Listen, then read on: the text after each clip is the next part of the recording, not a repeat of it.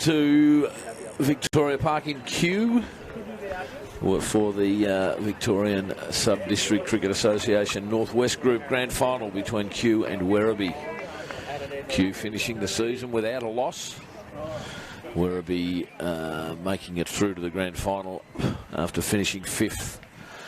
Some nail-biting wins for Werribee on the way through. One against Brunswick and then against Plenty Valley last week. And here we are in the Grand Final. Werribee won the toss and are batting. Freeman on strike with Sean Dean at the other end. And John Hastings to open the bowling for Kew.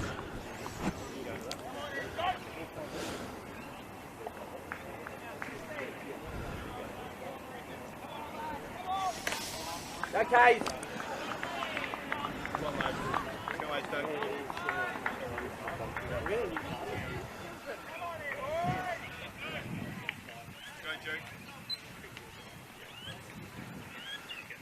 First ball. Drifting down the leg side for a wide. John Hastings had a bit of a hamstring twinge a couple of weeks ago. Didn't bowl last week in the semi-final.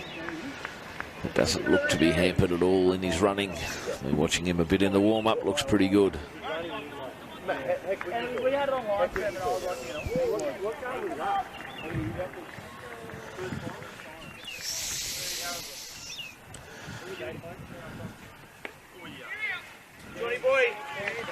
Tucked off down to fine leg for a run to Freeman.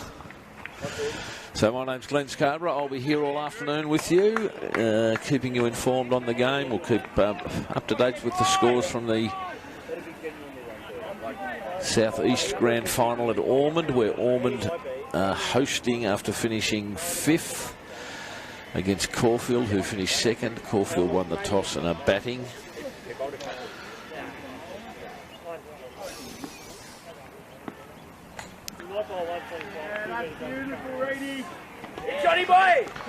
And have lost an early wicket. They go out for 4. The score down there at Ormond, 1 for 16 Caulfield off 7.1 overs.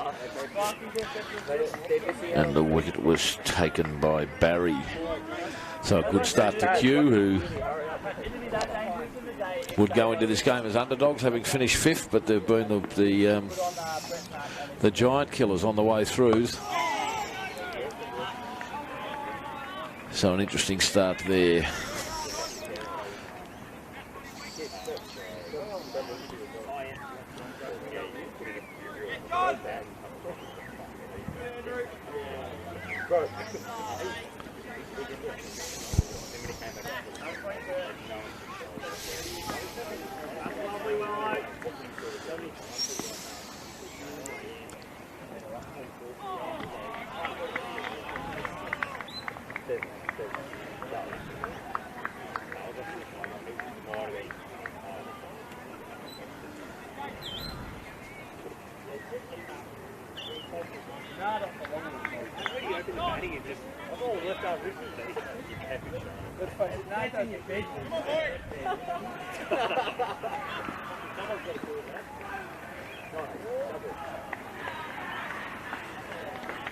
Johnny boy!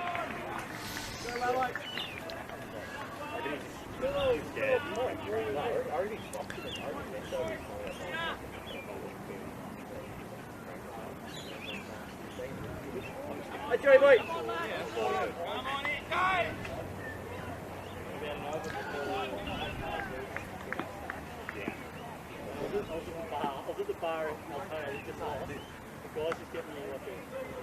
Johnny boy! So that's the end of Hastings' first over. Cost him the 2 runs, the wide and the single. And Werribee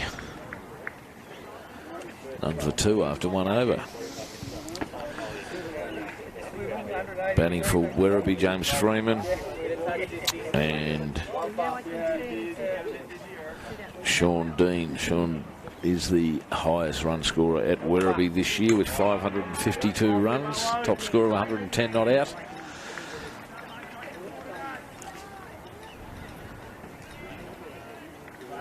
And Tom Chalkley will open the bowling for Kew from the southern end of the northern end of the ground.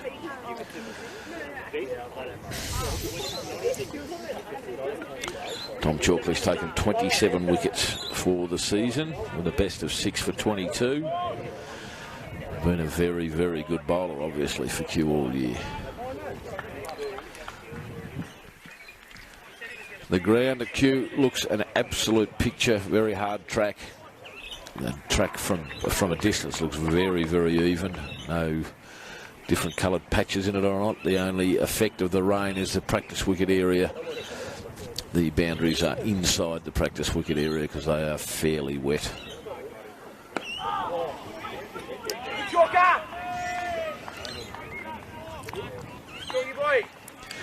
You may hear some background noise from the back oval at the Kew versus Werribee thirds grand final out there, with Werribee batting and not off to a good start. They lost a wicket off the first ball, 1 for none, 2 for about 6 and 3 for 15, I think. So Kew, who finished 6th in the thirds, hosting the grand final after some great finals victories, and getting off to a great start. A shot down there behind square for 2 runs to Dean. A few of the players with towels out there, so the outfield's still a little bit wet. The rain didn't stop. I believe it stopped here at about 9ish this morning, so a bit of overnight rain, but the covers have certainly done their job. There are a couple of mats over some wet patches on the points of the wicket table, but other than that, the ground looks magnificent.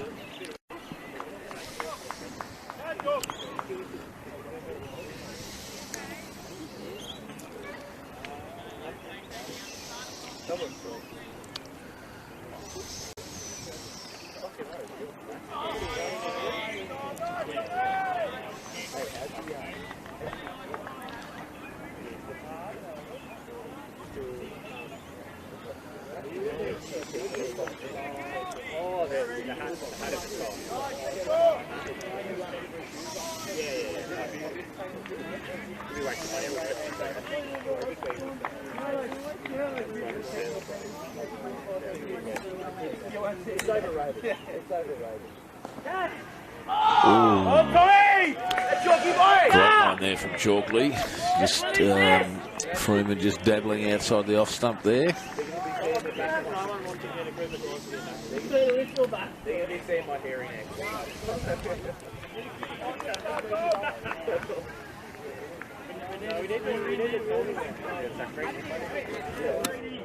That's Chalky boy!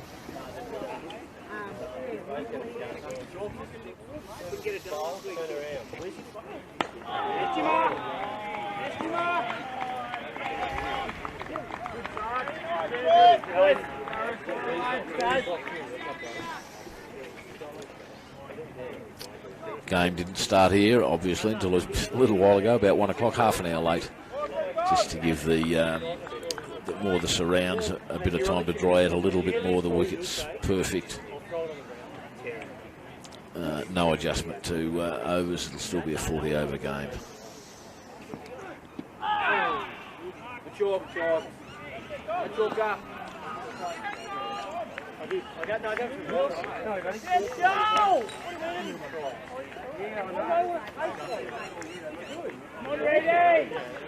Good over there from Chalkley, so none for 4 after 2 overs.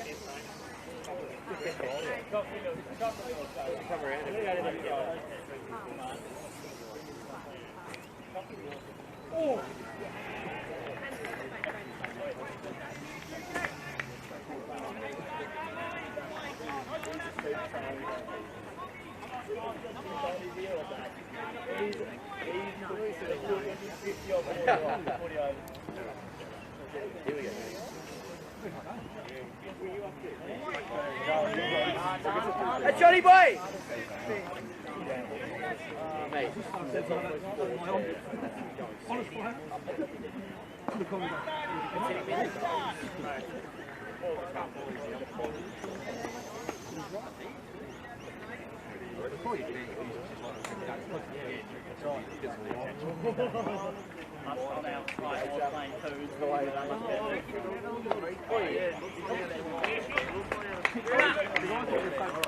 Neat little shot down to third man there for Dean to get off the mark.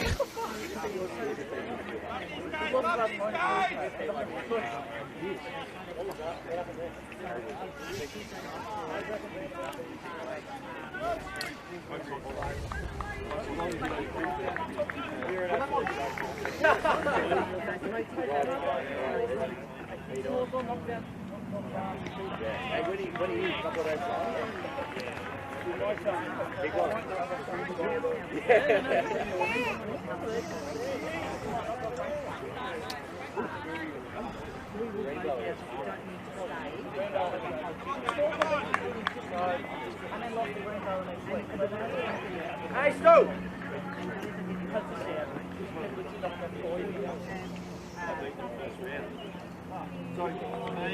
There he is, mate. I moved my chair, so now I can see the picture.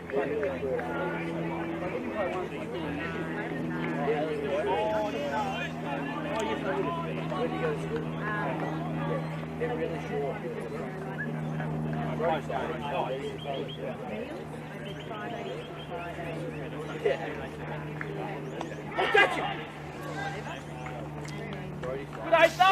Freeman playing that ball down through the slips, bounced, well, it appeared to be well in front of the slips fieldsman for a couple of runs. So one ball to go and Hastings second over. Score none for 7. We'll be joined throughout the afternoon by various guests in what is turning out to be a beautiful day out here. The sun's out. And no rain on the radar. It looks like that's all gone. So we're going to get a great day's cricket here. Bit wide there from Hastings called.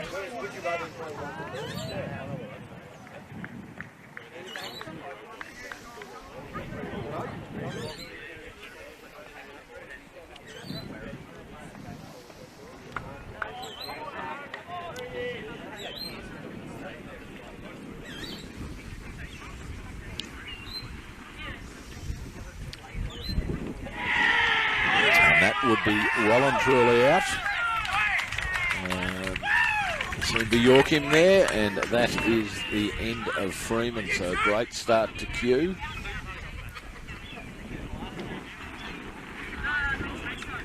The wicket in the third over, and Werribee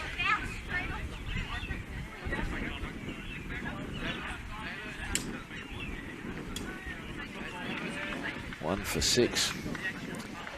So Freeman gone, and I think we'll see Dean joined by his brother. So it'll be Sean who's out there at the moment, joined by Matthew. Sean making 552 runs for the season, and Matt making 402. So they both had pretty good years. That was the last ball of Hastings over, yes.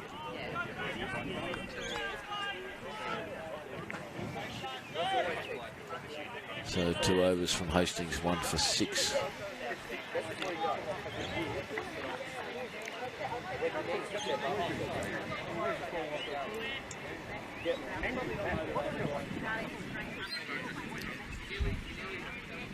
So Matt Dean will be on strike to Tom Chalkley.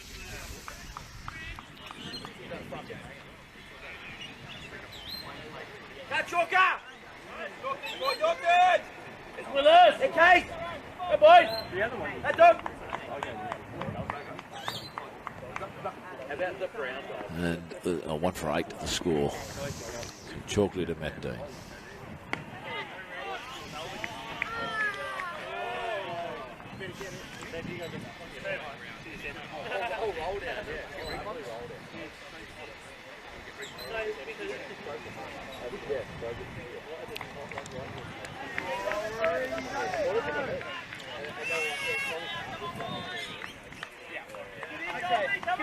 Give me a rundown on what you're going to tell me, pal.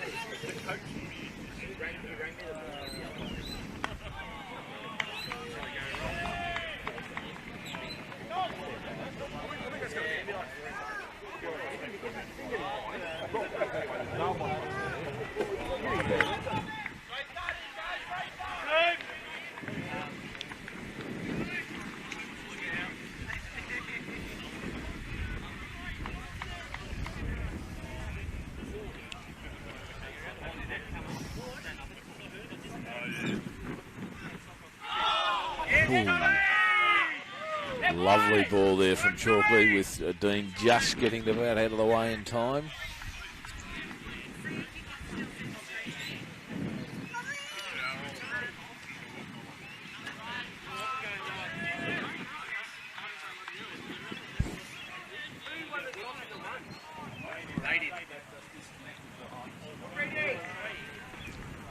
Oh, I'm not running.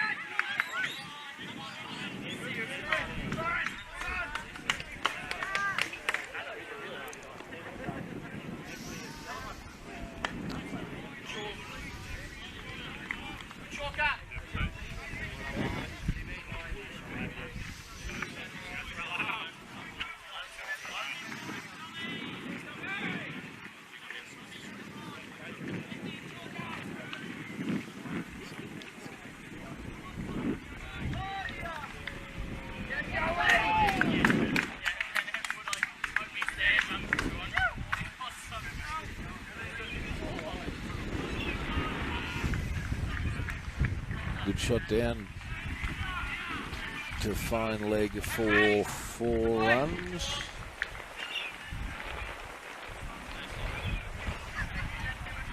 To Sean Dean.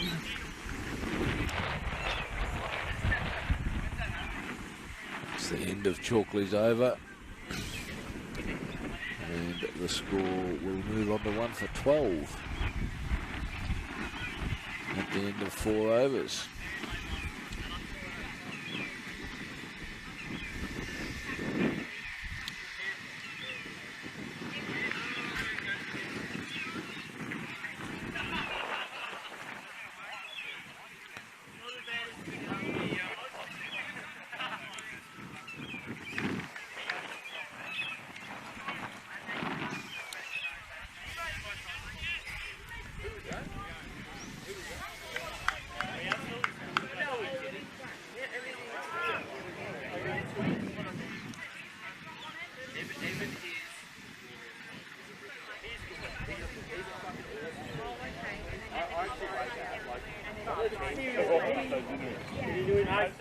Hey, Johnny boy!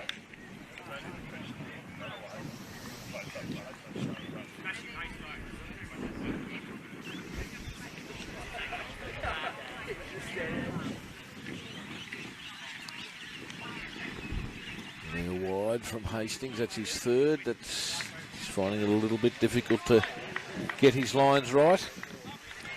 It's pretty right on the wicket he got though. Beautiful ball.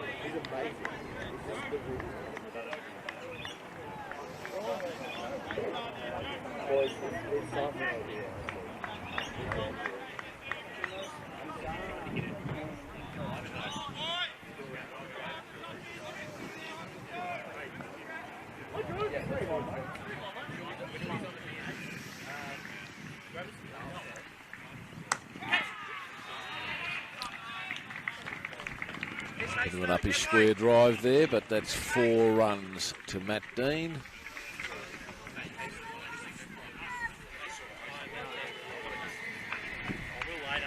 Yes, Case! Hey, boys!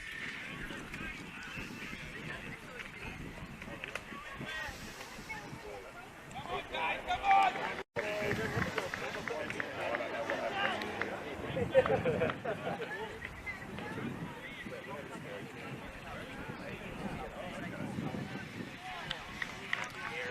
Hastings really starting to get some pace up now.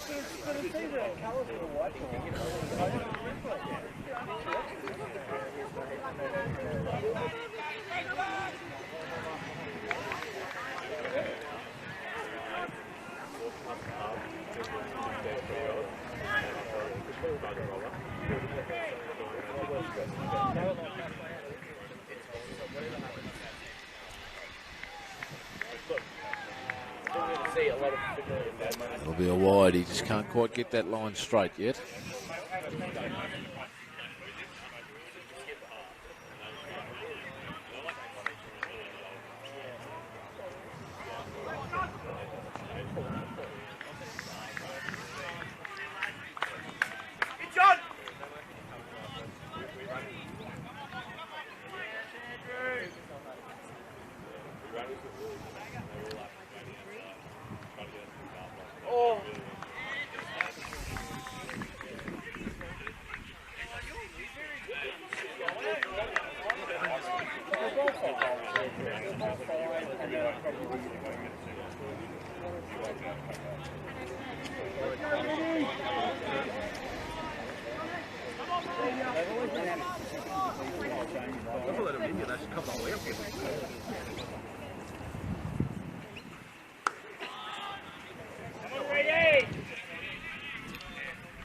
Single down behind point there, takes the score up to 1 for 19 at the end of the 5th over.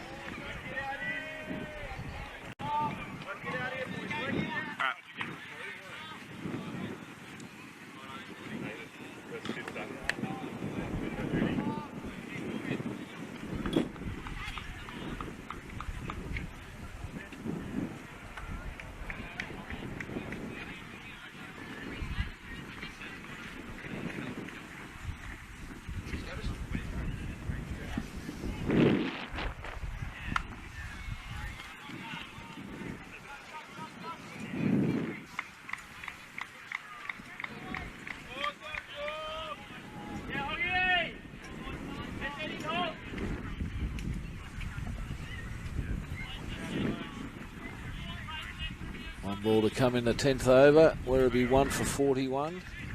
These two, the Dean brothers, starting to settle in. And that will be a race away for... No, it won't. The paper's pulled it up. So 2 runs there to Sean Dean. And that's the end of 10 overs. Score 1 for 43 when they're joined by Greg.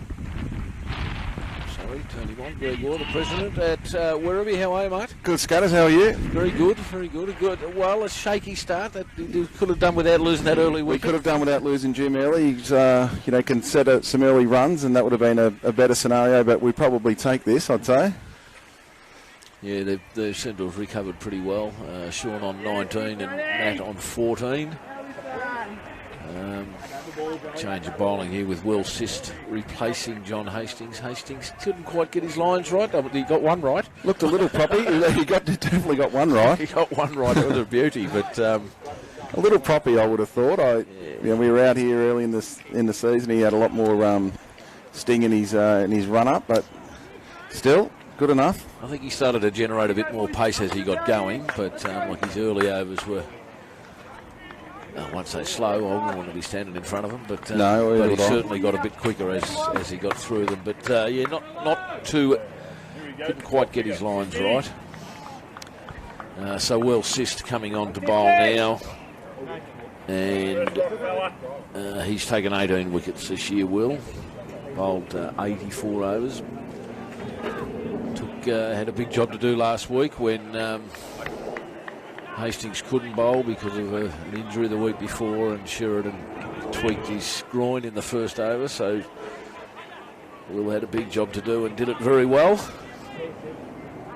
So, yeah, like you say, Greg, settled down a bit now, so could do without losing the early wicket, but... Yeah, we could have done without that one, but, like I was saying, the scoring rate's pretty good for a grand final, I think. You can often see smaller totals in grand finals, so to be in this position at this point is pretty good. It's a familiar story to see the 2 Dean boys out there. Let's just hope, for our sake, they can keep going. Yeah, well, Sean's made 562 runs for the year and Matt's 402, so they've certainly had good seasons. Yeah. Yeah, they don't have many bad ones, Scatters. Right. Yes, well, I know in my time in Southeast cricket, the Deans at Werribee are always in amongst the runs. Now, you've had a very interesting couple of weeks. Some pretty tight finals over the last few weeks. Absolutely. Was it last ball against Brunswick or last over? Last over, and we had a situation where we had a run out.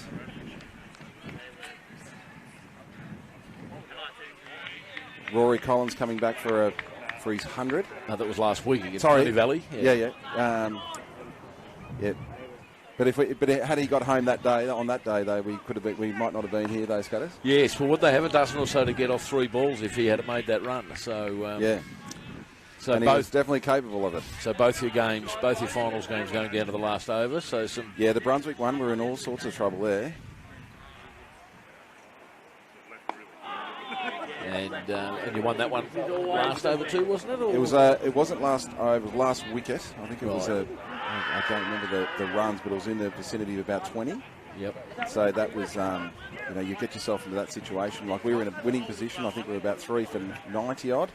So some mid 140s, wasn't it? Yeah. And then you lose 5 for 15. It sets you right behind the 8 ball, but they fought back. That was a great job. That was one of the things I noticed in the Plenty Valley innings last week too. They lost 1 for 20, then 3 for 26. They lost 2 wickets on 26. Then had a bit of a stand, and then lost 2 wickets on 118. Yeah. And it looked like you guys were pretty much on top, but Rory Collins was still there, and what an amazing innings, 99 in a final, and not worried about getting his 100. He wanted to get back there and get the strike to get them over the line. Yeah, I don't think he was caring too much about the 100. And a bad throw, a wayward throw, and he gets himself home, and he's probably the man to get it done. And well, if anyone was going to, a bloke who's on 99 off just over 100 balls, I think, wasn't it? He's the one who's going to do it. So And they were 9 down too, weren't they? Oh no, he was the 9th wicket. He was the ninth to go out. And then they got another 3 or 4 runs after that. Yeah. So some very interesting lead-ups, and how's the lead-up the week been down at the club? A grand final week, whether it's footy or cricket, they're always a great build-up. Yeah, I mean, I think everyone would know we definitely come here, Scudders, as underdogs. It's not a position we're uncomfortable with. We won, going back some time ago now, in the 20-something years now, we won 3 in a row, and all 3 were away. The last 2 club premierships were both away, and so we kind of made a bit of a thing about that and said we don't mind if we have to travel and win a flag. We'll give it a go. Oh, that was just missed a lot. Missed everything. And that short boundary might just come in handy there. Yes. No buys. 4 missed everything, so 4 buys there. But a big swing. Yeah. But it was we had the wet weather, particularly in the early part of the week, so we trained indoors on Tuesday. Yep. And it looked like we were still booked in to go back indoors on Thursday, but the weather held off long enough so we can get some outdoor practice, and it was pretty good. And we had a really big night. Sorry, it's not a big night, but a really great night. I think we had our the last meal with the team on Thursday night. We're able to do that with 3 teams playing. It's a pretty rare situation. I was just about to get onto that. It's been an amazing year. You had 3 teams playing. You had 4 playing last weekend, so you potentially had 4 sides in grand finals. Unfortunately, 1 didn't get through. But 3. That's just an amazing effort. You must be so proud of the club and definitely your committee and all the. You're the president. I've been on our committee at St Bernard's for 20-something years, and I know the amount of work that goes in particular from the presidents, but just everybody around the club. And that's why I think grand finals they're all about the blokes out in the ground, but it is a really big reward for the people that have done whatever it is they've done throughout the year to get you there. Yeah, it certainly is. It takes more than just 11 blokes going out. It's more than just 11 blokes going out on a Saturday afternoon. Absolutely it is. Good job, good boy. Yeah, and we're lucky. We've got volunteers, and they're not just recent volunteers. We've got volunteers that have been there. They're life members, and they still front up every week. They'll be there at training. They'll help out. Tuesdays, Thursday nights, anything we're doing. We'll do a clean up there at the club on Sunday tomorrow, and I can almost write down the names of the people that will be there. Yeah. That's one of the unfortunate things. I mean, if we have big celebrations tonight, but you've got to clean up and put a hand over to the footy club almost immediately, don't you? That's dead right. I'm not sure it'll be too much of a chore, to be honest. Yeah, I guess you'd be happy doing it. I mean, I think you're always happy. You've got to the last week.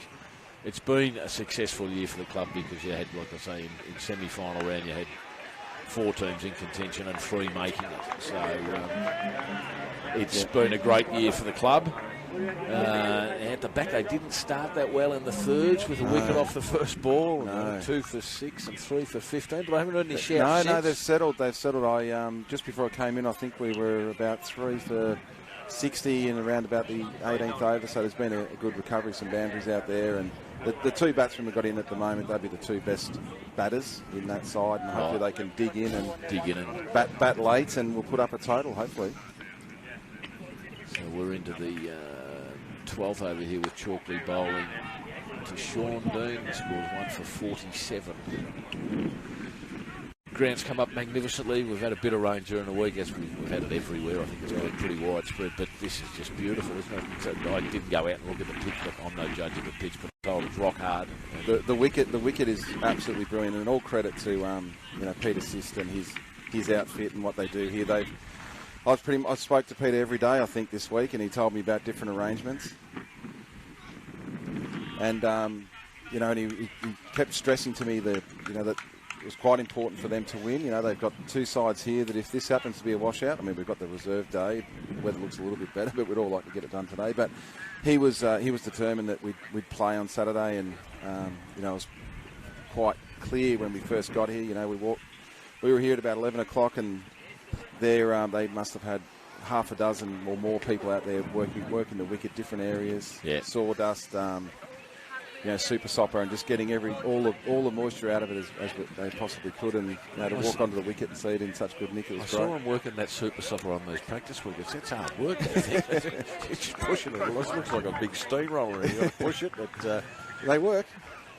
Well, the ground's just come up beautiful. So apart from this area down in front of us here with the practice wickets, and they look very wet, but that's because they're wicket soil, not just the normal soil in the outfield. They're the Merry Creek or whatever it is soil, and they're pretty wet. But the boundaries have been brought in front of them just to make it safe. Yeah, sensible decision to bring those in. It's same for both sides. And absolutely. They discussed it with us and thought, great, yeah, let's do it. Yeah, it makes sense. You don't want blokes running onto that flat out because they'll be flying all over the place. In danger of hurting themselves. So, but yeah, beautiful. Most of what we can see out of our little window here is blue sky with a few clouds. A bit of wind. So a little bit of wind, but yeah, turning out to be a great day. And I know when I got up this morning, it was still drizzling with rain. Yeah, look, all that flash and thinking, oh no. And I looked at the radar and I thought, oh, this looks like the last of it. We should be right. And I got here about 20 to 12. And there was still a team of them out all over the place working around. Yeah. Getting it ready for everybody. So all credit to Kew. It's a well-run cricket club, and it's no surprise to hear, I guess. Now, how do you face the task? Was that's been called? I think that might be 5 wide. 5 wide. So they're handy little balls, those Absolutely, ones. Yes. Wasn't sure whether it came off the batsman's body or not. He hasn't. But so he's just gone 5 wide, so that's... it made its way to the boundary pretty quickly, so I don't think anything got in the way of it. So. And it's 5, that's what counts. Yeah. So how did you... it's a pretty daunting task facing up to a team that hasn't lost all year, and with this amazing batting lineup. You know, they've got 2 blokes who've made over 600 and another one over 500. It's... it's a sensational batting lineup, and they've only... well, they haven't lost a game, so they haven't failed. They have had a few days where they haven't made big scores. They've had they had to work hard to get the 130 we set them. I like to think that we're the only club all year that's had that top 4 batsmen all out with none of them making 20 runs. we didn't win the game, but at least that's something we can hang our head on. Well, we went nowhere near that, I can tell you that, when we came out here during the season. The top 4 gave us a good old-fashioned hiding. Yeah, well, you're not the only ones that's happened to, and that's why they're on top and undefeated. Yeah. Oh, look, we know we're going to have to play. I mean, we're playing nice cricket here at the moment, which is it's a good recovery, isn't it? Yeah, good recovery to get up, lose that early wicket. And they're up and about. Yeah. So it's a good recovery to put on. What did the wicket fall at? 15 minutes. It's 1 for 54 now. So yeah. So these two will put on about 35 because I don't think Sean had scored when that wicket fell. Maybe not. No. So it's a good recovery, and what I think I've been saying all through the final series, what I wanted to see was the side batting first get a good score, a real good score, and the side batting second, either chasing it down or getting close to it, and we certainly saw that in your game last week with 207 to 199. Yeah. So yeah, there's been some great cricket. I think it'd be fantastic. You blokes can get up to 200 would be great, but I mean, I've been chatting with Timmy Owie, our skipper, for a few weeks now, just on the off chance that we did get to the end here and we were facing Kew. I'll talk about a whole bunch of different scenarios. Getting over Brunswick is another one, but we did. Tim's always been keen that he thought that the next time if we were to come up against Kew again, we would want to bat first. We'd want to set them a total and try and really set a really high total, and let's just hope we can see some runs consistently all the way through here, and still plenty of overs to go. A lot of cricket to play. Yeah, so 13 overs, 1 for 55. So there's still a lot of cricket left here. This looks like a bowling change. Looks like Jacob DePaver coming on. Another one who had to carry a heavy load last week with 2 of their main bowlers not bowling. So has bowled well in finals. Hasn't had as much bowling throughout the year. He has bowled 70 overs, taken 11 wickets. So from memory last week, he was very economic. They just couldn't get runs off him. Oh, that's I think that'll be another. That'll come up short. That's two runs of some It'll be a wide, I think. Two wides. Three runs going in the score there, so doesn't matter how you get them.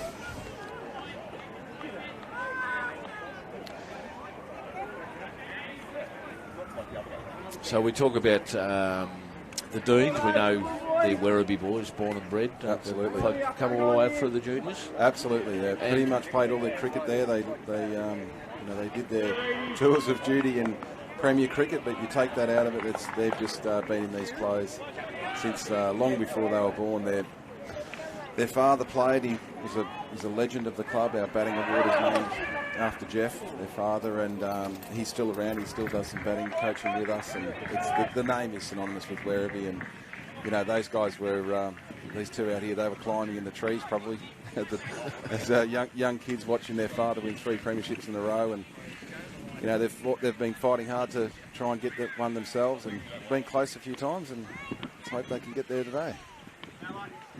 So last year would have been disappointing the way the season finished. I mean, it was the same for everybody. No one got to play grand finals, which was just a sign of the times. It was something that had to happen, and we had none of us had any control over it, so it was just the way it was.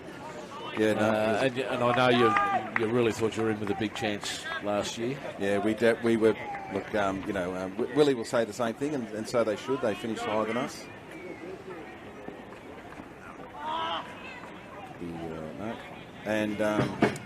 But you know, we took a lot of momentum into that grand final. What would have been a grand final. We chased down a total, I think it was in the 240s at Werribee on day 2, and we did that one wicket down. So Sean again was huge on that day, and yeah, we were very confident. We were super disappointed, as Willie would have been. Oh, that is straight between them.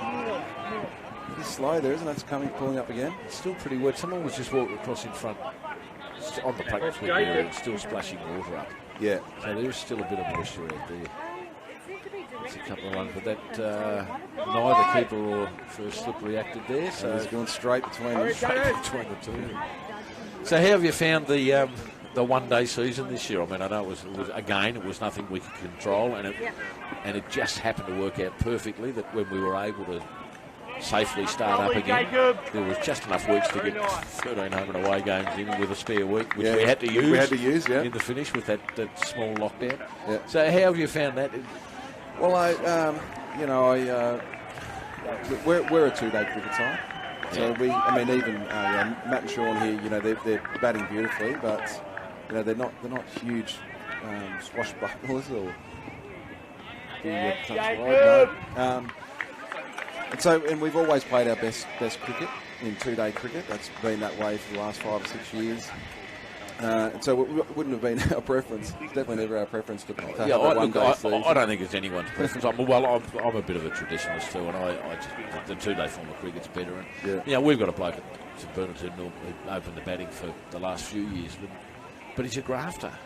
This cricket doesn't suit him.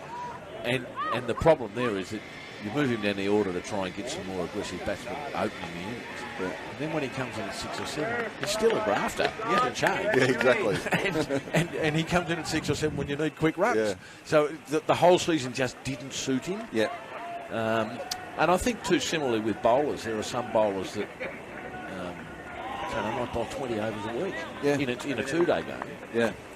And bowling only 8, they don't get that chance to really work away at their craft. And on the side to that, I think some of the bowling figures that we've seen from blokes limited to bowling 8 overs have been astonishing this year. They're just some amazing figures. Yeah. So it's just been totally different this year. So I think it's great. It's great that we've got this far. And I can imagine Phil O'Mara and the board sitting back last night thinking, we've made it. and every cricket board in Victoria, we've made it. It is happening. We're having a grand final. All the competing clubs will think the same way. I mean, you know, you just never know, and you know, overnight with the AFL and the COVID I must situation admit, in when I Brisbane, heard that, I'm thinking, what? No. But it's more a Queensland-based thing, that one thing. Well, I mean, it's just sort of, Ken Hilton sent out a text message to all the presidents this morning, and or at least to the competing teams, and to let them know that, you know, if there is anyone that's come from Brisbane, Moreton Bay area, they've got to be sent away from the ground, and so you never know how quickly that situation can change. No, and I mean, I think it's great that everyone is on board as quickly as they are, but because we don't want to have to go back to where we've been. That's certainly something little worry there. That's just being tied up a little here. There's one for 61 now. We're in the 15th over, so the recovery continues. Just have a quick look at the other game in the southeast, where Ormond coming from 5th and hosting the grand final, and they have taken another wicket. Francis Hall's been run out for good shot. No shot, nothing. So in the 21st over, Caulfield are 2 for 76. Francis Hall run out for 37. Jacob Thorne's not out 22, joined by Rummins. And that's the partnership that's the one we'll need to break. That's the one they'll need to break. But we've proved everybody wrong the last couple of weeks, so I wouldn't put anything beyond them. They've done an amazing job to be hosting the grand final from 5th position is fantastic. So nice spell of bowling here. Bowl's been bowling pretty tight. I think Peter was telling me last week too, he actually had to pad up. Was it last week, I think? It's the first time all year he's padded up. Is that right? He hasn't had a hit, really. Well, I hope he gets a hit today. Hasn't been required. So I think the other interesting thing that I noticed throughout the year too, when in either our first or second year in Sunday, so we've been 5 years now, I went over and watched a semi-final over at Brunswick, and Q were playing in either Weeks or Wildsmith, or maybe both of them made heaps of runs. I think Weeks made 800 runs that year, and Wildsmith made 600 or something. They'll make hundreds at will. Yeah. Halfway through this season, neither of them hardly had a hit. Couldn't get a hit. So I hope they're rusty. So it's been an amazing season. But I think I know I've said this on the radio show, I think cricket is to be congratulated, community cricket, because we got the ball rolling, and it was just timing that allowed us to start it off, but I think it was probably better that it was cricket with lesser crowds, you know, than trying to get footy started up with bigger crowds and harder to police rules. And look, we were all inconvenienced a little bit.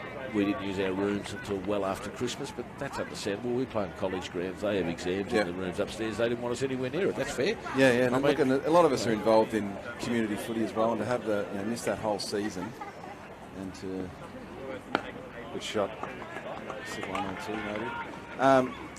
And then to sort of possibly entertain the idea of not playing cricket. You know, that was really not on. And yet in the middle of September, when they said this 6-week lockdown is now going for another couple of weeks, I just thought there's no chance we're playing before Christmas. Well, that's what I thought as well. I thought we were cooked until Christmas. But I don't know, things went our way after that, didn't they? They certainly did, and I think, like I say, purely because of timing, but I think it was the government were probably sitting back thinking, well, it's cricket. Yeah, because of lesser crowds, lesser pressure on people to control crowds, because there's not crowds, there's never been crowds at local cricket. Yeah. So we were able to show that cricket was able to show that yes, this can be done safely. Yeah. Yes, it's a little bit inconvenient, little things here and there, but so what? Yeah, it's we were able to get it up and running, and with no hiccups. Absolutely. The only hiccup wasn't caused by cricket. It was caused by an outbreak a few weeks ago where we had a 5-day lockdown. It had nothing to do with. So we've managed to get through, and I think that's a great example. And the government, I reckon, will take a fair bit out of it in terms of going forward with footy. And I think footy start. Some starts next week. Some have an Easter game. So a lot of practice matches are on today, and they'll start or have practice matches next week. So, a little bit uppish, but well away from the fieldsman. So we're into the 16th over. It's 1 for 65 now. Sean Dean's on 25, and Matt on 18. Can't quite read that scoreboard all of a sudden for some reason. I'll give it a go, Scanners. Oh, it's a bit hard from here, but it's 20. Yeah, Sean is 25 off 44. Matt is 16 off, or 17 off 41. We all wanted to draw it started. Move a bit of equipment back to where it was. Sorry about that. So, yeah, good recovery here, and sun's out again. A few dark clouds passing over us, but I don't think there's anywhere even any rain today. So did your oh, that's a bit uppish, but it's a good shot. Great shot. 4 runs to Matt. I would love it if they've got. With Werribee, did you have many restrictions, or were they just the Cricket Victoria's restrictions? Oh, yeah, Cricket Victorian subbies restrictions, yeah, was where we were at. You know, and some of these I think, they worked out pretty well, actually. The old afternoon tea, I mean, everyone loves an afternoon tea, but yeah, well, tell you what, when you're volunteering on the day, Rest in keeping with exclusion. oh, it's another fine shot, another good shot, held up there. just sweep it down on the boundary there. Good idea not to run, I think. Yeah. 7-1, so that's. But we didn't. We were incident free, and I thought the restrictions and things that you had to do to accommodate for cricket really wasn't much of an impulse just to compared to not playing. So at St Bernard's we had at the ground there's 2 coaches boxes that the footy clubs installed for the. So each club had a coaches box. We put a little pop-up marquee next to them, so they were able to be out of because they're enclosed, these coaches boxes, and they could be out of them under the shade. You weren't allowed to cross from one group to another. But how easy is that? If you want to play cricket, yeah. If that's all we had to do, yeah. If your alternative is sit around on a Saturday afternoon and do nothing, yeah. And like I said, we weren't able to use the rooms, but it's a school building, and that's understandable. Yeah. They had 1,500 students and 350 staff to worry about. Yeah. So if they say that's it, that's it. So, again, it's really. Compared to not playing, it's not much. Exactly, like all the footy clubs that were all ready to go, and all of a sudden, sorry fellas, not playing. Yeah, and then it dragged on and on. Well, it's easy to say now, but I think after the first month or so, I thought we're not having community footy this year. It's hard enough for the league to get, footy underway that they can really control because they're such a big organisation. We've got no chance of playing community footy, and then as time went on, it was.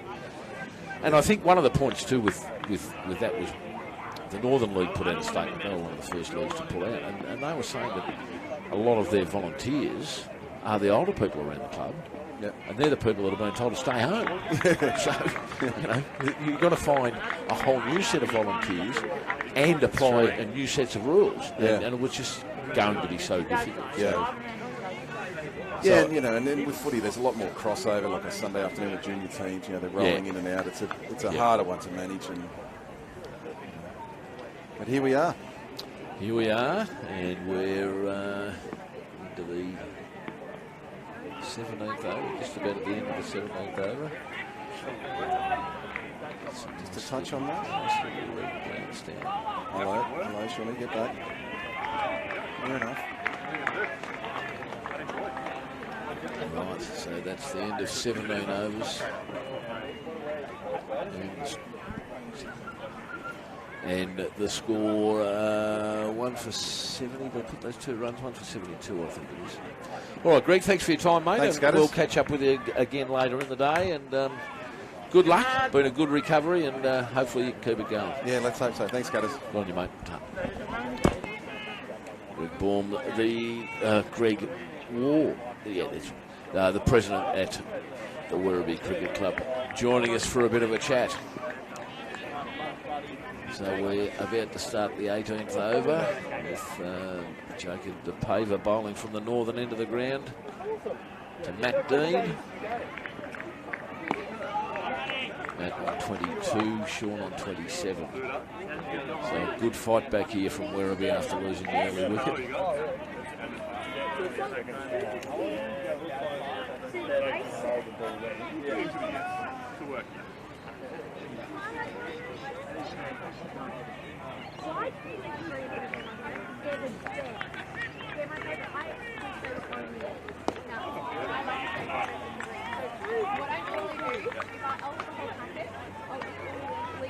Come on, Q boy!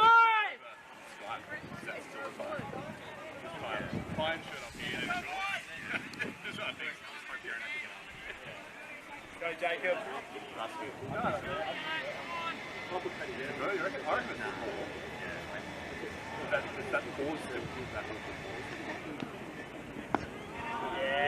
Yeah, cool. How was Golden?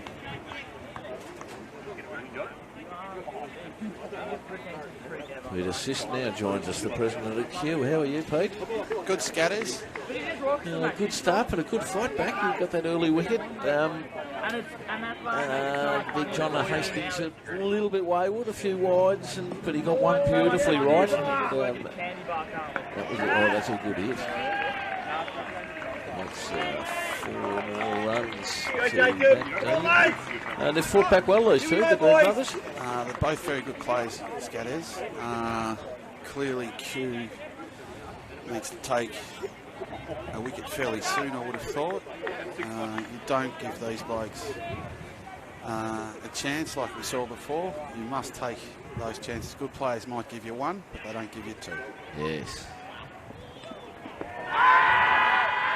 It's a bit high. It's a long way forward too, I think.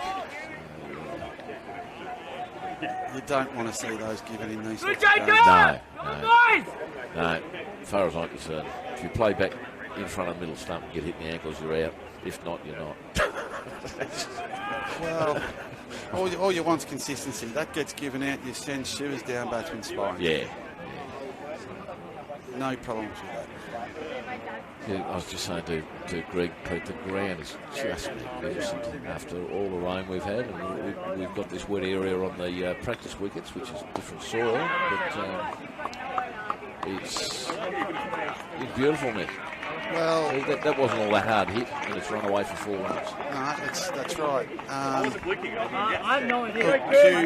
Q always wanted to play today, and I must acknowledge Mark Dixon, president of the Ivanhoe Cricket Club, for when we reached out to him early last week, asked Ivanhoe if we could borrow all of their covers. He was more than happy to provide us with those, and not only have we had all of Q covers down on both wickets this week, we've had Ivanhoe covers down.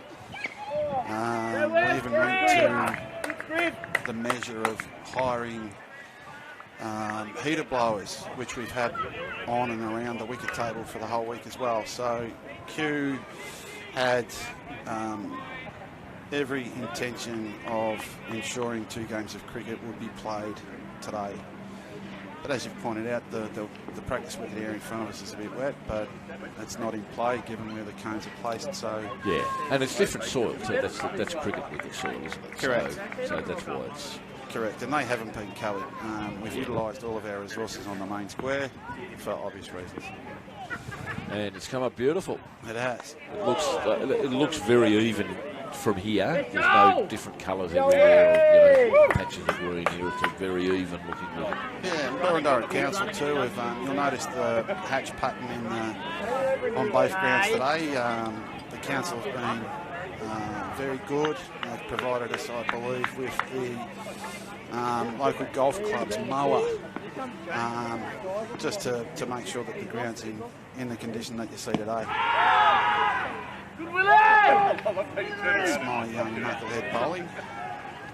I was saying to Greg before, I don't think he's had to bat this year, has he? He had the pads on last week, and that's about as close he's got to stepping onto the grass during the Q's batting. So hopefully they stay in his kit bag all day. But he's had a reasonable year with the ball. He's taken 18 wickets. Had a big job to do last week when you were a couple of bowlers down. Yeah. Hastings, as listeners would know, did a hamstring in the first final, and then I think we got 6 balls out of Sheridan last week, and they nicked the groin, so Will's had to come on and do a bit of the grunt work. And unfortunately, Martin is drifting a bit onto those legs, and that's probably the last place you want to bowl to those two. Yes. That noise in the background sounds like another wicket at the back.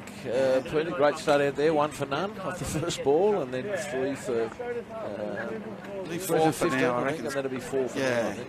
So they've had a bit of a recovery. Good to get one up the top. I think they're on about, I don't think they're going at 4 and over yet, which is a good result for Kew. It's a very small ground and runs can come very quickly. Obviously, Werribee have still got 6 bats in the shed, so they'll be hoping that they come out and utilise their 40 overs. But no, the thirds have done very well this year under Ben Smith's captaincy and leadership. As we discussed on the radio during the week, he's got that team from 6th to hosting a grand final, which is unusual. Unusual. Well, I won't say it's unheard of. Ormond come from 5th, and they're hosting the South East Group first 11 grand final, so it can be done. And, I think I said to you before, so there's only one of the 8 grand finals being played today where the 2 sides have finished on top of the ladder, have got through to the grand final. And I suppose that's, good luck to the teams that have done that. But, given that thank God we've been able to enjoy an entire cricket season. My heart goes out to the footballers out there. But, when all you do is play one day cricket, as we know, you get 1 or 2 batsmen that go, and anyone can beat anyone on any given day. And that's what's happened in a few of the other competitions and 11s. So this is a big move right now with Alistair Burge coming on. Burge has had a brilliant season right up until I reckon about round 11. He was probably on top of the wicket tally. And he's just been an absolute asset for Kew, not only this year but the last couple of years. Fine bowler, throws it up, as the viewers will see shortly. Very brave bowler. Well, on for the last over before the drinks break. Can't see the score scatters where I'm sitting. This is the 20th over, and it's 1 for 81. The sun's just on. I was reading it beautifully earlier. The sun's just on the wrong angle at the moment, and it takes a bit of it's a little bit glary. So we've got Sean Dean on 28, I think that is. Matt on 30. 1 for 81. So a wicket here would be. Come on, Berger! Come on, Berger! The doctor ordered for Kew. Get one before we go into the break. Break this partnership's been a really good recovery from the Dean brothers. It has.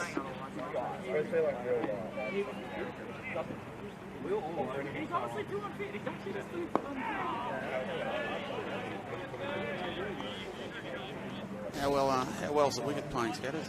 Well, it seems to be all right to me. Doesn't seem to have been playing any tricks. I think one of the things I always look for is an even sort of bounce. There's no balls grubbing.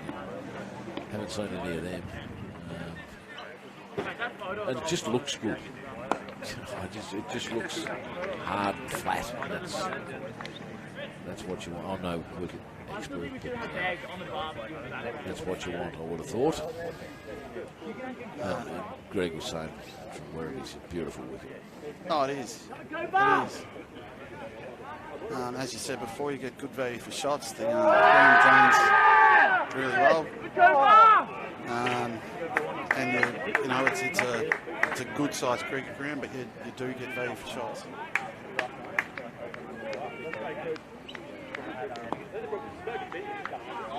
It's a well-run single. It was. I think the other one was ready. I don't know whether Sean was just sort of standing there thinking, what's going on here? Got to go wrong. They made it easy. Mark and Steve Ward. A couple of run-outs between those two. They're, But credit where credit's due. They've been in sync today and batted really well. it was really only there was that one chance that went down that I can't remember who it was. Had to sort of half. Oh, there was one between first and second slip, but there was a catch out here. I was having a look at the top. I missed that, but the one went between first and second slip, but neither reacted. Well, it was certainly there, certainly catchable. So.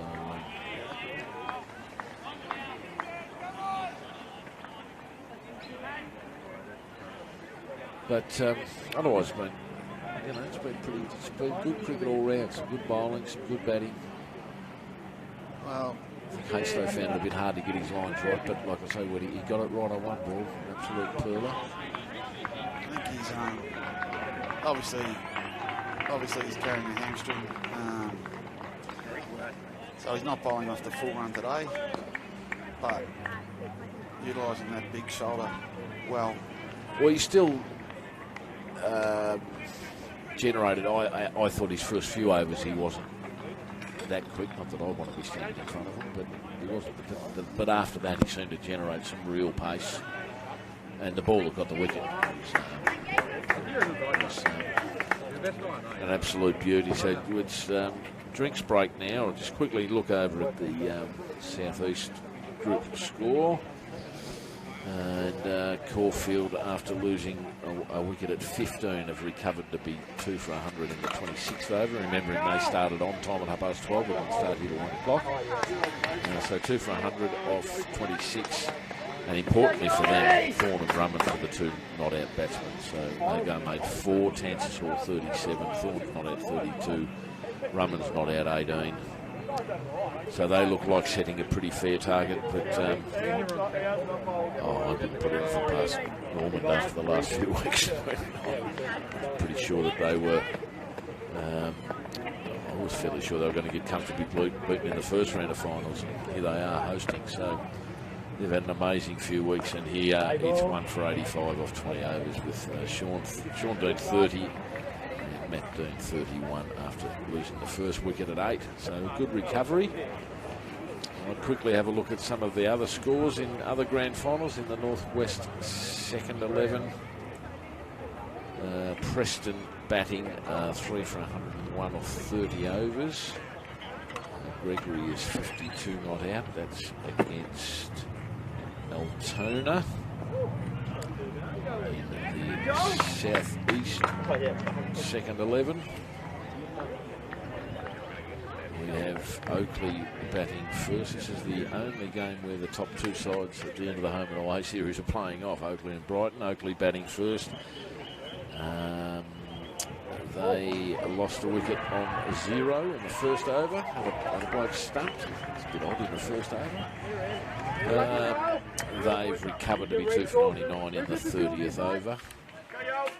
So, Oakley and Brighton then in the Northwest third 11 being played behind us, but we can't see through walls at the moment. Werribee were 1 for none off 1 ball, 2 for 11, 3 for 15, 4 for 87. They're in the 29th over now, they're 4 for 96. So with 11 overs after this one to go, they still have a chance to post a decent score. And one of the batsmen is 40 not out too, so I guess if he's hanging around, they might be able to get a reasonable score in the Southeast third 11 grand final between says he, updates on me, Moorabbin and Mount Waverley. Down at Moorabbin, Mount Waverley batting 3 for 52 in the 20th over. So they may have got a little late start as well in the Northwest fourth 11, which is between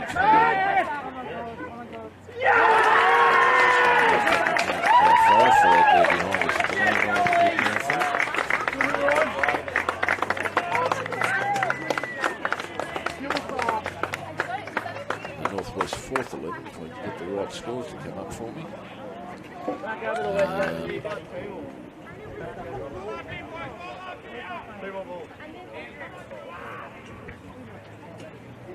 Werribee are batting at Brunswick. They're 3 for 83.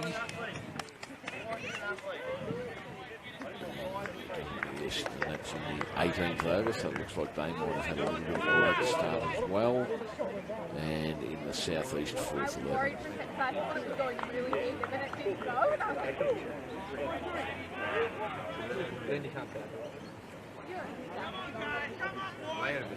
They don't have any scores up from Oakley and Box Hill. That's Scammell Reserve, so let's hope that was able to get away. We want another change of bowling here. The Val Holton medalist is bowling. That would be Andrew Chalkley. Surely. It's got to be right up there. I would think so. He's taken 14 wickets. Feeling handy with the bat with 667 runs to date. So he's and then the most tinny spinner you've ever seen. You watch him get one. I'm an old man now, Scatters, and I'd love to face him in the nets. He's got a bit of an odd style too, isn't he? Sort of round armish. Round arm, but almost over his head. So he's got to get his head out of the way. It's a fairly large head too, Scatters. Good fella, Chalks. It's a good shot. Lovely square drive for 2 runs to Macdon. I would expect they'll probably try and push the pace along a little bit more now. They're well and truly set. They're going at a good rate too at just over 4 runs and over. 86 runs in the 21st over. That's another 2.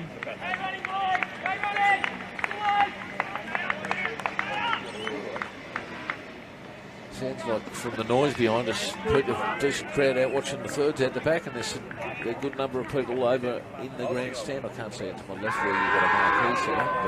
But, good crowd at Planet Q today, Scatters. Anyone that's around listening, you want to see a couple of games of cricket, certainly roll up. Plenty of food, plenty of beverages on offer.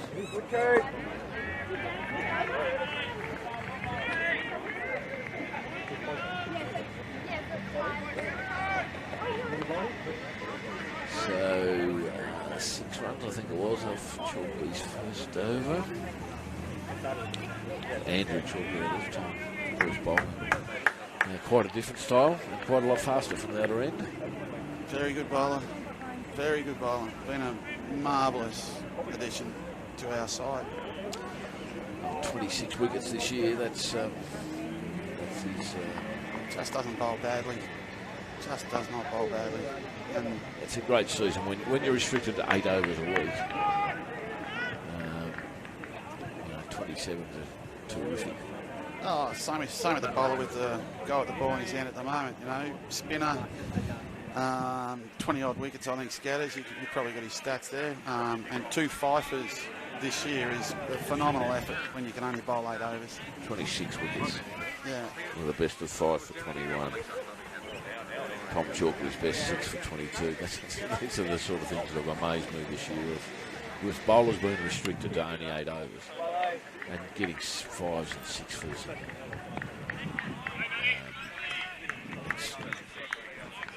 It's certainly been a very different year, but a lot of blokes will be happy with 27 wickets in a season when it's unlimited.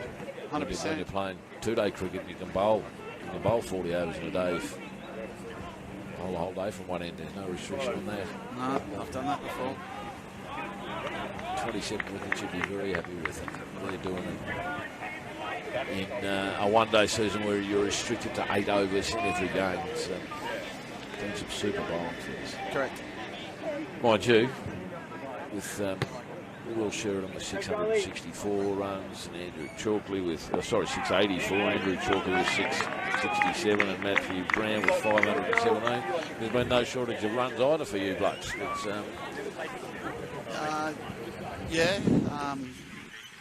as you say, you only get 40 overs to bat each week, and you know, those three fellas that you've mentioned have had outstanding years. Particularly Chalkley and Sheridan. Matty Brown, that said, is just an outstanding batsman. Good hook shot there to Matt Dean for 4. I suppose the Werribee boys are going to, only being 1 wicket down, you sort of play the back half of the innings as like a T20. Well, that's what I said. I think they'll probably try and start to ramp up the run rate here, but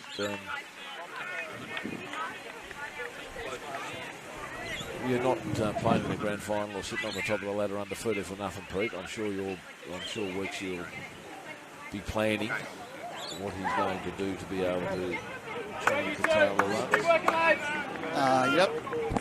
Yep.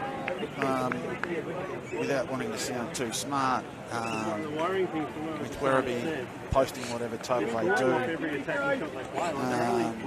the Q batsmen will bat accordingly. It's an extremely powerful batting lineup. And provided they execute their skill set well, I'm confident they can chase down any total that Werribee post. And you've got very good grounds to be confident of that. I mean, the week that comes to mind for me was watching the scores and saw that Sheridan was out for a golden duck first ball of the innings, and you won for none, and I thought, oh, that might test him this week. And the next time I checked the scores, you were 2 for 70 or something. It still made 240 after being 1 for none. And Sheridan, in probably his only failure for the year, then bowled for the 3rd time for the year and took 4 wickets. So if he's not making runs, he's taking wickets. And that's a sign of a good side, isn't it? You've got plenty of blokes that can do both. Oh, 100%. And, you know, when you've got batsmen coming in at number 6, like Dave Wildsmith, like he is just an outstanding bat. You know, Nick Chan will kill me if I don't mention him as well, coming in at 7. You know, he can come in and make quick runs, but you know, anyone. And I'm not being a smart aleck. Anyone in the Q's top 6 can literally go out there and knock up 100. Yeah. There aren't too many subby sides that I've seen can boast that sort of power in their batting line. No, certainly not in my time. And you've been around a lot longer in subbies quicker than I have. But I can only go back a few years. I remember going over to watch. I was saying to Greg before, going over to Brunswick to watch a semi-final. Might have been a year it ended up a one-day here on the Sunday. Williamstown? Yeah, but it was in the semi-final at Brunswick. Yeah. And I think Weeks made runs, and I remember saying to some of the guys, to go to the cricket, I said, yeah, I just went and watched Weeks just knock up another 80 or something. And I think that year he'd made 800 odd runs, and Wildsmith made 605 or 600 or something. And they were just knocking up runs at will. I think you're selling Weeks a bit short there, Scatters. I think that year he made 900 odd runs, and I think he fell about 20 runs short of the subbies record. Yep. Mick Allen. Mick Allen from Melton, yes. Yeah, I think he still holds the record. What a great player he has been. But Weeksy unfortunately got, that's a big hit. That's a big hit. Look at Cars. That hit a car, I think. Don't tell me that's good. We've already made one claim on insurance policy with a smashed windshield. Unless it went between them, but that's a big 6. But yeah, and the comment I made was that his 2 blokes that only a couple of years ago were making runs at will, and they can't get a hit this year. Correct. because the guys further up the order are just making so many runs. That's right. right. It's an incredibly strong batting lineup. Correct. And I don't know whether anyone keeps these sort of statistics, but if your son doesn't get a hit in this game, and you certainly hope he doesn't, how many players go through a season and never get a hit, ever? Have you seen Will bat? It's not the point. If he's in the 11 and you get to 9 down, he has to bat. Correct. Look, he bats occasionally at training. as you said, hopefully he doesn't get hit. But when you said to me last week, he padded up last week, the first time all year he's had to even pad up. I mean, that's just phenomenal. So yeah. But like I say, that's why you're on top of the ladder undefeated. You're there for a very good reason because you've had such a wonderful year. Yeah, and going back to that year that Weeksy had where he did make that 950 odd runs, and you'll kill me for saying this, but he got rubbed out for a week when we were playing one of the weaker sides, and he certainly would have made runs that day, I've no doubt. But one of the hundreds that Weeksy made that season, I think he was on about 70 when my young bloke did come in, and I think they put on 55 for Weeksy to get his 100, and Will, I think, was about 4 or 5 not out. So he can hold a stick. He's a pretty tall fella, so he just puts that big front pad down and good luck. But he can hold a stick. We can all hold a stick. He's not a mug. Seems like good luck finding that ball too. They're still looking for it at the moment, so the umpires are now searching through a box to try and find an equivalent ball that's around about 24 overs old. Score up to 1 for 103 with Matt Dean on 47. Sean Dean on 32. So it's been a really, really good recovery there. These two put on almost 100. And certainly giving the bowlers something to think about, Pete. Well,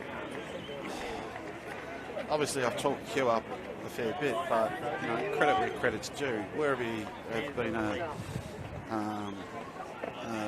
great club, and this 11 has been a fairly consistent 11 for them over the last 2 or 3 years. And you don't play in a grand final if you can't play.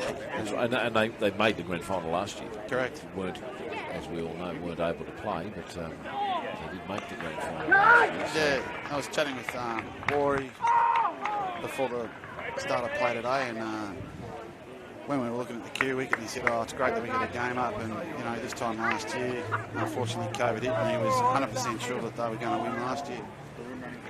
Unfortunately, they didn't finish higher than the opposition, and therefore the opposition were awarded the flag. Yes. Yeah. Yes, well, we were a winner in that situation. Our seconds had qualified from 4th and qualified to host the final. Because we beat 3rd the first week, the 1st and 2nd both lost. Amazing final series in the seconds last year, but it had been very, very close all year. So we'd qualified to host, and our first subbies premiership is a game we didn't play. So something for the record books. We're happy to have our first subbies premiership. Would much prefer to have played the game, obviously, but for reasons well known to us all, that just didn't happen. We expect good things from the Snow Dogs next year. They're a really good operation out there. Brendan Davey, hopefully he's tuning in. Ripping fella. I don't wrap him up too much. He's already got a big head. He's got a new baby this week. New baby, that's right. And he's a fantastic fella. Yeah, he's one of the fellas I've said for a number of years, having been on the committee myself for over 20 years. In the second stint, 19 years the first time, I think I'm up to 5 or 6 this time. I've been really proud of the way that the young guys have taken ownership of the place. We don't have a big group of former players that are regulars at the club. There's only few, and I'm not a former player, I'm just a ringy, but there's not that many, and I'm really proud of the fact that the young blokes are taking over and taking real ownership of the place. I'm looking forward to the next few years. I think we've served an apprenticeship in subbies, but it hasn't been a bad apprenticeship. We played finals 2 years out of the 5 that we've been in. This year we just had an issue of not being able to make enough runs. To take wickets, as you guys saw when we played you. You've got big Aaron Smiley. He knows what he's doing with the cricket ball. Fantastic bowler, and a real nice fella too. Lovely bloke, yes. There's time for everyone. Too friendly sometimes. Too friendly for a fast bowler. It's a bit more mongrelly than one expects. But they reckon out in the ground he is. He's more aggressive, but he is such a friendly, friendly young fellow. I think they're all young. Compared to us. But yeah, we need to find a way to make more runs. So hopefully we can solve that issue. And, Come on, lads! One day we'll be competing on this weekend. How do you think, with subbies, hoping to expand next year, bringing in 4 new clubs, how do you think, say with Strathmore coming in, do you think that's going to have any impact on St Bernard's potential recruiting? It may, although I don't believe we've always had that issue in the VDSCA. They've always been around the corner. I don't reckon it had that much of an effect in those days. It certainly will in terms of trade short. Another side on our doorstep recruiting for 15-year-olds. And look, I guess it will have some effect, but a lot of the Strathmore kids who play at Strathmore go to school at St Bernard's. But the thing with St Bernard's, we're a secondary school, so by the time the kids get to St Bernard's, they've got their club. Yep. The school cricket side won the school grand final last week, and they'd be that would be made up of players from St Bernard's, Dooders, Abbas, Strathmore. Yeah. And we do have Abbas as walking distance, Dooders as walking distance, Strathmore's want to walk it a bit further, but so whether it has that much of an effect, I don't know. I just wonder whether an expansion should be an expansion, because what if Strathmore and Spotswood come in, it's played it on. That's a very handy wicket. That is a very, very handy wicket. Matt Dean going to cut, playing on, and he's out after just having marked his 50. So they've put on 101 those two to make a big, big recovery. Now a very, very important wicket with Alistair Burge getting Dean to make that little error there. And he made 50 off 73 balls, so it's a good innings. It wasn't mucking around. It was a good hit, good innings to get him out of trouble. One of the things, just going back to what we were talking about before, Scatters, one of the things, I've had a few conversations with Werribee's president, Greg Waugh, over the week, just getting things organised, etc. And he was saying to me that the Werribee first 11, as the listeners might know, Subbies has a point system, which is currently 20. I think it's dropping down to 19 next year. Next year, yep. And the Werribee first 11 today, and it was last year as well, sits on 11 points. Yeah. And he said, of the fellas that are playing today, most of them played at Werribee's Craig Shield. Yeah.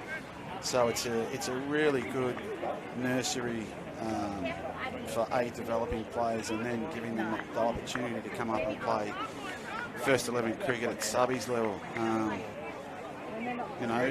People might look at the Q lineup and say, well, you've gone out, you've got Brown, you've got Hastings, and you've got Sheridan in this year. Matt Brown did play junior cricket at Q, and obviously he's gone off to that Premier level and had an outstanding career there. I'm not sure if Matt played Craig Shield at Q, certainly played junior cricket here.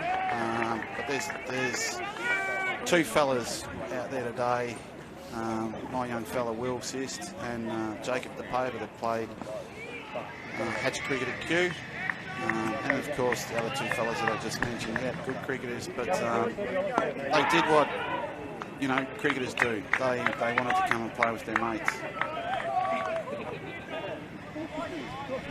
So one of the lessons we've learned certainly from Werribee is to and we have done, is invest heavily in our Craig Shield program to attract players to Q. There's 5 or 6 of them, Craig Shield players now playing in our seconds and thirds, and you know, it's a pretty powerful Q side, and these guys will get their opportunities, there's no doubt. One of the things that clubs do need to do is invest in those young cricketers. Absolutely. The Craig Shield is a terrific opportunity for recruiting and getting young kids and getting them playing at a level of cricket where they're playing against the best of their age group on some wonderful grounds like this. I came out here a couple of years ago and watched the grand final of the Craig Shield, the Bayswater one, I think, 2 or 3 years ago. It's a great competition, and something I think, and something I know the subbies are proud of, and they love the fact that a lot of clubs are made up, largely made up of kids who played through the Craig Shield. Yeah, having that sort of pathway is really important, particularly around player development and also developing club culture. You know, in my time in subbies cricket, certainly at Q, there have been a number of players that, you know, play 1 or 2 games in the first 11, and you know, they might be 15 or 16, and they're still well off their best, but you know, they get ill-advised to head off and play Premier cricket, and they just become cannon fodder. Playing 3s and 4s with never ever looking likely of playing, you know, firsts or seconds even.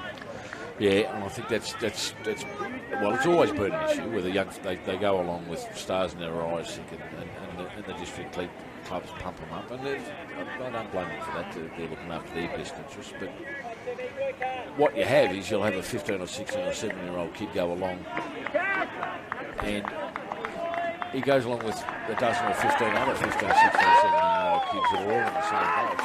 And they can't all make it.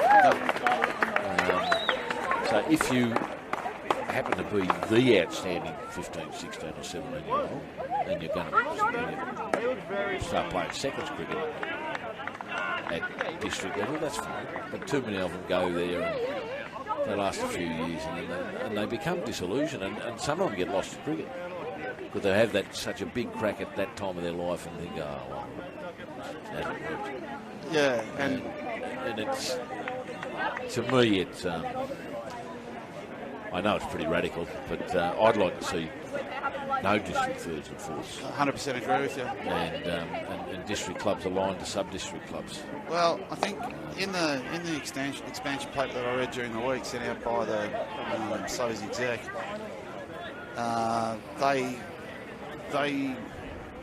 them and along with Cricket Victoria are very keen to get that alignment with subbies clubs and a couple of premier clubs. My hope is that they give clubs options around that rather than tell us who we're aligned with. The onus is on the clubs involved to broker that deal. You know, there are some really, really well-run premier clubs out there, and there are some, without wanting to sound offensive, there are some other premier clubs out there that aren't run well. We believe we're a well-run club, and we'd like the opportunity to decide which premier clubs we do align ourselves with. But yeah, having 3rds and 4ths at Premier level, I don't think does anyone favours. As we're talking scatters, I noticed that the rain is just started. Looking at the back over the city, though, it does look quite clear. Hopefully this doesn't stick around for too long or have any impact on the game this afternoon. Certainly don't want that. No.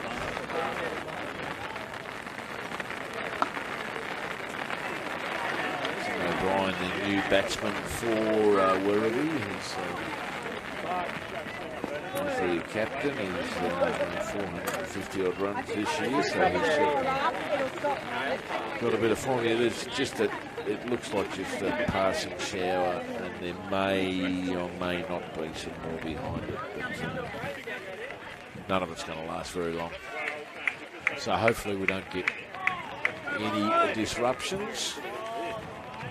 And just a quick look at the other game in the southeast first 11. 2 for 149 off 33.3 overs. Caulfield with Thorne not out 59 and Drummond is not out 39. And unless Stillman can get these two out, they'll be chasing a couple of hundred. And out the back, got a bit of noise that people may have heard coming through the microphones. Werribee are now 7 for 115. So the Q boys, you'd have to say nicely on top there, Pete. You'd be pretty happy about that. Look, they've had a up and down season, certainly during the home and away, and then to finish 6th and to make it to the grand final is a phenomenal effort. Ben Smith's done an awesome job with that side. There's some really good young cricketers there. We talked a bit before about the Craig Shield team. There's a number of boys that played Craig Shield at Q that have done well. Q probably needs to take another wicket here, Scatters. Oh, here or at the back? Here. On both grounds would be nice. Oh, of course. There'll be like a There's certainly one here. With 113 off, and we're in the 28th over, so still got a dozen overs to go after this, so the potential to post a pretty good score, and they're only 2 wickets down. So that recovery partnership by the Deans just has set them up for a pretty good score, I would think. What do you reckon is a good score at those Scatters? I reckon a good score in the form of cricket we're playing this year is, you get over 190, it's a good score. You get over 200, it's a very good score. And anything over 210 is exceptional. So high 180s, 190 will be a... Yeah, I reckon Werribee be hoping for 180 from this position. Maybe a little bit more. Q's, I think the first 6 weeks, first 6 rounds, Q knocked up, I think 230 might have been their lowest score. That said, Weeksy won the first 6 tosses, and as you do with the Q batting lineup, you just bat. Yeah. Speaking of Weeksy, you want to play 2 up with him. I think he's won. How many tosses has he had? That's fairly comedic, that. The bowler's dived to stop the ball and missed. The batsman's gone to run and tripped over the bowler. And both jumped over the ball. And eventually the ball ran down and the batsman ran a single. So what have we played, Scatters? We put 13 over-the-way games and 3 finals. So Weeksy been involved in 16 tosses, and I reckon he's won 13 or 14.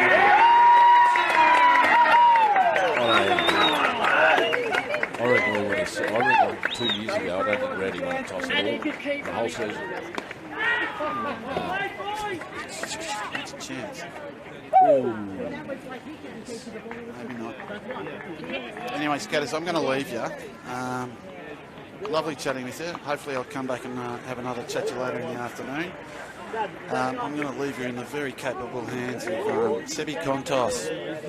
Unfortunately, Sebi broke his leg in the first final. In between the first and second final. I noticed he's brought some adult beverages with him, so... I usually drop them off before. Good man, Husey. All right, Scatters, I'll talk to you soon. Catch up with you after. Good chatting, mate. Might have a break at lunchtime. I'll come over and have something to eat. And an adult beverage. No, later, after that. All right, mate. Thanks, Glenn. Good on you, Pete. Good luck for the rest of the day, mate. Pete Assist, the president there. Now Seb's going to shuffle his way over here. And put the headphones on.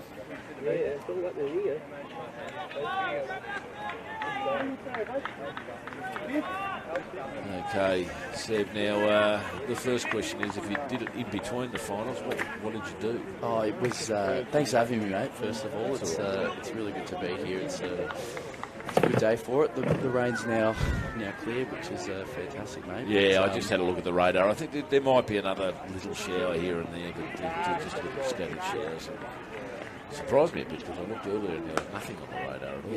Yeah, we did have some heavy rainfall last night, but the wickets pulled up beautifully, and a lot of work went in over the week from the club to get things right for the granny and to make sure that we could host the day as well as we could, and it's pulled up pretty well, which is great. Absolutely, beautiful wicket. Bit wet down here in front of us on the practice wickets, but that's just move the markers inside. The same for everybody all day. That's it. And some good cricket being played. A really good recovery from Werribee, putting the Dean brothers putting on 100 after losing an early wicket. And they're in a reasonable position at the moment at 2 for 116 in the 29th over. That's it. It's quite a balanced position, the game. It's it is in the balance here, and it was a brilliant partnership from the Deans. I know. It was pretty chanceless, and to do that against a side that hasn't conceded too many runs this year, Werribee's looking like they're going to post a really good total. Looks like it. Now, what's your role at Q, Seb? Well, look, I've been playing in the twos this year. We went through a 11-1 or 12-1, whatever it was during the season. Unfortunately, bowed out in the prelim or in the semi-final. Which so was that after you broken your leg? Or? That was just after. How did you? We didn't get to that. Finished it. How did you break your leg? No, we didn't. I was. It's a bit embarrassing. I was playing in a muck around game of basketball with a few mates on a Monday night, and it was before our big final against Altona, and I just landed poorly and went down and thought, you know what, it's probably not going to be able to make it back for the next few weeks. So what part of your leg have you broken? It's just the tibia bone. So the big one. Yeah, the big shin bone. It's up the top, but it's not too bad, which is a good thing, and it's still great to be here to support the boys today. And the twos did bow out eventually, as well as the fours, which wasn't ideal. We were hoping to have as many teams as possible to get there to make the granny, but the ones and threes have played really good cricket all year, as Sissy sort of mentioned then before. The threes have played some hot cricket in the last month or so. They've won probably 7 on the trot. They've been in some really good form, and they've just showed that again as well, rolling Werribee for 115 and 20 in that first dig. Have they got them all out, have they? Yeah, I think the session's just wrapped up there, so it'll be up to the batters to get the job done with the chase, which is always enthralling. Yes, it doesn't matter how many it is, whether it's a smallish type score, you've still got to get them, don't you? And,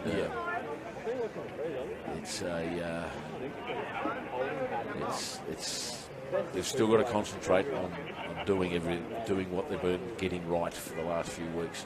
Yeah, making sure they get the runs. That's it, Glenn. It's never over till the fat lady sings, and we've got to see how the day plays out. But it's looking quite promising for what's ahead. It certainly is, and amazing. But these two clubs, Werribee and Kew, both having 4 sides in the finals. I think it's an incredible effort for any club. I think Oakley did as well in this. Oakley are always there and always pushing there. Well, I think they're playing in there. They bowed out in the first 11 months, but I think it was their 20th consecutive year of first 11 finals. Stand corrected on that. If it's not, it might even be more than 20, but if it's not 20, it will be next year. It's 19. Yeah, it wouldn't surprise me. It's just amazing record to be having your first 11 playing finals every single year without a miss. No bad seasons. That's it. And not only that, Glenn, I mean, all 4 grades always perform for them, and they've come really close in the club championship this year with us, but they're always contending. So, when you're playing Oakley, it's going to be a good game, and they're going to bring everything.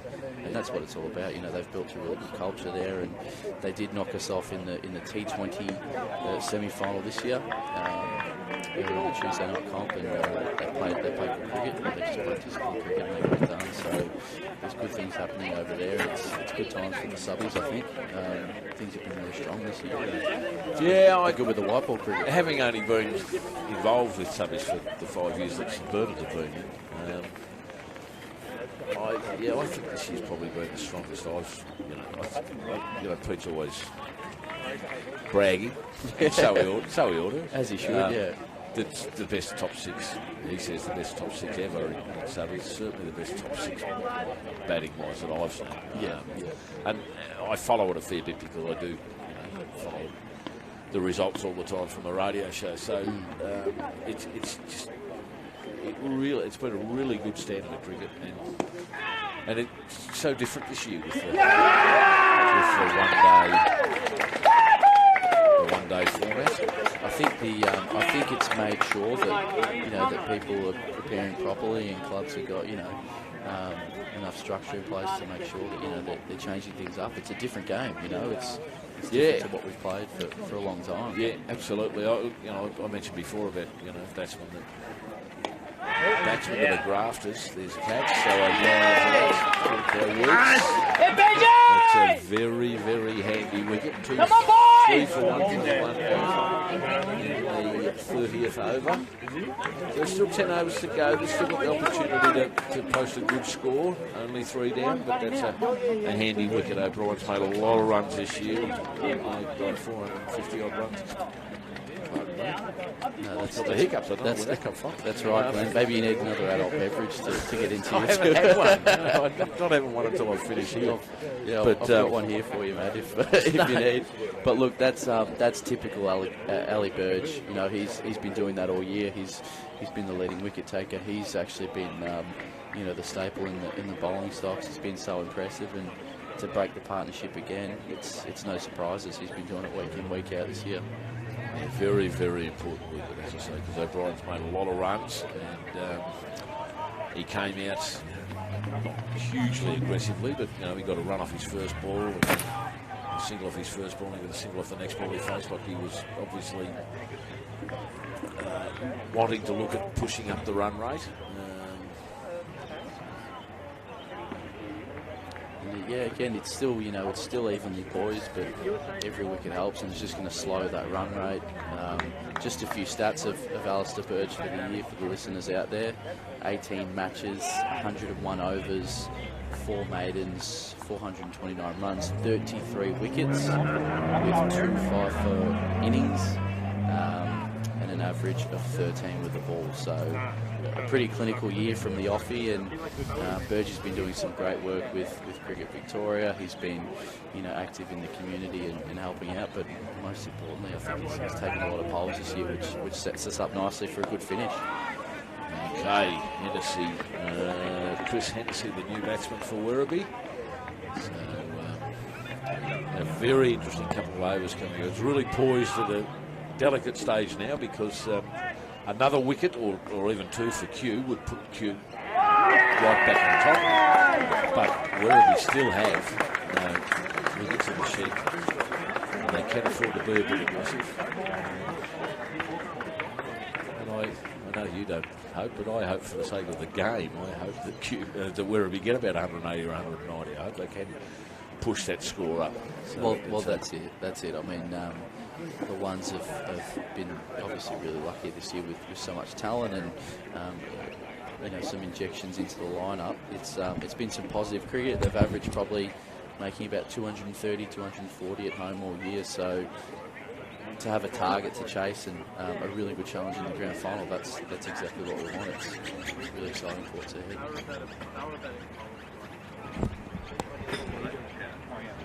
The score at the back there, 9 for 125. Werribee with Mitch Waring, the president's son. He'll be now hoping that his son can help push that score up to something a little bit more respectable. I would think that Q would probably get that score, or should get it comfortably. As we said, you still got to make sure you do all the right things. But here in this game, 3 for 122, and a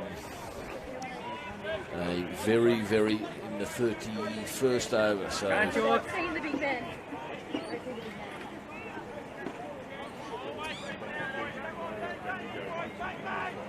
very, very interesting 10 overs coming up here.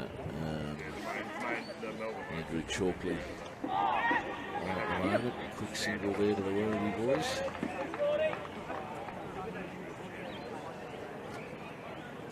Just updating the Southeast first 11 game.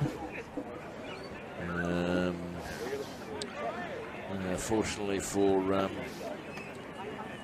Ormond, they've got Jacob Thorne out. He made 59 run-ins, is not out 48. Atkins joins him on 10 not out. The score's 3 for 169 in the 37th over.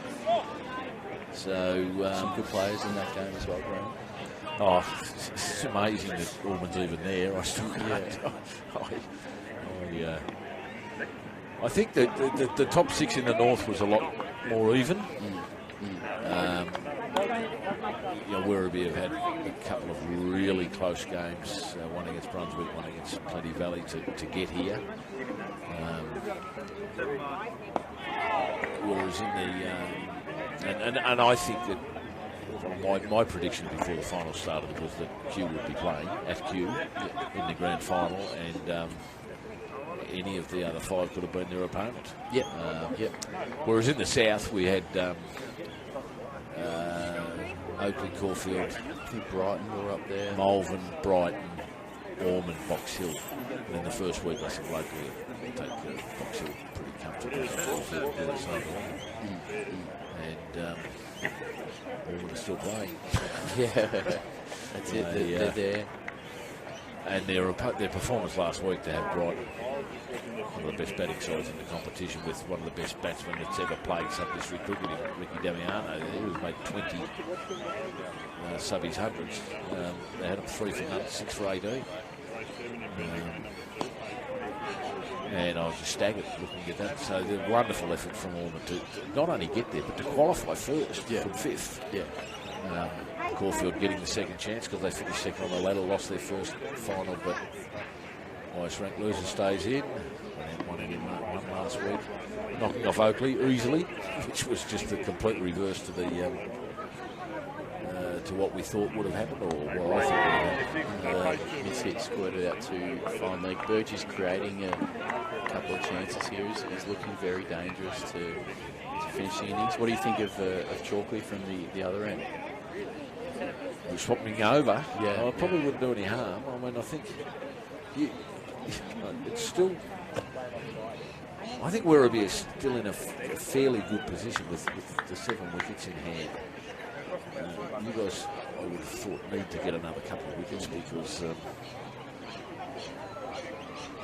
they're obviously having a bit more of a crack. They're getting a bit more aggressive. Well, they're looking to create something, and it's probably the next the only thing 10 with minutes is pretty telling. Yeah, but if you take Chalkley off at this end, that means you're going to take Burge off at that end. There's no reason to take him off. I wouldn't have thought of it.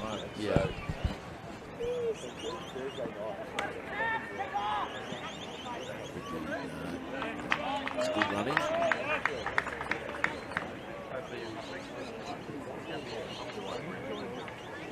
So it looks like it's going to be a good score to chase, which is good. I think that's certainly what I wanted to see. And I think it's what fans would like to see. Of course, Werribee want to see them get a big score and you guys not. You want to see you get a big score and them not. But as a mainly unbiased supporter, I'm going to have it. Food and free drinks and buy food. I mean, I'm the most one-eyed and completely biased supporter there is. I'm Q Cricket Club through and through, but we want to see a good game, and they did have a really cracking match during the season against each other. Q came out on top in that one. It was played here as well, so it's the second time around for both these teams having to go at each other. So look at that. That is hard. Look, God, it went almost as much in the air as it went in distance, and they've got 2. It's, don't know whether he quite intended it to go that high, but he did look like he wanted to lob it out there. Yeah. It's a good shot because it's into a big space and you're able to get 2 runs. It's good. You've got to be smart about how you bat here sometimes. I mean, it's been a beautiful wicket all year. Curator's done an amazing job, Brownie, and he's pulled a beautiful wicket up every week for every game, no matter who's played here. And even in these conditions where it's a bit wet, look, we know it's going to be a good track, but you've got to take your chances. And and start to play a few shots. And there are a lot of twos on offer out here. It's not all about the boundaries and those big shots. It is quite a big ground, which surprises a few batters. Well, I think that's what Dean was trying to do there. He was trying to find that gap. Yeah. I don't think he wanted the ball to go as high as it did, because if it had gone much higher, someone might have been able to run onto it. But he's batted well. He's batted beautifully. You know, they come in he opened it. His brother came in for 8 and they put on 100. Now 3 for 128. Really bowled 32. I was reading that scoreboard all right earlier. I don't know whether it's the angle of the sun or whatever. There might be a catch on offer. Ball drops just before third man, and the throw goes up to the bowler's end. No wicket. Very eventful play for a single. Throw not quite what it maybe could have been, and Andrew Children missed it. Stopped it. It didn't go any further, but he grabbed it and take the bail. But look, something's happening here. You know, he's got his clear plan. He's got his 4 out in front of the wicket. He's trying to make something happen here.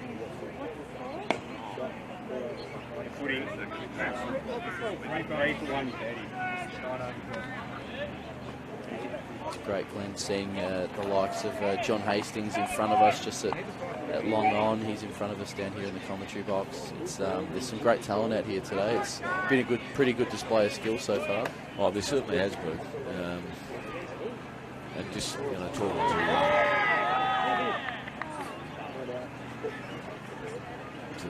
Mark Boyle, Werribee person before, the Dean brothers in particular, their father is a household name at Werribee Cricket Club. Their batting awards named after their dad. So they're great talents. And as he said, wearing these colours since they were little kids. But yeah, it's a lot of they've both had a crack at Premier level. You've got Hastings here, and Shero and Brownie that have had the Andrew Chalkley, Chris Weeks have both had really good stints with Richmond. Tom Chalkley played at the Carlton Cricket Club for a while. Jacob Tapeva has played his time at the Northwood Dragons as well. So there's a lot of talent out here, and it's it's all on show. It's been pretty top shelf so far. It certainly has. And I'd like to see these two be there at the end of 40 overs, because then we will have a decent score. That's it. But it is it's developing into a really good game of cricket at the moment, I think. Quickly looking at the how we poised around the grounds at the southeast. Another wicket. Runnings out for 50.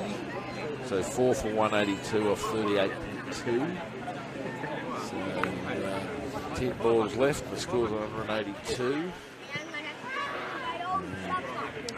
Really good recovery from Caulfield, as you would expect. They lost a wicket on 15 in the next partnership. Got them up to 70, then 149 between Thorne and Rummins, and that's the key. Two great players, and both with 50s in a grand final. You'd expect nothing less. But hats off to Ormond. I won't write them off. I think their performance in the finals has been absolutely amazing. That's it, and again, a very disciplined club. Like, they just do their thing year in, year out, and the Hatch team has been good. The Craig Shield is very strong. They're always there and about at finals time. Certainly are. And just to get the exact details of the game we're watching here, because we can't read that scoreboard, because the brighter the sun gets, the less I can read. Now that's big kick 6. Out. That is, no, it's not 6. That's out. Caught by Brown right out in on the the deep cricket boundary, and that's Dean. That's probably the one you wanted to get. That's Burgie's third. Big hit out to Cow corner. Sean Dean, 46 he had made. And that's a very, very important wicket for Q, because he was the bloke that was set. And a great innings too, great innings. They lost a wicket at 8. the Dean brothers put on 101 before Matt was out, and now unfortunately, Brian's been out, now Sean been out for 46. When that first came off the bat, I thought that was going to clear the grandstand. Well, that's it. It's a big hit, and the wickets, we're placed right in the middle of the square. That's just how hard you've got to hit them at Q to get that car park. It was a big hit and a very important wicket. So it's now 3 for 134, and that was the first ball of the 34th over. Mate, when he doesn't put it fully down, a very important wicket there. That'll make us 4 for, I think, and that will too. Yeah. That might be 3 for Ali Bird. 3 for Bird. Again, no surprises there from the gun off. He's taken a lot of bags this year, and he's delivered on the big day today. But I think from Dino's innings, the Q batters can take a lot of that. The application he showed to get to 46, it takes a bit. Especially when you're 1 for 8. The pressure's on when you lose a wicket early. It's pressure's on to have a good recovery. He certainly led that recovery.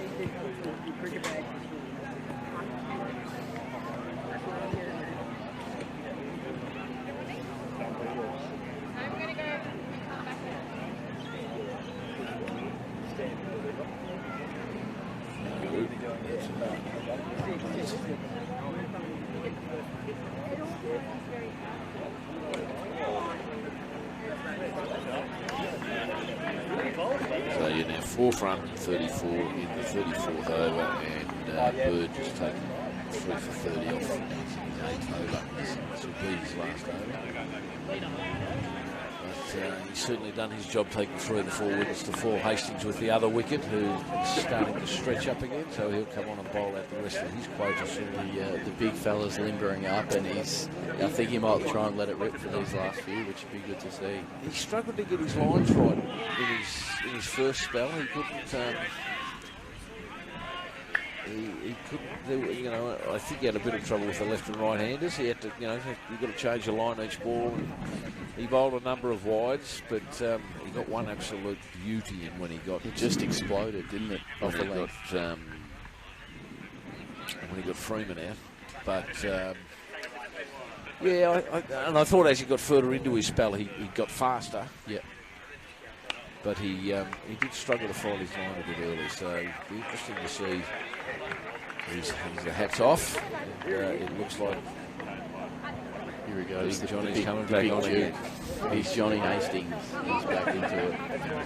We love to see him tearing down the hill in front of a crowd at Vic Park in Kew.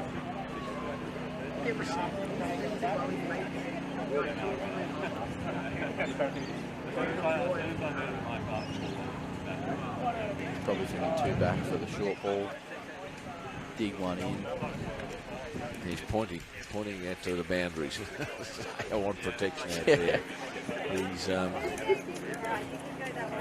think if this wicket does slow up, it's a good chance to bowl into it and force the batters to hit out square into those deeper pockets. We've got the short boundary in front of us at long on. Dare I say that the guys are really going to try and attack that to finish. As David Wild-Smith comes out to deep mid-on position, protecting the rope out here. We all know what Wild is capable of. Hopefully he's the man to bring it home for Q later, if I'm allowed to say that on air. We're allowed to Barry. Yeah. People sometimes suggest that my radio show is biased towards the Burtons. I have no idea. That's ridiculous. No, that's ridiculous. Rubbish from. Where do they get that from? You're allowed to be biased when you've got the microphone in your hand. That's it. So Harmer, the new batsman for Werribee, hasn't set the world on fire with the bat this year, but most of their runs have been made by the Sean and Matt Dean, Tim O'Brien and James Freeman. So it's done a bit. First ball. He's given him. That seemed to come well back in and catch him in front of the stumps. That was Palmer, I think. Palmer, sorry. Palmer yet to come. Palmer and Palmer. They're both named Matthew, so these couple of quick wickets probably putting Q back on top. I did think Werribee was just starting to get a little bit of an upper hand there earlier, but a couple of quick wickets. Q probably back on top now. We're in the 35th over. And the score is now 5 for 138.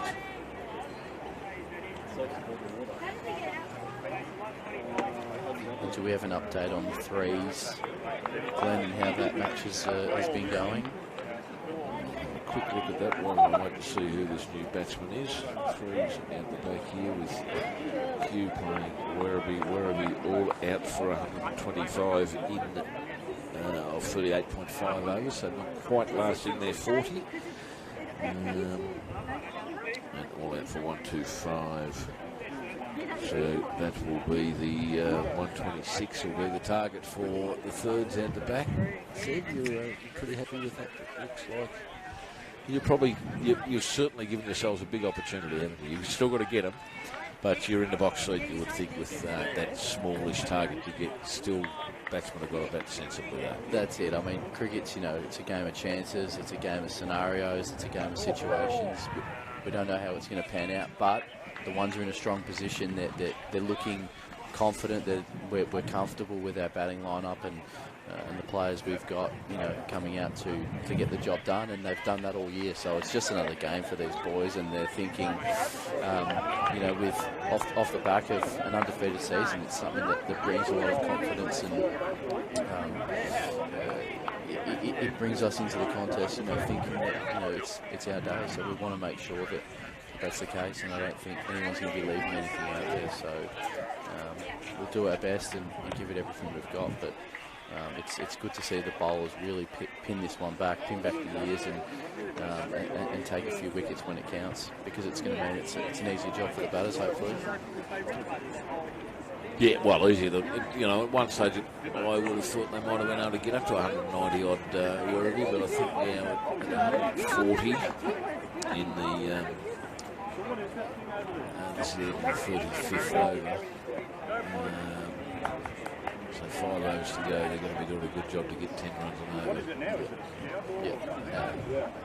But I would expect them. They've still got 5 wickets in hand. They obviously not as good as a short time ago where they had 3 wickets down and were really in a position to launch.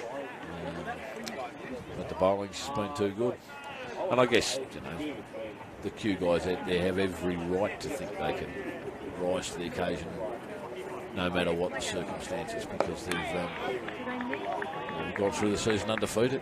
It doesn't matter what challenge has been thrown at them, they've been able to overcome it without fail. So they're entitled to be pretty confident. That's it, and it's cricket is a game that's you've got to be playing your best at this time of year. That's also what half the battle can be sometimes. Not peaking too early and making sure that everything's in place for when it matters, and the boys feel like they've done everything right all year round. So it's good to see that confidence, because it comes from nothing but hard work. Exactly. Now, Burge has finished his spell, and as you predicted, Andrew Chalkley bowling from the northern end, now switched around. So 5 for 141. This is the start of the 36th over. Hennessy is on 9. Palmer yet to score. And after a great recovery from the Dean brothers, putting on a 100-run partnership, Q probably now back on top of it. And I think the fact that it's 2 newish batters at the crease does change things. Obviously everyone backs their skills to get it done late, but when you've got 2 new batters at the crease, it just means Chalks can come on, sneak a couple of overs in, and make sure that pressure keeps building. Exactly. You can't expect the batsman to come out and he's got him and try and do that, which he just tried, but there's something going on here. He got bowled, but the umpire has not allowed it for some reason. Well, we might need to pull the replay up for this one. But it's all happened so quickly. Andrew Chalkley, what happened there? he loves bowling his overs and getting through them. And what it looks to me is that he's just clean bowled a batter who's playing a shot. And it's been disallowed from the umpire. Yep, but the umpire disallowed it immediately, so I don't know whether he had not cleared him to bowl yet. I don't think he had his arm out to stop him. But I don't think so. I think it was legal to bowl the ball. No, they've just explained what's happened, and I was just explaining to the big Duke, and he's nodded his head and walked off. So play on. I'm not sure what happened there, but there's a bit of a life. Unless the Werribee batsman was trying to pull out for some reason when Chalkley bowled. But anyway, I don't know what happened there. And I think Andrews just suggested to the batter, is he ready to face this one? Let's take the block again. Palmer? I think it's Palmer. Yes, this is Palmer because Palmer's already out. So Palmer's in for Harmer. Both go Matthew. And this is becoming quite a heated contest to finish, which we love to see. It's game on out here at Vic Park. I wonder if that happened there because Chalks was about to go and umpire started his hand out. Paver gets the ball in. Good running. Make that second. Good running. I don't even know whether the direct hit would have got him there. That was very, very good running. Sounds like we've just had a wicket behind us in the third 11. It's going off. It's going bananas. It is. Seems like you might be chasing somewhere around the 130 mark by the sound of it. Now that is 4. Good shot there from Palmer to bring up 4 runs and bring up, is it the 150? Is that gone right yet or not?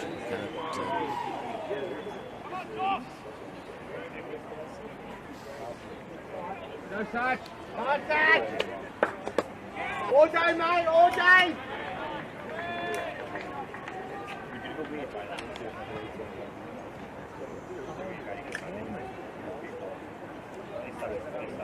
No, it's 148 now, so that 40 could score 147, a single there, so 148. Last ball of the 36th over. An eventful 36th over. There's been a bit going on. There's a bit going on here, Green. Interesting to find out what happened there when we have the break for lunch. I think we might be able to pull up a transcript and as the ball goes up deep to long on and caught. Will Sis takes a clinical catch, comfortable catch, or is it Tom Chalkley out there in the deep? It must be because that's Will running in from the left. It'll be Tom Chalkley, safe as houses out there. He's done plenty of work through the year and sits under it comfortably. Well bowled. Probably didn't really need to do that.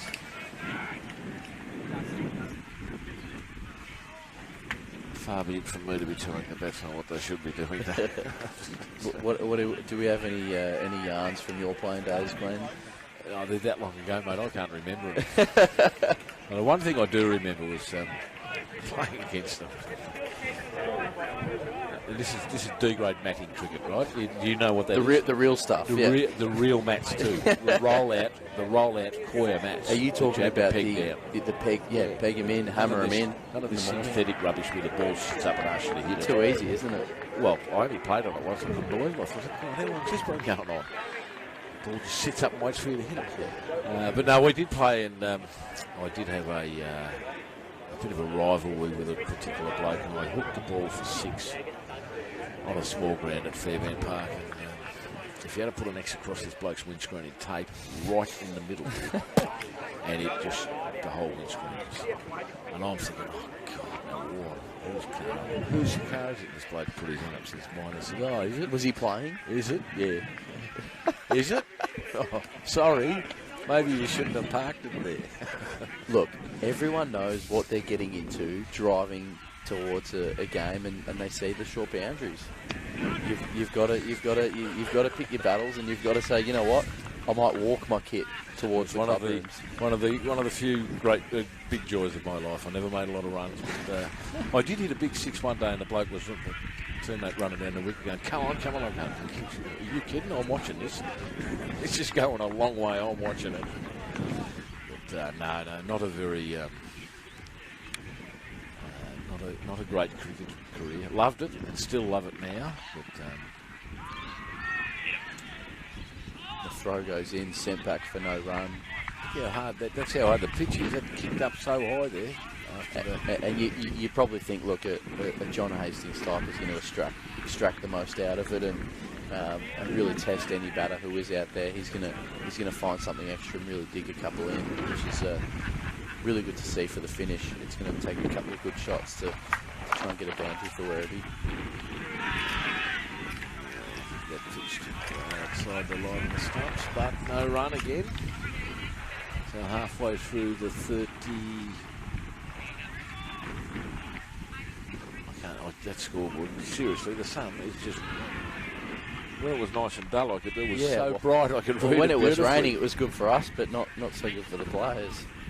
So we're in the 37th over, 6 for 148. Slower ball. Well bowled. Yes. Batsman checked his shot to make sure he didn't. So a good bit of cricket there.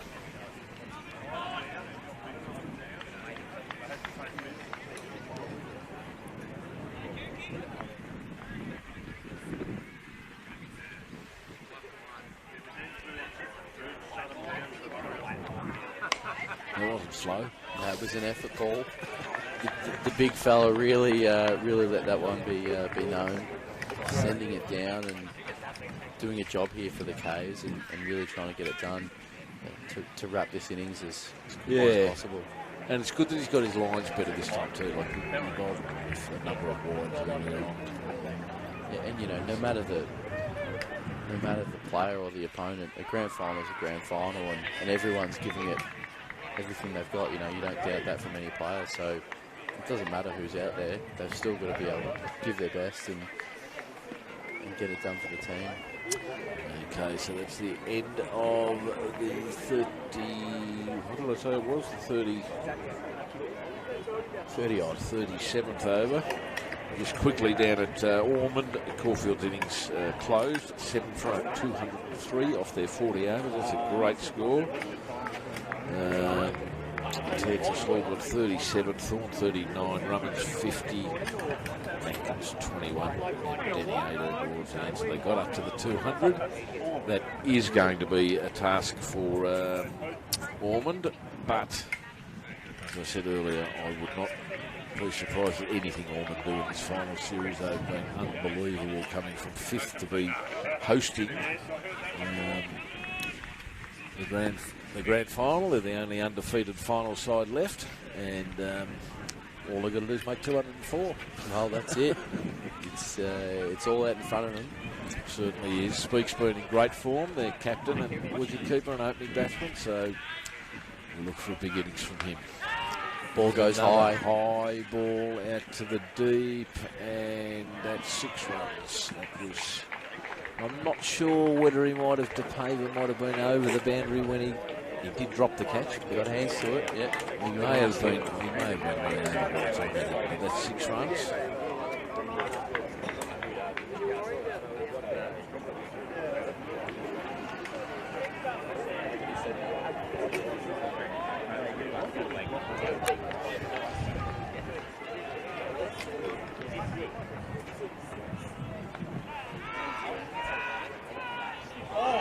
Call for catch it. Yeah, so he's dropped down. Really good effort there, but not a good running, diving effort from that was Burge, I think, wasn't it? But unable to hold it. And there's a straight hit for no, being saved by good teamwork down there. A sliding to Paver, flicking the ball over to to Tom Chalkley, I think, wasn't it? That's it. I think the Werribee Matters have made a clear decision here. Look, we're trying to hit 2 every ball. Yeah. You know, they're really trying to bring something to the contest. They've got to here. go 38 for over. They have to. And they're trying to hit runs every ball. But it's That's a really well-run single. That ball didn't go all that far down to the deep set slips Corden, and a very quick single. So scores 6 for 156. 2 balls left in the 38th over. And it's now time to go. I wonder if we're going to see a real attack of the off spinner here. Chalky bowling beautiful lines. Hasn't let much off his bowling today. That's a good shot through the covers, got through the fields, man. Just cut off out of the boundary. There's another 2 runs. Oh, this is a very good over. And it's just going to give those cue batters something to think about into this run chase. As the ball beats the outside edge, Chamberlain takes it cleanly as per usual. In here for the 39th. There's about 8 people queued up.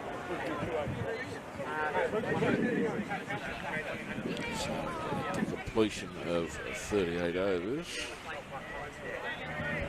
Still not updating this for you. 6 for 159. Palmer is not out on 16 with 2 fours. Well, that can't be right. He's hit a 6 because that must have been called 6. Yeah, but the umpire signal, but it had to be, didn't it? It would have been. Because it doesn't have him down for a 6. We've had some scoreboard issues this season at Q, which is I'll check that with Geordie afterwards. Sailing the whole time, so maybe that's got something to do with it. But the score is 6 for 159 with 2 overs to go.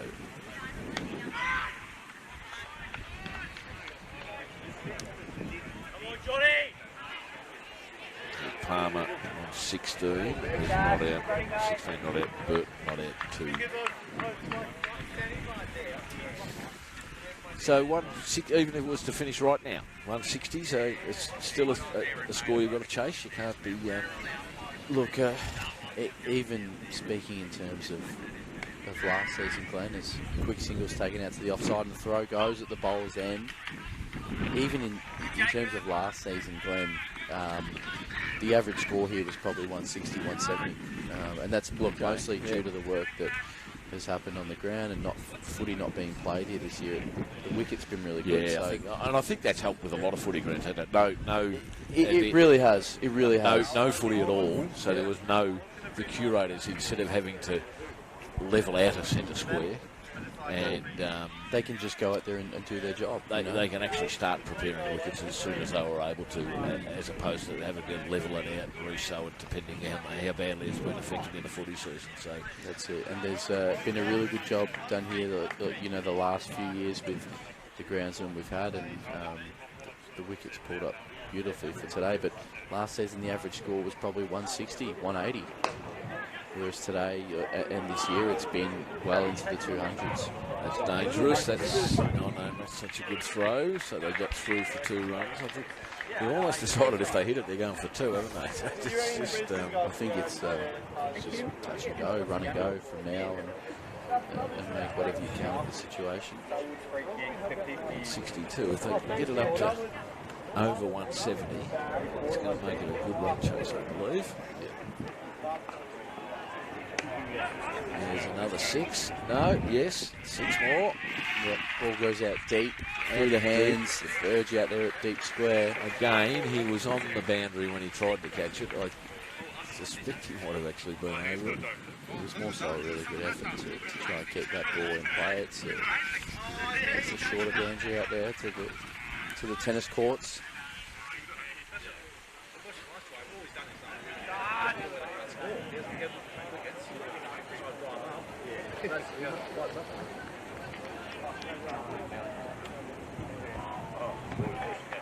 Hastings too quick, beats the outside edge. Yep. Just outside the off stump and beat the outside edge. But they did get 8, I think, off that over. So it's up to 168. After that 6 from Burton. So Will Sist to come in and bowl the last over. He's been 7 overs, 3 maidens, none for 17. So a big effort from Will Sist last week. He came in to the game a little underprepared. He's had his injury niggles along with some of the big name players, and Sisty pulled up and took 3 for 23 last week, and really showed it to those Brunswick batters. So hoping he can fix things up here and make sure that the Q boys finish well. He's done a good job all year.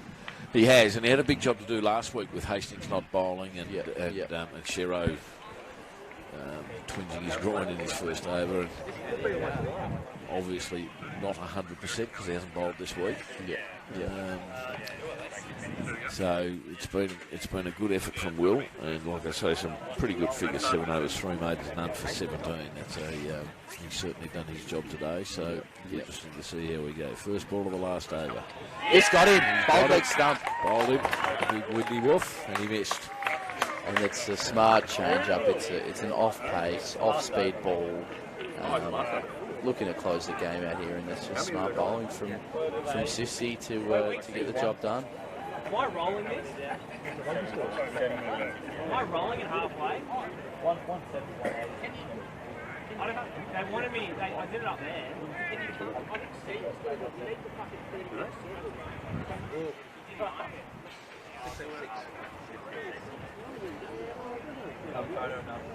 Just waiting to see who the new batsman will be. Kelly, I think. So just got to wait till it comes up on the scoreboard. How's your wing? Farmer out there for 17. Just with the break of play, Glenn, I might go through a few of our club sponsorships this year. A few names that have gotten our club through a tough year for everyone, but we've had Charlotte and Jack Pabry, the Workforce, XS, Remedial, Concrete Works, Serco, Broad Services Australia, Alchemy 8, Dawkins Studio, Careforce Group, Straight 6 Group, 40 Finance, Preston Family Dental Clinic, Rita Automotive, Stationary RS, just to name a few of some of the names that have helped us out this year. All trickles out to Chalkley, but all very important brands and companies that are sponsored players, helped out the club. Oh, absolutely. And a year like this, structure there and support to help us get through. A year like this where, well, I know we certainly did, we had no bar and canteen income until with about 3 rounds to go. At about round 12, we weren't able to sell. It was get down there, play and get out. And, so sponsorship has been so important for a lot of clubs this year, and it will be ongoing too. It's not something. This is not going to be a 1-year thing, because the clubs may have lost major sponsors because of the COVID lockdown last year. Companies have gone out of business. Yep. Our major sponsor is a licensed club. Yep. Well, they weren't trading. So we can't expect to be getting the full amount. I think we're hoping that we'll be getting. I'm not sure whether it's been finalised yet, but I mean, but there's also the flow on of I know of an accountant who's 90% of his clients were in hospitality. So he is now no longer running that business. He's now working for a boss. So. And he always used to sponsor us, so that's gone. More than likely, and that's a secondary sort of sponsor, but it's gone. And people, and there's going to be a lot of clubs that'll go to people that have supported them for a long time, and they're going to be told, "I'm sorry." Oh wow, gracious me, that's actually happened. Now Will Sist let the ball go as he was winding his arm over. And it's almost a 2 extra cover. And it's landed at extra cover. Now, I believe the batsman's entitled to go out and hit that as far as I... Hopefully he hit his leg as he ran through, because that ball's gone a long way. As he recomposes and gets himself ready for another delivery. It's on the money. There might be a wicket. It'll be a good catch if it is. It is a very good running catch. That's Tom Chalkley again, I think, isn't it? So that's... Sisti redeems himself. Yeah, well, after that, I don't know. It would have been interesting if Pete was sitting here next to me as to what he would have said. I think there's some, maybe not curse words, but some suggestive words at least. What on earth was that? But you know what? He's just gone back and said, I know where to put it. I'm going to bowl it. I'm going to go out there and do it. And he's taken another one, Sisti. It's a good result for him there. You can't blame the Werribee batsmen. We're in the last over, and they're just trying to get as many runs as they possibly can. And it took a very, very good catch to stop that boundary. He probably had to run 20-odd metres, and he was down on his haunches when he caught it. So a really good catch. Yeah, but back to what we're talking about. Back to what we're talking about with sponsorship. It's going to be an ongoing thing, but people are going to say, "Yeah, I'll help you out, but not this year. I've got to get myself back on my feet." Yeah.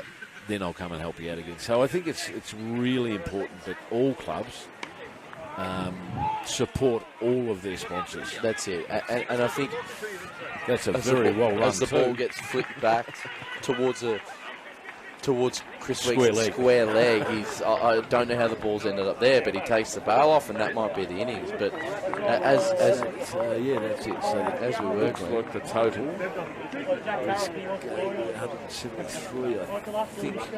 But as we were, it's a really good chance to say, hey, these are the people, and these are the people that are supporting our clubs still this year. And we've got some names in terms of Q urologist Sam Wildsmith, Peter Sist, Adrian Trish Wilson, in terms of some other major club sponsors and some people have got on board. We've got Williams and Balcombe, Beatard Dental, Glenn Casalvas, who sponsored himself, luckily enough, and John Hastings, GHD, Melbourne Hi-Fi, the Workability Index, Behind the Screen, Fan HQ, North Star Homes, Mavcon, PTY Ltd, Karen Adams, Loyalty One, Melbourne Hi-Fi, Condikios, Straight Six, and Klaus Rose, just to name a few. 174. Okay, so the total as what is that?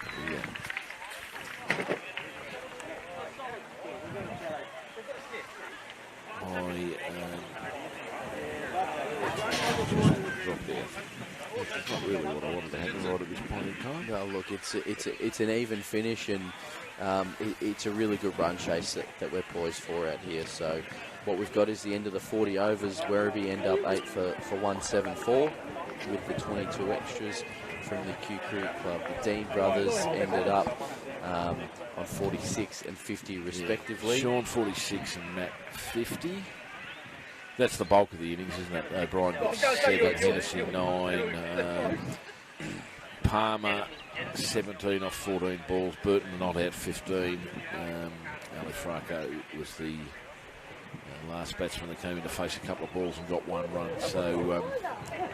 So a good batting performance there. As I said, I thought they might have got up to around 190 to 200 at one stage, but with those few quick wickets, where especially when they lost Dean O'Brien, and then only 4 runs later when Harmer went out. So, but to get 8 for 174, I think that's a very, very competitive score. I as a tipster, I would expect Q to get it. Yep. But they've still got to get it. They've got to work. That's it. And Werribee are going to put up as good an effort with the ball as Q just did. So we're poised for a really good run chase. It's absolutely game on here at the time. Absolutely. We'll have a break for lunch because I'm starving, so I'm going to have to go and get some food. Let's get into the stall, mate, and get a couple of hot dogs, get the snags, and get into it. Absolutely. Lovely. We'll be back for the Q innings later on.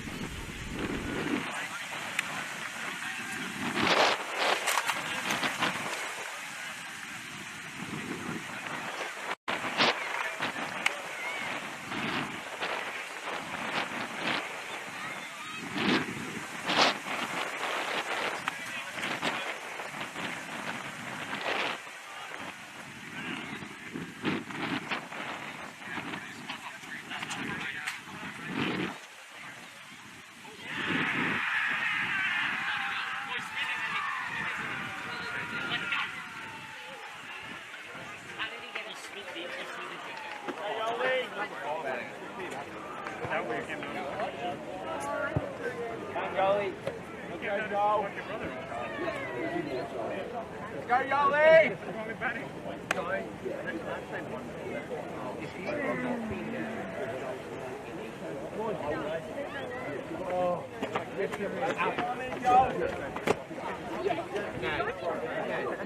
Well, you can't have this. Yeah, that's it. Come on, Joel. 3 quarters of the way through.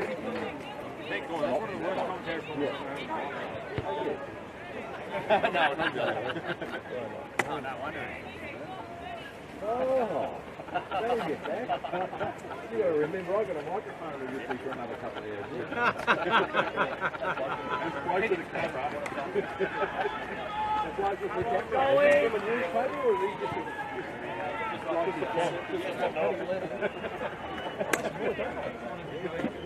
Yoli! Come on, Jolly! Yoli.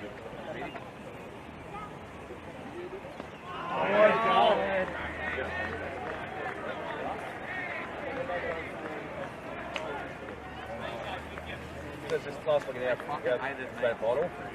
Struck on chasing. Tried to do a sharp chase, had a 91 down. This week, all went for 87. If you get the men. No, apparently I've heard that. Oh, you get them, you get Spotswood, Spotswood and another two sides. You get 4 sides, you'll break away. Blackmore. You get Joy about, confidence around that. Oh, Port Melbourne. Oh, that.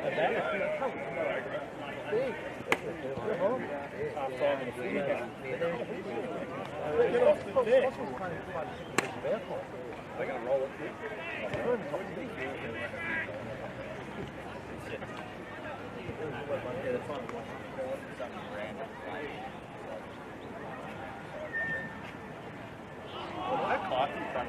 No worries, Joey!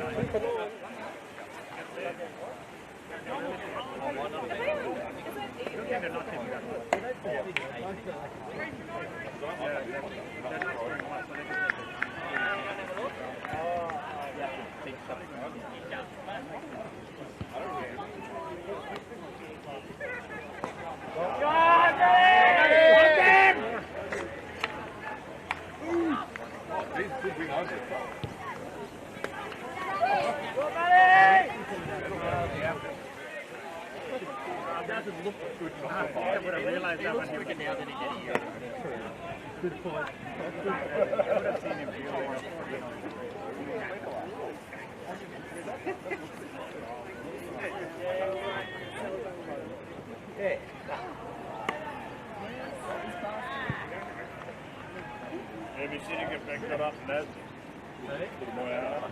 He's doing the hard work on the things.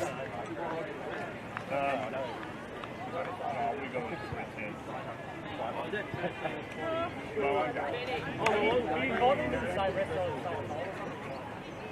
No, that's what I'd back for. I was in Saturday. No worries, mate! I haven't watched the race though, I'm going to find a replay now. First week's coming up with a yeah, but it's going to get a lot harder for him. Long term. Right. Well, I reckon it's a tough race. Actually, no, that's yours.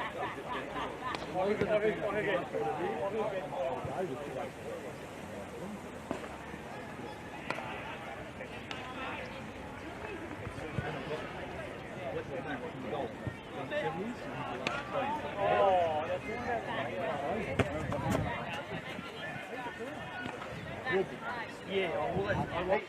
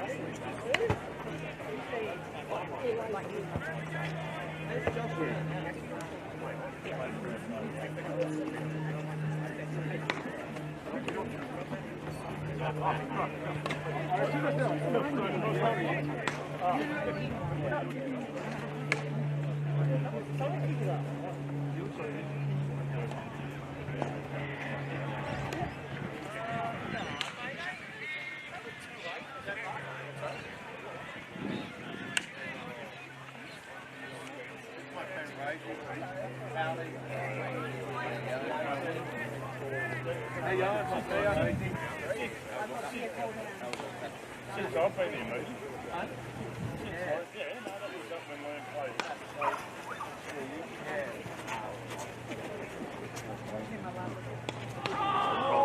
No worries, Joey!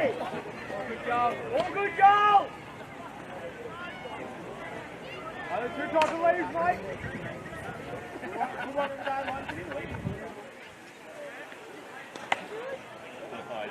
We get too close.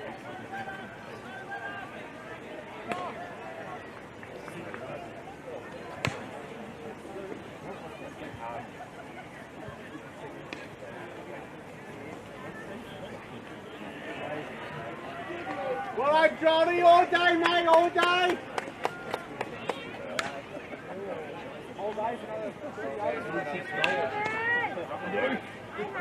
Johnny's $6 winner first league. I said it was a tough race. Okay, sweet. Sweet, mate, I'll give you the bank. Remember that huge body the other week?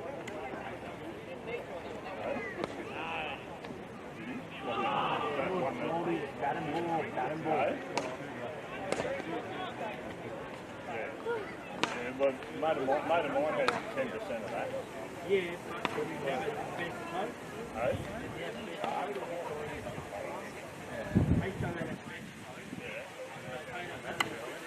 Yeah.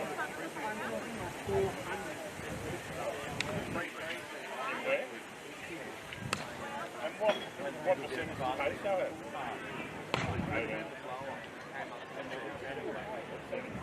My mate got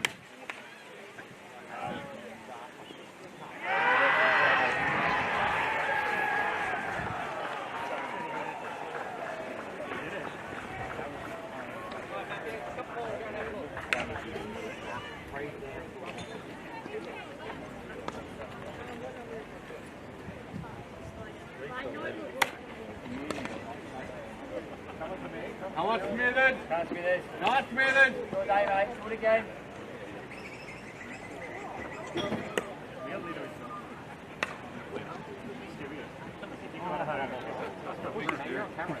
Oh, 40. Come on, mate. Yeah. That was good.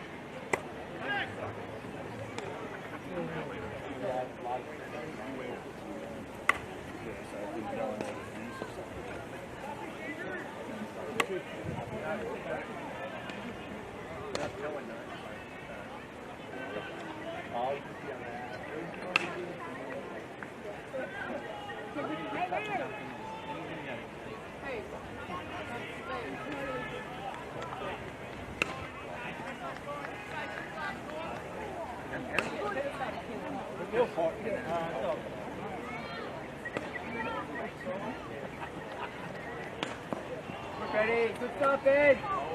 Lovely, mate, nice and straight.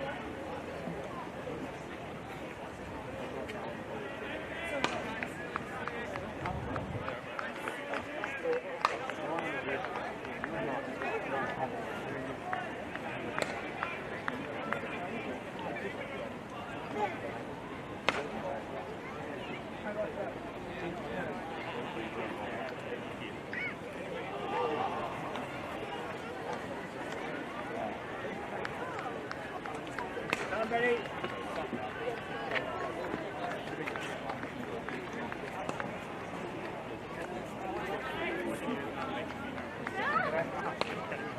Wilbur.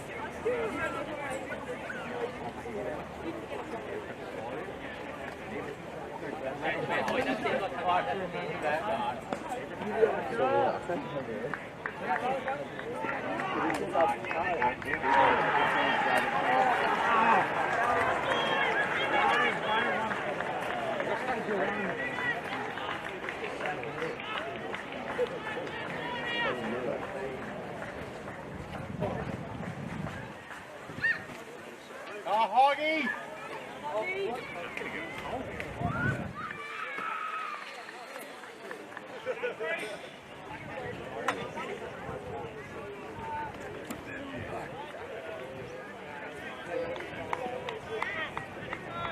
Okay, we're back on here for the second dig for Q in the chase. Sheridan and Matt Brown to open the batting.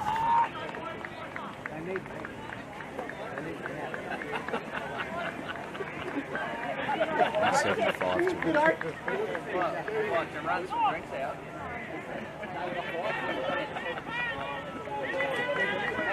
Two slips.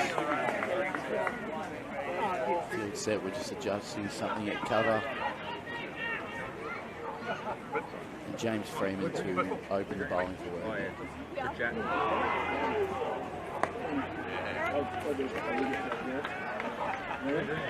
Will Sheridan been a man on the mission this year with 400s. He was pushing 5 for the subbies record, but he's had a brilliant season, and no doubt I think he's got something within him today to get Q across the line. Werribee are going to give it everything else they've got. As that one beats the outside edge. And as we know, this pitch has got a little bit in it today, especially with that new ball. You're going to have to extract something out of it wherever you can this first 6 overs as the ball does a little bit.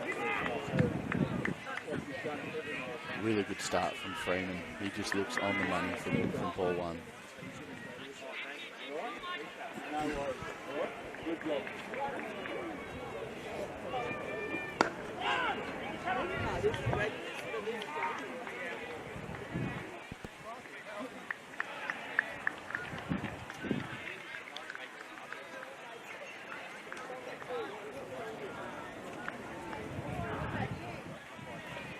Sheridan, we obviously know all about his playing past. The Yarraville Club with Shield Cricket with Renegades, whatever he's done, he's achieved a lot. Over his time, he's had a really good season as he pushed himself for another single to get himself off the mark with an equally good leader and player at the other end, Matt Brown. Someone who's come back to the club after his junior days, and he's had 3 brothers follow him in his footsteps as well, and he's had a brilliant season with the stick. Good to see what he can give us today. He's had a great year. He's a star player. Freeman comes in. And easy singles, the ball triples out to third man. It just looks like game on here from ball 1 from Werribee. They're going to give it everything they've got to defend that total, and I think they're poised for a pretty good game. Let's hope for the sun can break out and dry out that wicket a little bit to get into the last innings as Glennie will eventually join us back again.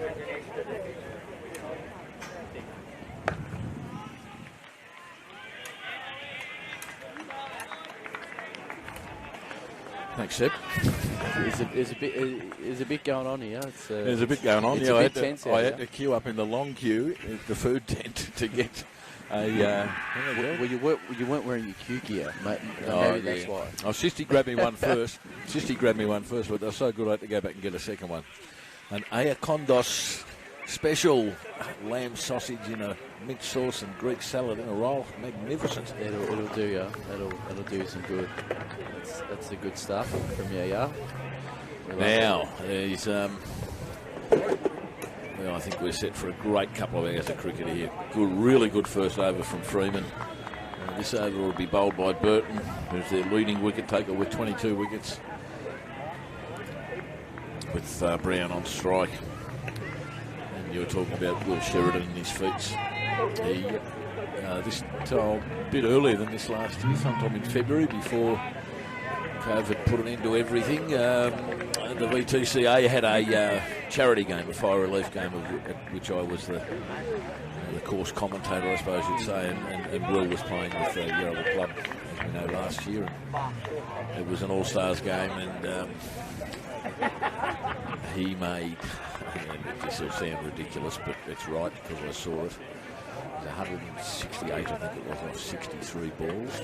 I've never seen it. That's genuine. That happened. Never seen anything like it in my life. He just hit the ball so hard and so far, so often, it wasn't funny. And it was just incredible to watch. And that was the second time I'd seen him really turn it on. I think his first year at the Werribee club, he made a century in the grand final to win for them. And the ball just trickles out past that 45 square leg fielder. Brownie takes a couple to get off the line.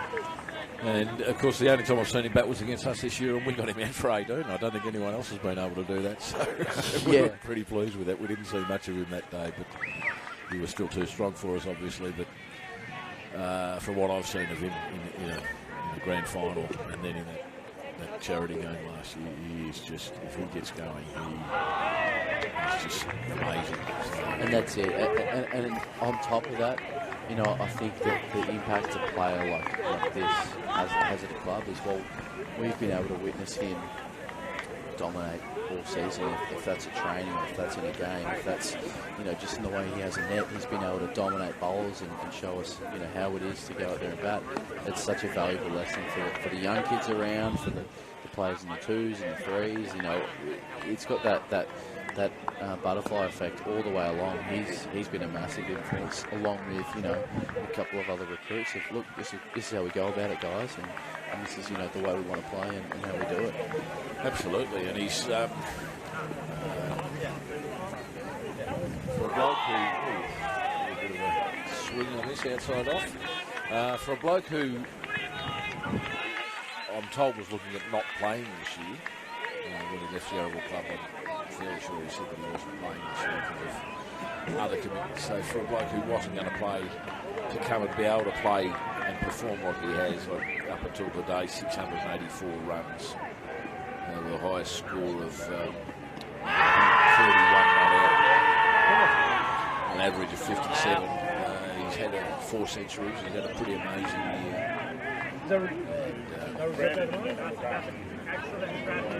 Looking forward to see what he can do here in the big dance. That's it. Batting with Matthew Brown, who's made 517 runs with just the 1 ton. Just only 100. Just the one.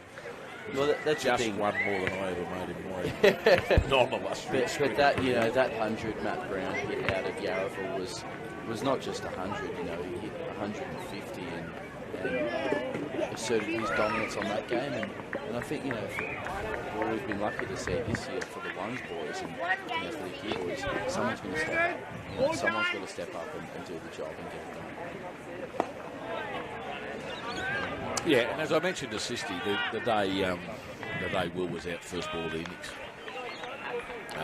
the next time I looked at the score, because I looked at that and thought, oh, Q might be able to control it. They have to stand out. The next time I looked at the score was 2 for 170. Yeah. I said, well, it hasn't really affected him, has it? Yeah. And then he came on and bowled, and it was only his 3rd bowl for the year. Yeah. And he took 4 wickets. So, but that's clearly one of the big reasons why you've finished on top of the ladder undefeated. So. And look, it's been such an unbelievable partnership up the top of the order, up the top of the innings. We know Sherrow's going to go hard from ball 1, but Brownie will take his team 20 balls. He'll have a look. You know, he's played proper cricket his whole life, and he's a good player. He's just going to have a look here and see how things pan out. But we know Sherrow's going to go hard. That's a pretty good square cut. That's going to go.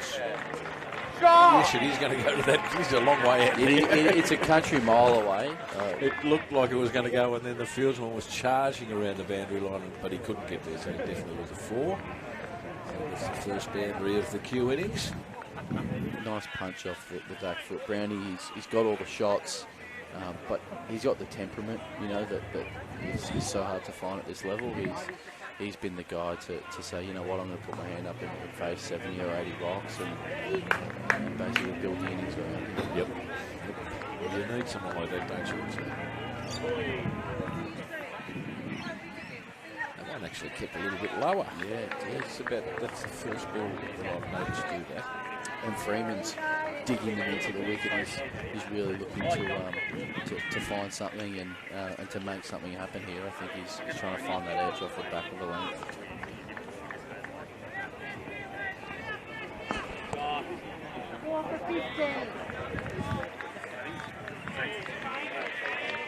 Pushing it through at a decent pace too.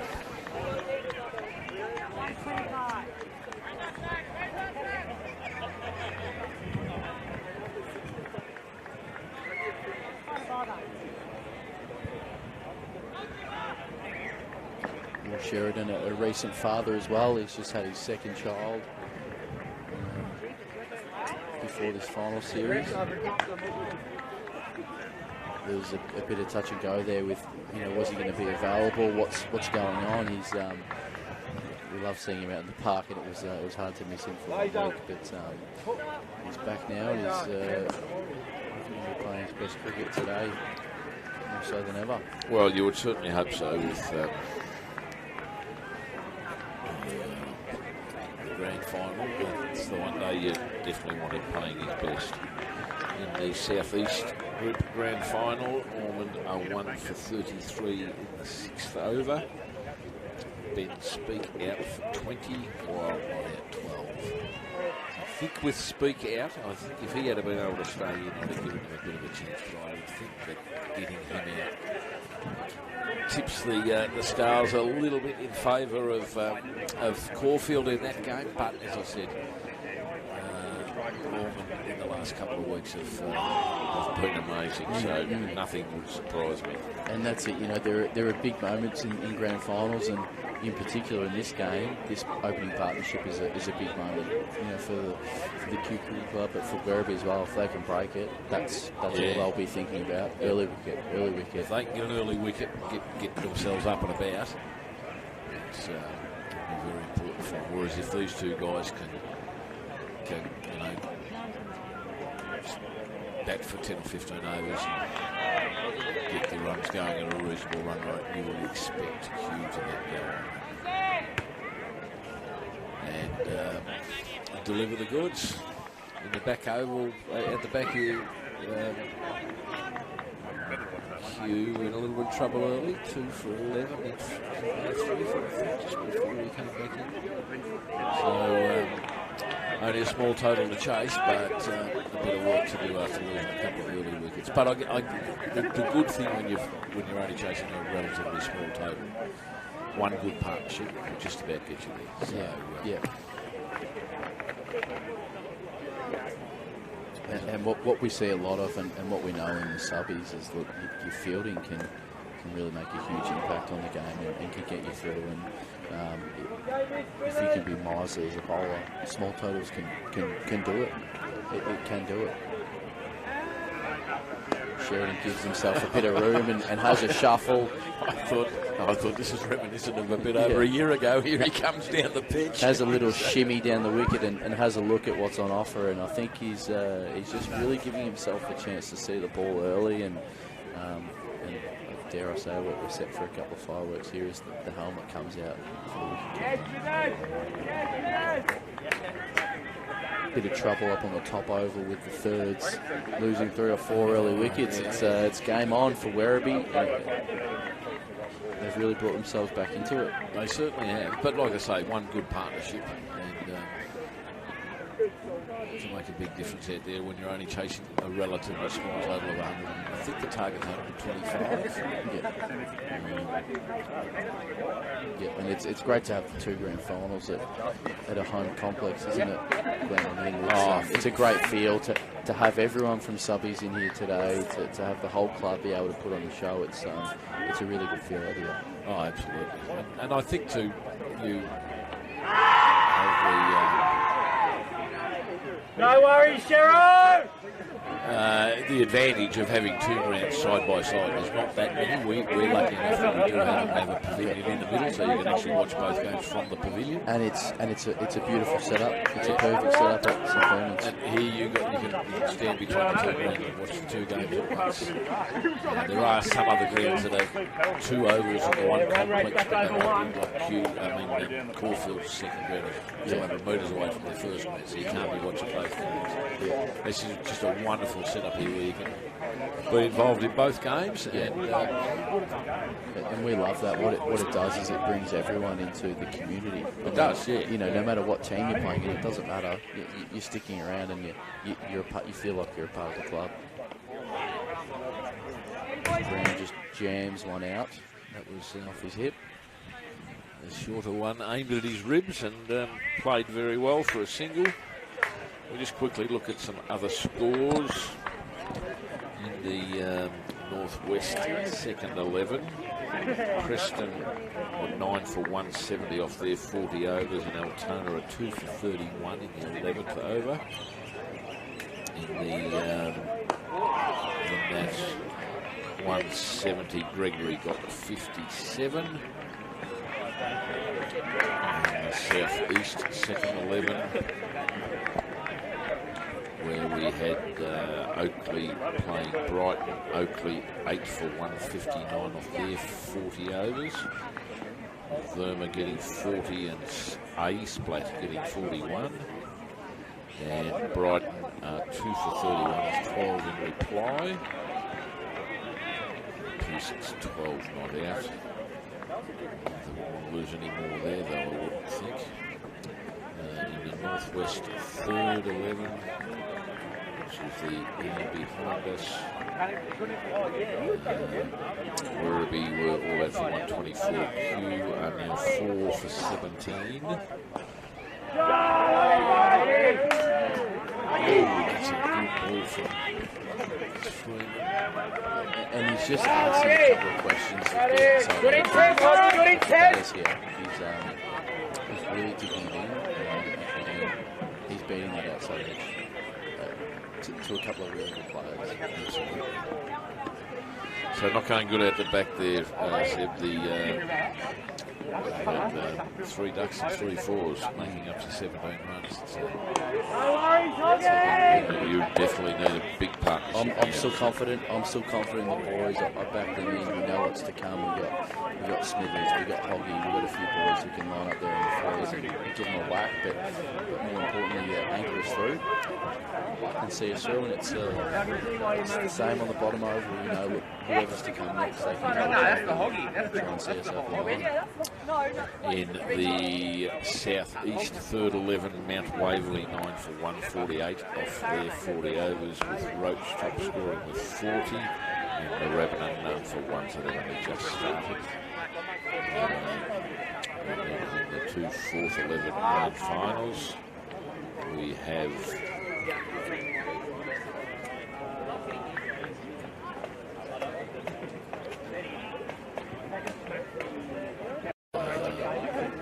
in the fourth 11, Werribee playing Brunswick. Werribee batted first out for 114 with Tester getting 51 of them, and Brunswick a 3 for 30. So again, still game on there, 3 wickets early. And in the final of the last of the grand finals today, in the Southeast fourth 11, which is Oakley and Box Hill. It's going to tell us what's going on. There's no scores up there, so I don't know what may have happened there. It's another shout that the Werribee boys are trying to build that pressure and create that bubble. Some few openers, but Brownie just staying a bit of solidarity and just trying to keep him out to start with. Just trying to find his form. Bring it, shit, Crab. I'm all aboard. Join me, mate. Join me. He's knocked back another to mid-wicket.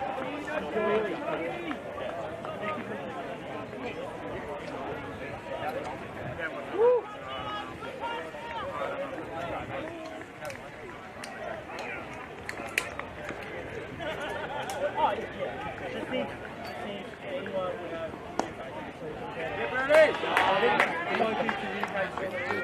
Nearly beat it around there. And will be satisfied with 2.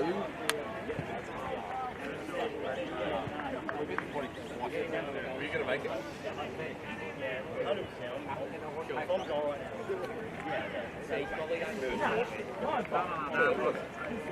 Keep her up to the stumps. Does it change the dynamic a bit? Does it mix things up here? Well, I think it's designed to, isn't it? It's designed to put that little bit extra pressure on the batsman. Sheridan's out of his ground. He was out of his ground.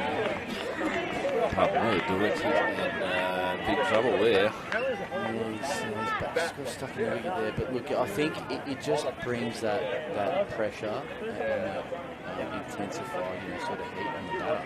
Look, you can't move, you can't completely dictate the game. When the keeper can come up, it changes the dynamic.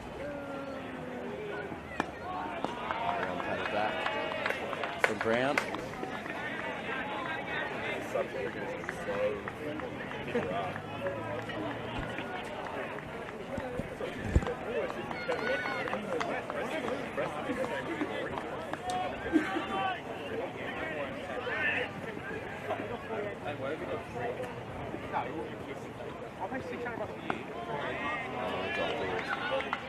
It's turned into a beautiful afternoon for cricket here at Victoria Park. So if you are local or if you have been around the club this year, make sure you do get down and support the boys to get them over the line. Our last few sponsors that we've got to mention, and thank you for the year again with our paid player sponsorships to get us through the year, to help us provide uniforms, to help us to get players out of the park. We've got the Woodards, Loku Desanayak, thank you very much.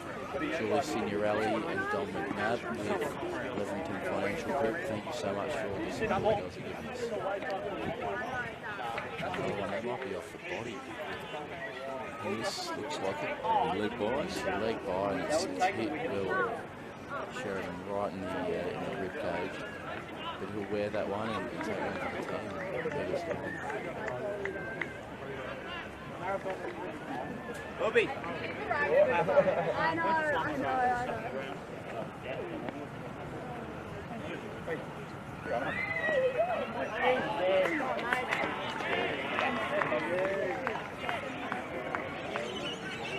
Really good ball again, probing just outside off front. Smart line length. Good start from Werribee with the ball.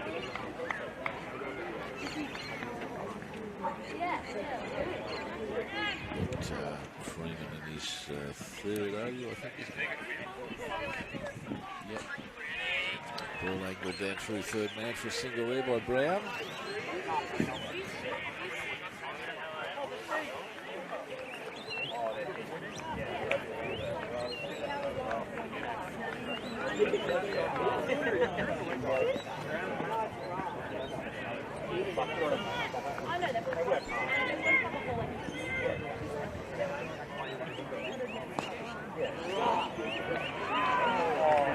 It's just dug in, that's short. That was a fend off that had them at third slip, would have had Sheridan in trouble there. But not to be wide of the second slip, well wide of him. I thought a chance, but third slip would have swallowed it. That's it. You like seeing a couple of slips though, Glenn. You like seeing everyone in play early in the innings. Yeah, and I think that puts added pressure on the batsman too, knowing that you've got to make sure you get it properly, because he breaks it if you get a match. He just hit from Sheridan.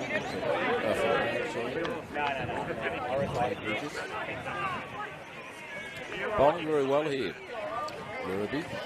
Yeah, no, it goes to show, as they always say, you don't know how the wicket is until two teams battle it, and we could be in for a really good chase here, a really good 7 innings, quality finish to a grand final with two teams that are playing awesome cricket. Yes, well, let's hope so. There's a bit of sawdust being applied to the around the crease.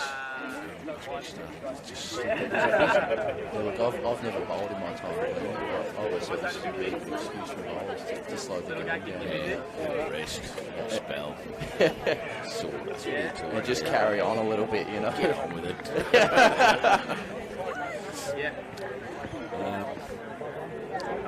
Sort of surprising a little bit because it's apparently so hard. It's rock hard. Yeah, it's another nice ball. He's bowling well without finding the edge. So that's the end of his third over.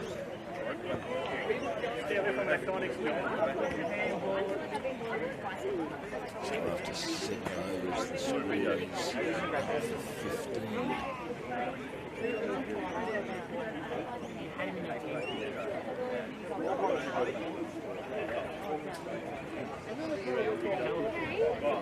It's got a point at the back. What's happening? I suppose you don't want any more noise, do you? Yeah, unless it's people yelling out good shot. Collapse. It's every game just slowing down.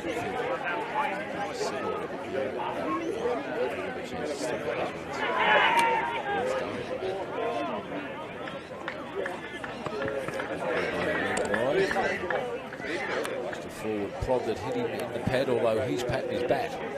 He's saying no, I hit it. You can attack all of them. It's any chance you get.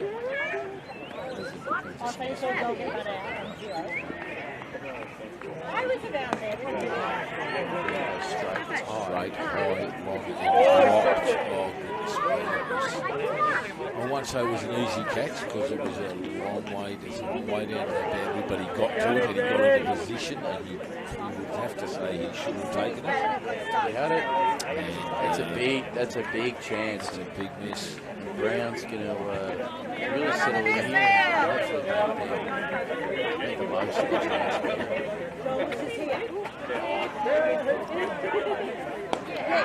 Oh, that was a bit uppish, but wide of the field. It's to the on boundary, or it's recover boundary, I suppose, for 4 runs. It was a bit in the air, but it was wide of the field, and the dive didn't get him. The drop chance can always bring that momentum shift that you see in games. It can be deflating, it can be, look, it's pivotal, you've got to take it, you know.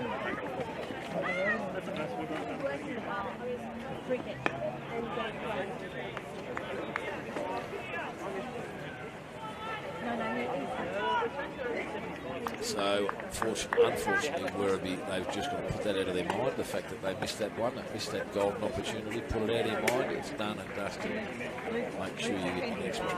Speaking of dust, it's so fast. More of them down fast. Maybe they're playing a wicket now.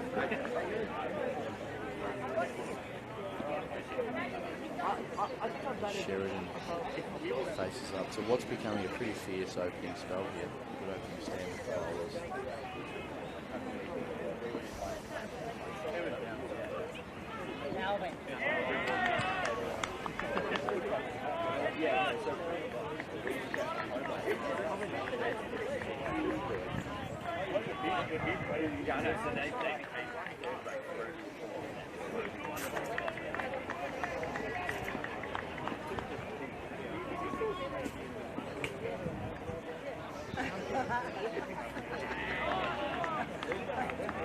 Good areas to wrap things up there.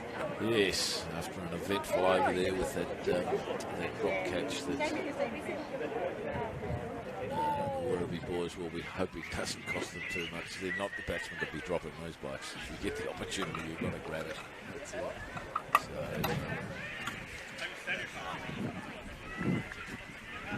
So after 8 overs, the score is none for 21.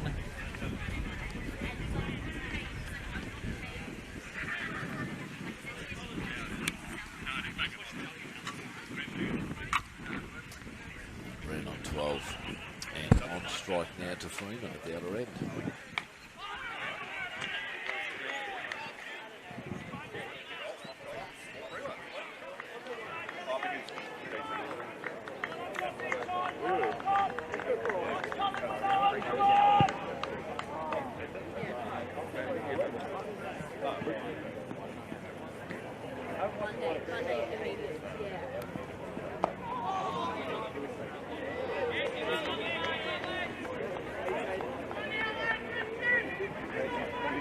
But did you get the sample of secret samples?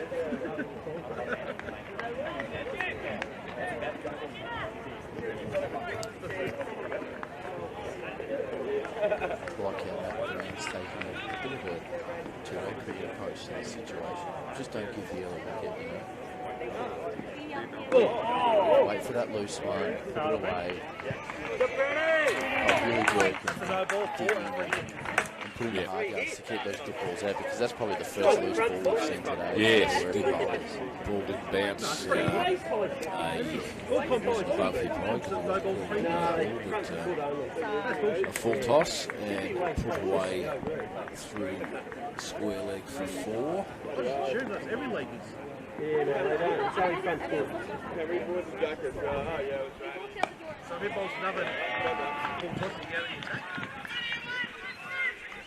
It's good seeing that, you know, your basics of being the batter and cricket still apply. You've got to put the ball in good areas, you've got to keep out the good balls and wait for it. It's not just crash back and ball one. Yeah, and that's a rare bad ball from Freeman. Probably his only bad ball. I would have thought he's so well. Oh, there's a swing on this. Like if you had a target of 300, you'd get it. But if you had a target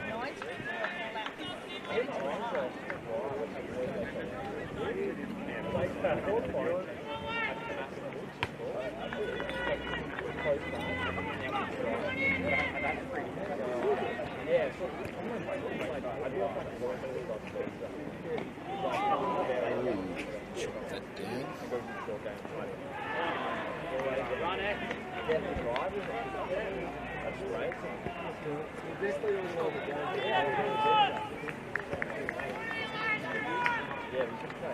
So on a day where the ball's not coming on as quick as you thought, is spin the answer? How do you think Werribee could? the other Jack Carroll. Jack Carroll and the other themselves on the seat here with a little try with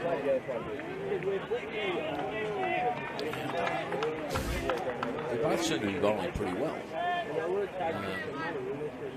So maybe bring the spinner on now before these two guys get set too much better than what they already are. Like it's now the end of the 9th over. So they've had a good time to have a look and settle it. Maybe now might be the time for a change. I just think in substitution cricket, when you take that pace off, when you find even that medium pace bowler who can bowl with it, the keeper up, really slow the game down. It's hard to score. Yeah. He's going to put anyone under pressure, especially in this situation.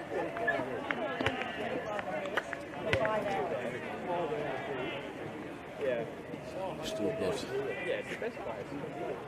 Burt on the other end.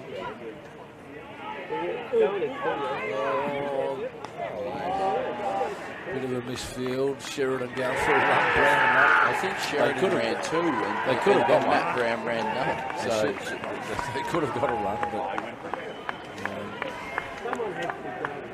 I didn't think he was the one to go. I thought it was so where's that risky one? Press on here, looking close shots as per usual.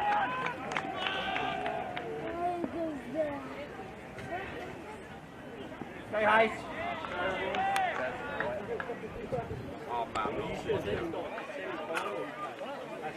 Don't think I'd get up, mate.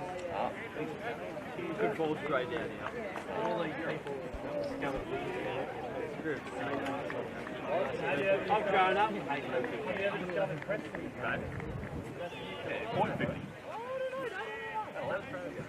See that drop Brownie? I'm tempted to go around to the bloke stand behind him or whatever. Q1 4 for 25. I hope it's removed. I hope it's removed. Trying Do to it pull all their up and way really back get into in the his ear. game. Yeah, let's do it. Let's do it. Werribee were 37. They were in the same situation. They worked their way to 130. Sometimes you just got to be a bit scrappy to get it done in the grand final. Yes, well, they just don't want to lose any more wickets, do they? If they can build, as I said, a partnership, one good partnership, and you're almost at your 130, aren't you? So yeah. These two can put on 50 or 60 odd, it puts them well and truly back into the game. Whereas in this senior game here, we're into the 10th over. The score's none for... Playing a miss. They asked a question to the square leg umpire. No, I don't think he moved his leg out.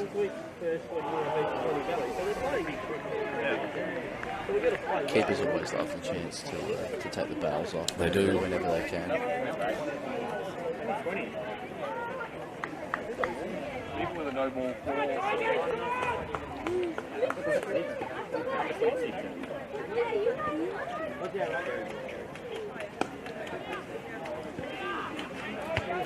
Anything slightly pitched up, Shero's just looking to go at it, but it's another good over for Werribee. Absolutely. End of the 10th over, and the score is, was that a maiden? None for 26, I think. Yeah, Matty!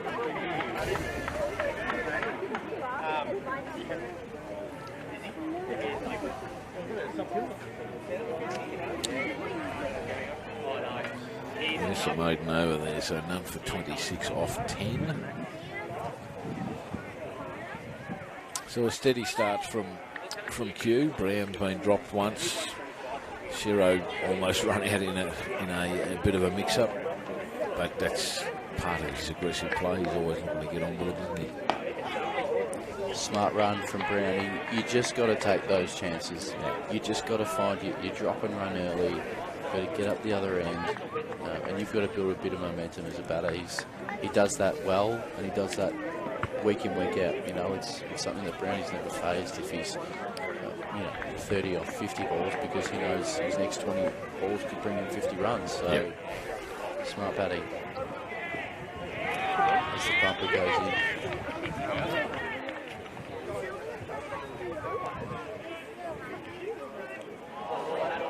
Nearly hurt himself today, the bowler. He put a lot of effort into that one. Just a bit ginger. You do feel for the bowlers at this time of year that they're dropping like flies, and it can be hard to keep it all together at this time of year.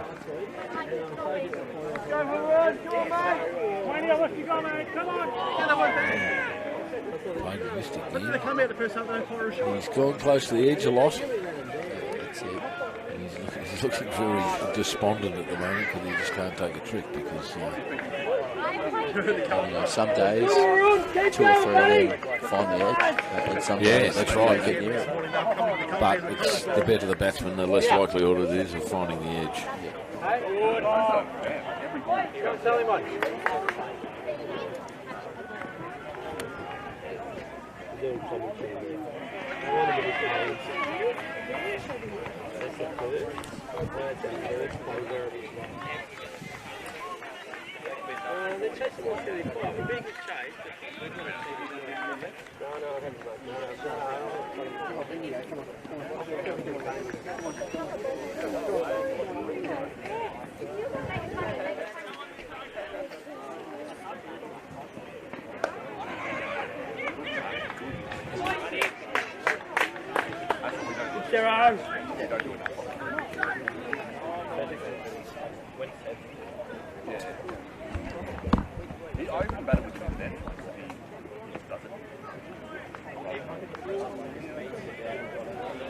That's bullshit, because Neil shout, so I'm going to have to get the next one.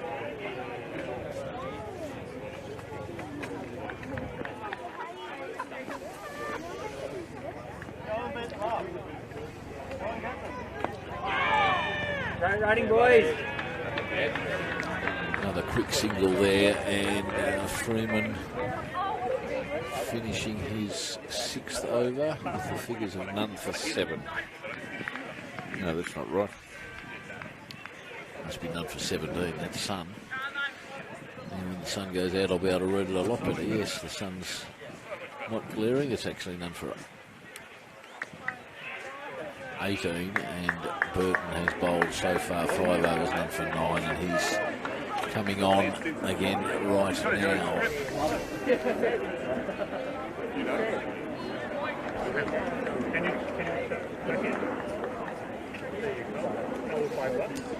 Okay, so Seb's had a rest, gone off to rest his weary bones. And Neil Adams, the chairman of selectors accused, joined us. How are you, Neil? Very well, thank you. Very interestingly poised at the moment. We've had the chance put down and a couple of dicey little half let's go, let's not runs. And it's a very, very tight bowling from the Werribee boys. It's pretty much what you'd expect for a grand final, isn't it? Yep. It's tight, tense cricket, and it's good. Yes, it's what I wanted to see. I wanted to see good contests, and this is certainly at the moment a very good contest because with 11 overs gone, they're only going at under 3 and over. I don't think that's an issue. When they get going, if it's not these pair, it'll be the ones that follow them or the ones that follow them. It's the beauty of the depth in the queue batting lineup, but it's a very, very tight contest at the moment. They're bowling very tight lines, making it hard to score. As you say, look, we do have a lot of depth, but at some point someone's going to have to play a couple of big shots and break it up. Well, Brandy might back off for a while because he tried that and nearly got caught on the boundary, didn't he? Oh, goodness me. Exactly. We've just had a malfunction of the table. A table collapse here. We'll have to... I don't know what happened there, but... It slipped off the top there. There we go. Yeah, the table leg collapsed under us. Luckily, no equipment went anywhere. There's a big appeal there being given out, and I didn't even see what happened because I was trying to fix it. Caught behind. It took a lot of time. Browning's not happy about it, and neither is Sharrow. But unfortunately, it doesn't really matter if they're not happy. The umpire's made his decision. He's on his way. Caught behind. Must have been a little noise. Now, Neil, I didn't get to work out what happened. I didn't make it round all the way to the pavilion. I got stuck at the lovely sausage stand over here where I had a couple of lamb sausages in the break. What happened in that during the Werribee batting innings where the bloke got bowled but the umpire called it a dead ball? I have no idea. I've been up here watching both games. I've got a son playing on the top ground as well. So, Andrew Chalkley was bowling, bowled the ball, bowled the Werribee player, and then the umpire called a dead ball. So I actually don't know what happened. Yeah, neither do I. And I don't know whether I was looking because I saw it happen, but I don't know whether I was looking properly. No. Because the umpire, as soon as it happened, he was going like that. So something happened to... No, I haven't heard what actually happened, but I know there was a lot of discussion. A lot of people were consulted after it, but at the end of the day, the umpire had called a dead ball. So. Right. Well. So brought Andrew Chalkley to the wicket there. So Brown's been given out LB according to... No, caught behind. Well, according to the scores, you're the boss. Get over and get into Joy's ear. No, it was definitely caught behind. So Andrew Chalkley, the new batsman. That's your cat! That's your own! And a change of bowling here too. This is Brad Apps coming on at the southern end of the ground, and he'll be bowling to Will Sheridan. So after a bit of controversy to finish the last over, the score is 1 for 29 off 12 overs. And Freeman finishes his spell with none for 18 off 6, and Burton has got the 1 for 9 off 6. So they're both bowled very tightly.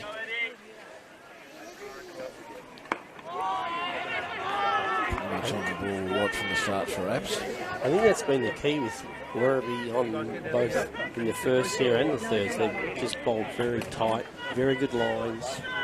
Well, apart from that full toss, it was, Yeah. I think, slipped out of his hands. It was, I don't think he deliberately bowled his hips like that. There's not much point in it because these blokes will put you in the next week if you do that. But I reckon it's his only bad ball. No, they've bowled very well. In 6 overs, so even that's nice and tight, and not given the batsman room. So that's been the key. As I say, I've been watching both grounds, and they've bowled very well, very tight, solid fields. They're tight, and there's no really deep fieldsmen, so they've kept the pressure on the whole time. They're not. They're going for it. Oh, definitely. This is a great contest. I'm really enjoying this because. That's another good one. I do sort of feel that probably because of Q's domination throughout the year and having not lost a game, I almost feel like that any moment someone's going to break loose and hit a couple of boundaries and break it up a little bit. But while they're bowling like this, that's going to be very difficult to do. You're going to have to take chances to do that, and they don't want to be taking chances because they've still got to get to 170 something, don't they? So it's not as if it's a tiny little score they're chasing. No, it's a solid score. It'll take a good run chase, and look, that's been the strength of the first team all year. There's any one of 5 or 6 guys in the top order who can all, they can all make 100. Yeah, and I think there was a stage just before Christmas. I remember looking up the stats, and there'd been 12 centuries in the northwest, and Q had made 6 of them. So, could have been out without scoring there, Andrew Chalkley. Without facing the ball. Wow, goodness me. And in the finish, I think, what did you have? 7. I think Sheridan got 4, Andrew Chalkley 2, Brown 1. I don't think there was anyone else got 100, was there? No. So you've had, some massive scores, and coming into this game, Will Sheridan 684 runs, Andrew Chalkley 687, Matthew Brown 517. You've had, been able to score plenty of runs, but right at the moment, it's difficult. It's very difficult because they're bowling so tight. So very disciplined bowling performance thus far from Werribee.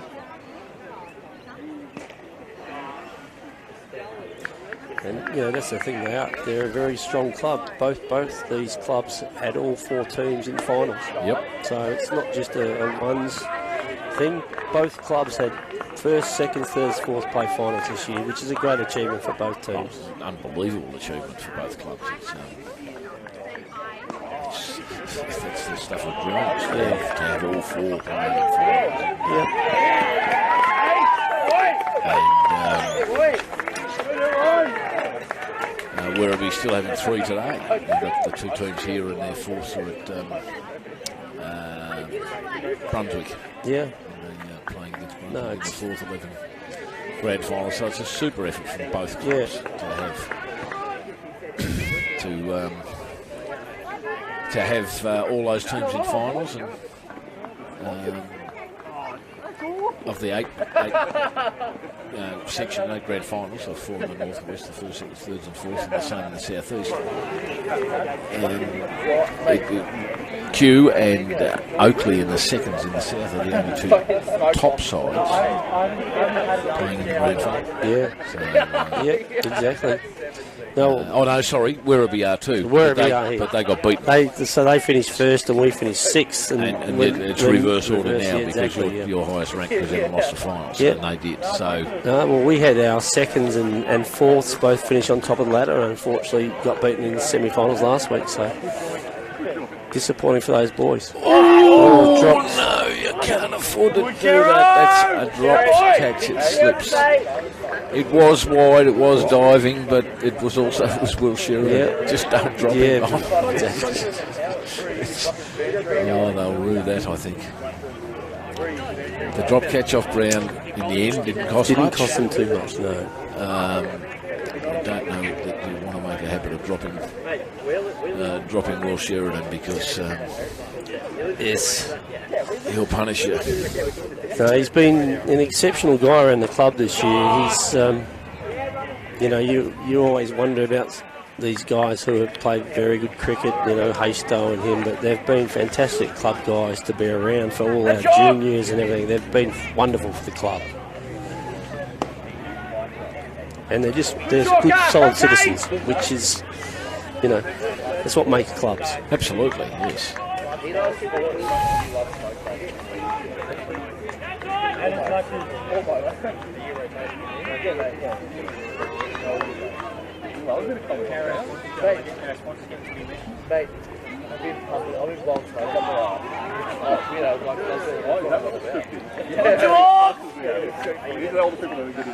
So Burton in his 7th over with the figures of 1 for 10. And a great bowler for him all year, taking 22 wickets, and he's bowled incredibly tight here. They just had no room. A bit of room the plan he did get. He hit it out to the boundary and got dropped. So. Hoi.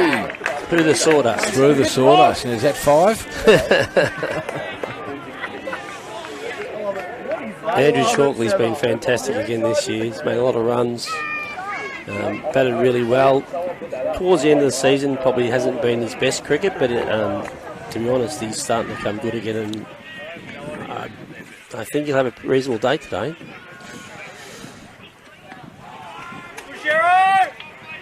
It's as hard a ball as I've ever seen anyone hit a ball. No, I dispute that. Yeah. I was saying said before, I saw Will Sheridan in a charity, the VDSCA had a bushfire relief game last year, and he hit something like 168 off 63 balls. You've never seen anything like that. Yeah. Well, and I'll tell you, he hit some very big, hard shots in that. Yeah. I know it was an exhibition sort of game, but all the best bowlers in the comp were there. Yeah. And he was just unbelievable. These two guys batting now hit the ball as hard as anyone. Yeah. I don't know, I think Chalks was only a small guy when he was young and probably didn't hit a lot of hard balls, so as he's got a bit older and stronger now, he just wants to hit everything hard. Well, Liam Murphy hit a ball down towards those gum trees. It was almost still rising when they got to the gum trees last week, wasn't it? No, that was a hard. Yeah. That's a nice ball. Well, I think we were all worried here at Q. Well, as long as he was in, Brunswick were always. Yeah. Well, he's a very good player. When him and Mackay put on nearly 60 runs, when they were together, and they'd got it down to around about 6 runs and over, it was getting, they still had to get another 40 or 50, I think, at the time, but it was getting to the stage where you can't get him out much over. They're nearly gone because he was starting to loosen up. No. So he's been a bit of a bogeyman for Q in the past few years. He's made a lot of runs against us. So he's everyone was very wary as long as he was around. Brunswick were always a solid chance, and we're lucky to be here. And hopefully it's the boys can do the right thing today. But Werribee is certainly well in the game, and it's anyone's game. Are you satisfied with the total you got him out for? Look, I actually said to Peter at one stage, I thought that, especially when they were only 2 down, I thought they could get 190 or 200. If they can maintain the wickets, they look like they're headed for a big score. And it was really important for you guys to get, Dean O'Brien. Dean O'Brien in reasonably quick succession. I mean, that was Matt went on 109 after him and Sean had put on 101 runs to really rescue the innings.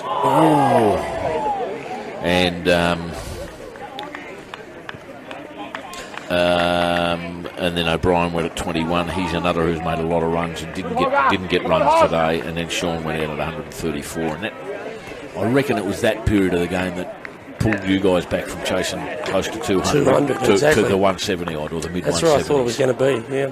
So and look, Andrew Burge for us is bowled sensationally all year, and he came in today and did his job beautifully.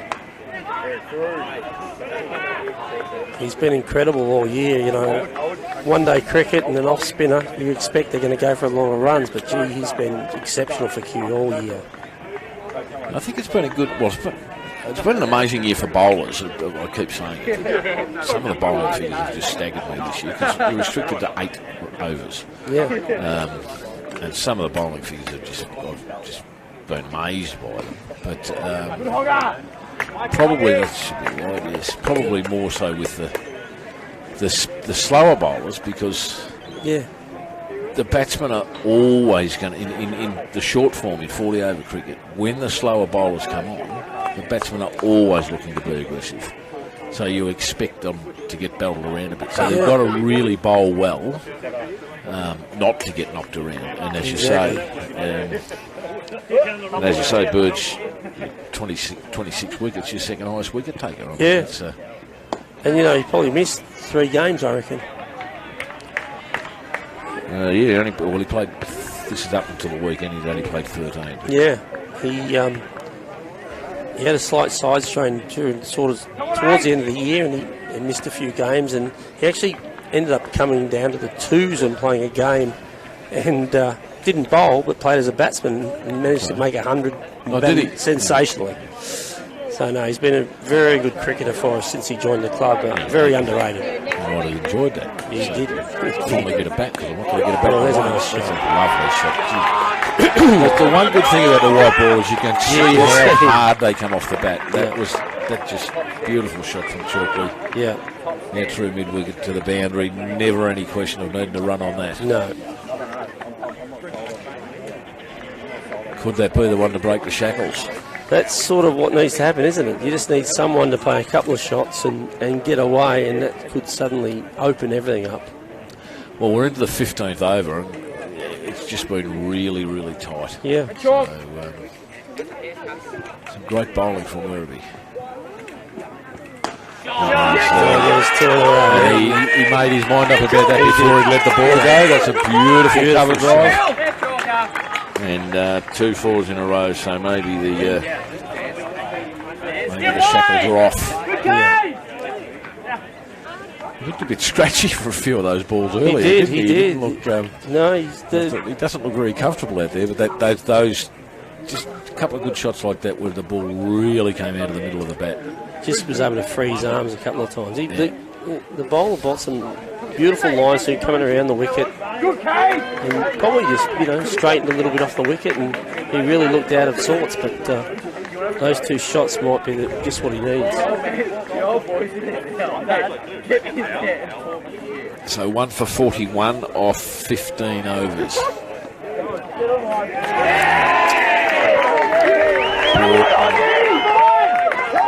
Burton to bowl, and this I think will be his last over. Yes, he's bowled 7. This will be his last.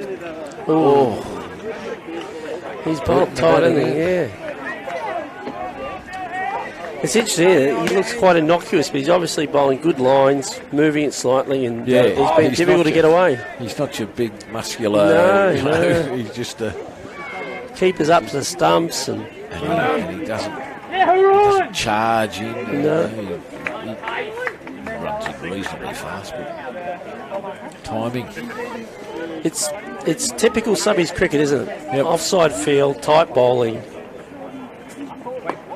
You got a couple of good cricketers here who played a lot of Premier cricket and so forth, but subbies cricket's it's very different. It's they set tight fields, bowl one side of the wicket, and they make you hit through it. He came back to stories when I was there.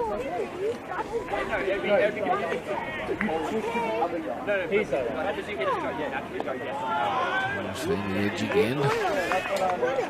This has been a really, really good spell. 7 overs, 3 maidens, 1 for 11. He's into his 8th, so it's he's bowled 7.3 overs now. I think your blokes will be happy to see the end of these last couple of balls. I agree, anyone that can bowl, he's got a 6-3 field, and he hasn't really given him a lot, and he continues not to give him a lot there. I think that's probably their aim. They're just looking to see him out, and they'll score up the other end.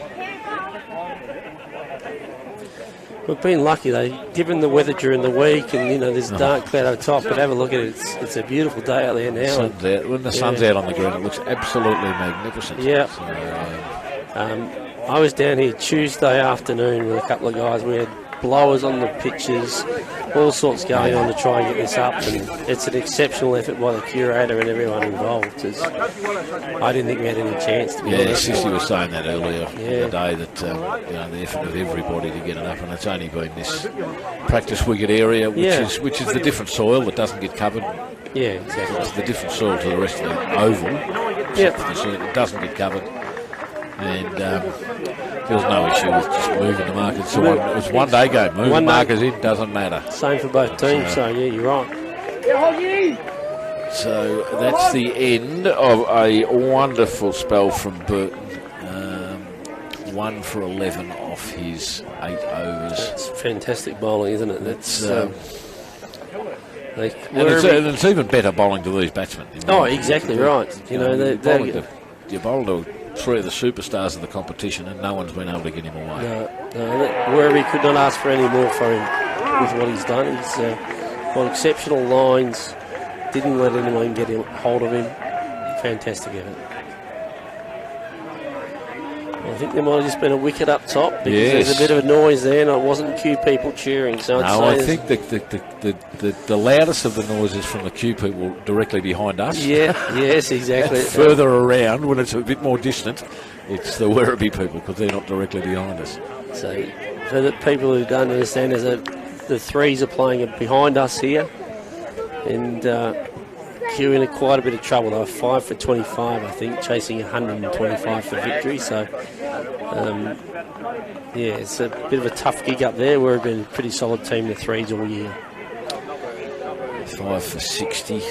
Well, 5 for 60, so that's a bit of a comeback. And Hogg's not out 25, and is he one of the ones who can hit the ball around? He can hit a ball. He's an interesting character, is our Eddie Hogg. He's one of those guys who plays great cricket. He just doesn't want anyone to know that he likes it. He's very nonchalant, but he actually loves the game, and he's a bloody good cricketer. So.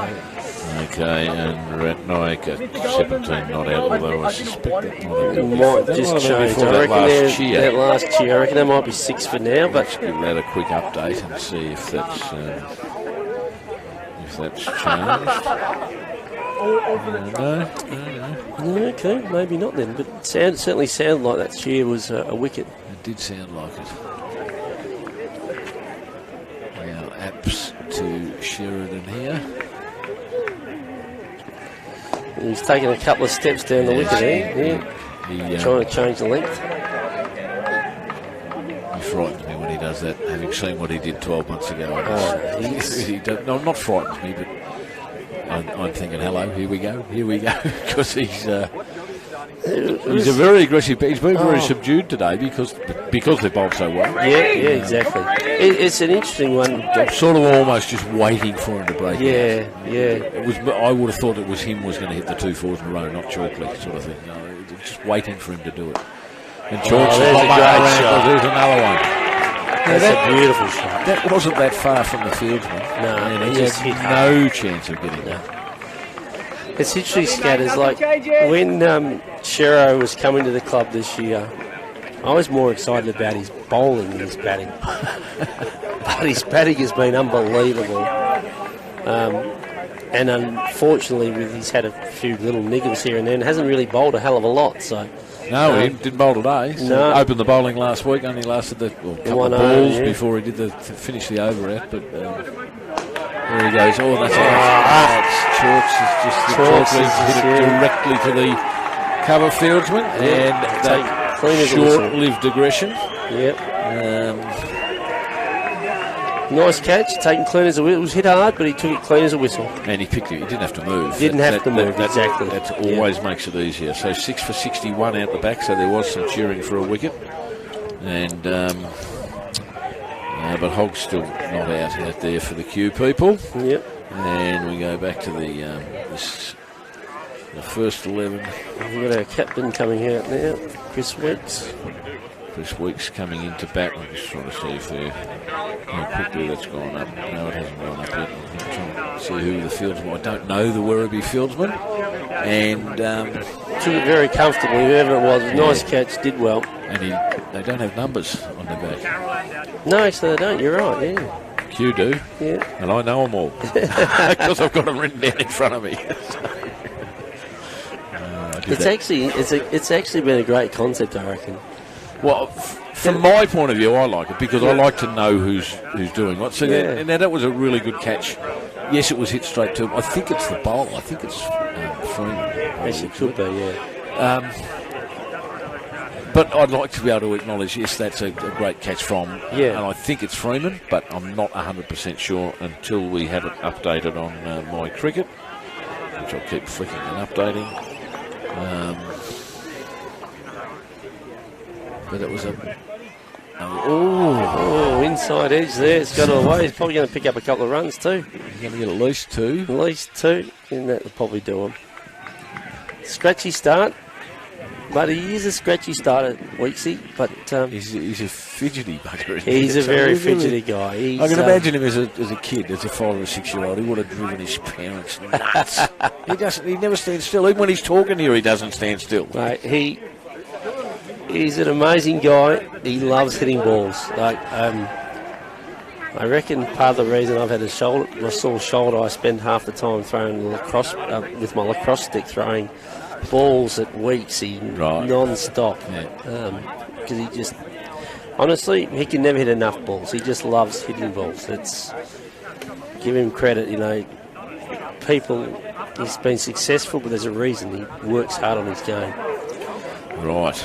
So it was Freeman that caught Chalkley. Chalkley out for 14, off 14 balls with those 3 boundaries he hit. All very sweetly hit, but so was the ball in the air to the cover field when Freeman took the catch. So it's 2 for 49, I think that says. If the sun goes out, I'll be able to tell better. But 2 for 49 at the end of 17 overs. There's certainly still game on here, and another bowling change from Werribee with a spinner coming on. And that looks like Kelly, I think I can read on the scoreboard. The brighter the sun gets, the less I can read the scoreboard. When it goes behind a cloud, it lights up like a beacon, but when the sun's on it, I can't see it properly. At least we've got sun, which is good. Absolutely. It just looks beautiful in there. Just looking across the ground, it's a beautiful green. That's a dumb story.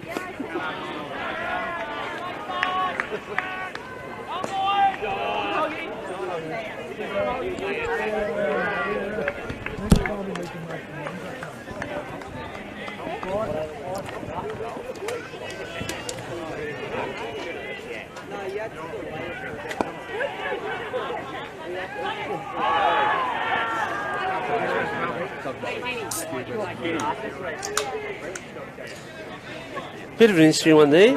So, ball hit back by Sheridan at the bowl. The ball was thrown and hit Sheridan. There's been a bit of an appeal for obstruction, but pretty quickly, he couldn't really do a lot. He was just moving back to his crease. So, 6 for down outside.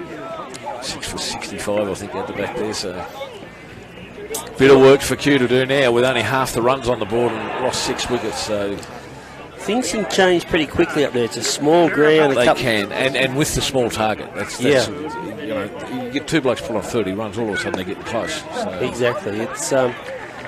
It's actually a good ground for cricket, thirds and fourths cricket. It's a small ground and anything can happen up there.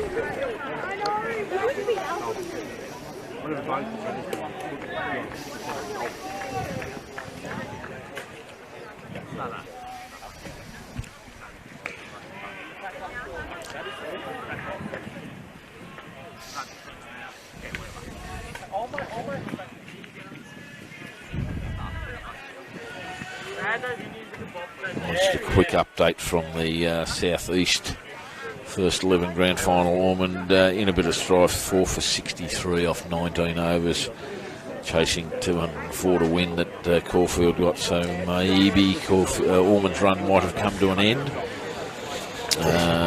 Still there's 4 down. They've still got some, but I think Caulfield, tough team to beat. Yes, Speak and Wild making 20 and 15. I think they would have liked to have seen that as, maybe 60 and 55 because they're two very important batsmen for them. But they've had a wonderful final series. I don't think anyone, maybe they did, but I don't think anyone thought they were going any further than the first round. And here they are hosting a grand final. Exactly, yeah. Well, you would have assumed Oakley would have got there the way they'd gone all year. Oakley, so Oakley finished on top, beat Box Hill easily in the first week of finals, but their second week was terrible. Bowled there for 119 and Caulfield got those runs easy. Ormond beating Caulfield. Brighton last week. Caulfield the first week. And Brighton last week, amazing. Yeah.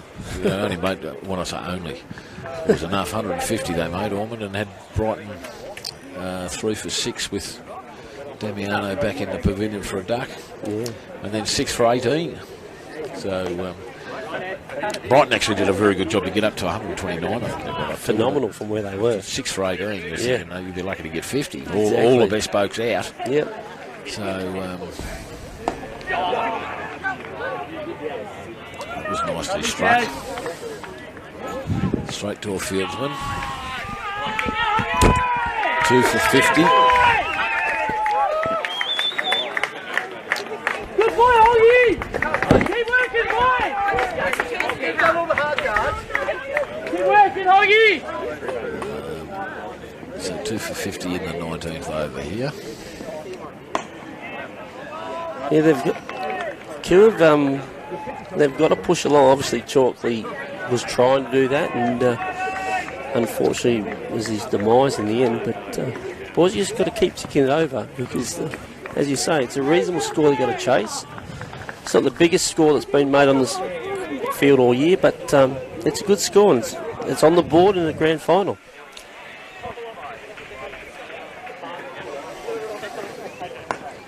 Nice shot.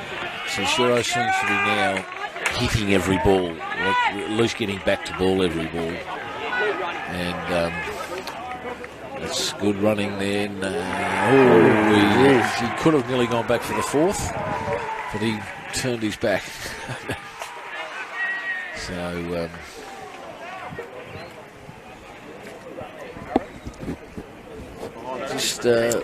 I think starting to look a little bit more aggressive, Shiro. Yeah. But like you say, he needs to be. You've got to keep turning the score over. You've got to turn it over. That's the key. You've got to break the field up because we're being able to have pretty competitive fields. Like they haven't pushed guys out. Their guys are in the ring, and if the boys don't get through it, well, it's going to become difficult.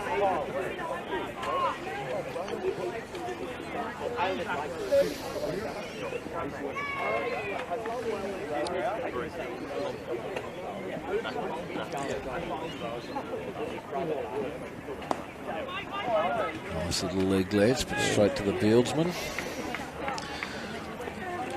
It's a pretty uncharacteristic innings from Sheridan, 15 off 56 balls so far, so that's probably why he's probably starting to think that himself. Yeah. But he needs to... One thing I've learned about him, he's a very competitive guy, as obviously, anyone that's played the level of cricket he has to be competitive, but he digs in. He can come out and smoke, quick runs when required, but otherwise he can do exactly what he's doing today and wait for his time. Yeah, and show the bowlers the respect they deserved, especially early. Their bowling was so tight early. Exactly right. Some very, very good bowling early. They're just starting to open their shoulders up a little bit. Like I say, I reckon he's almost... It looks like he's almost said, I'm getting back to ball every ball here. I'm not letting anything go now. Now, obviously, the good ones he will, but that's another good shot there, only for a single. But he seems more intent in this last over or two to keep the score ticking over. So Werribee in a situation now where they probably need another quick wicket. they've done okay thus far, but they need another wicket to get themselves back into it, I think, to stop the momentum that Kew seem to be building at the moment. So after 19 overs, the score's 2 for 55, and we'll have a drinks break shortly. But a very, very interesting stage of the game.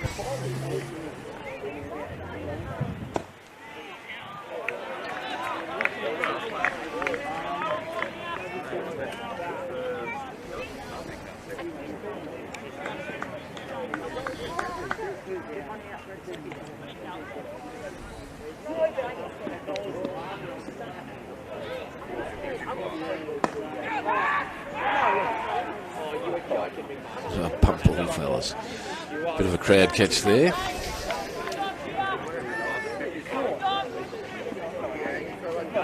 I'm not that short. Look at him. He's a midget.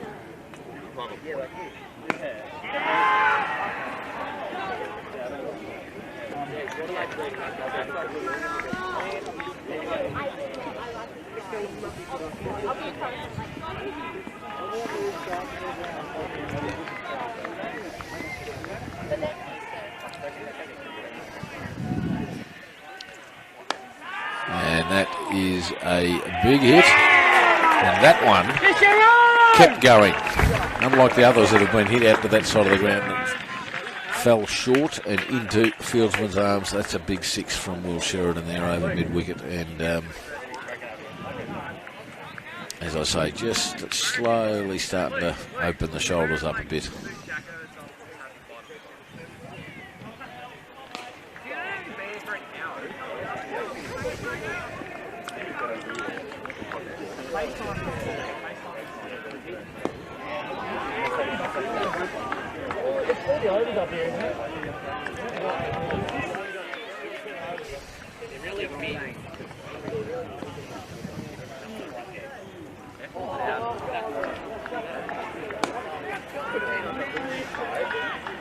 To the same area again, but along the ground this time just for a single.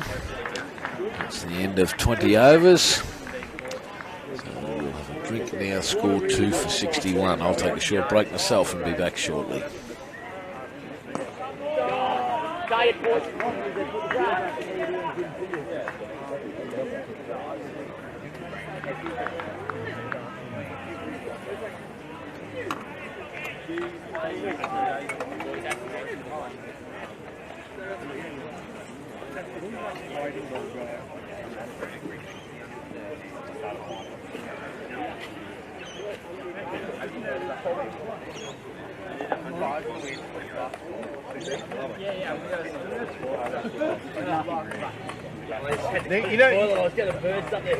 You're not going to watch this tomorrow and review you.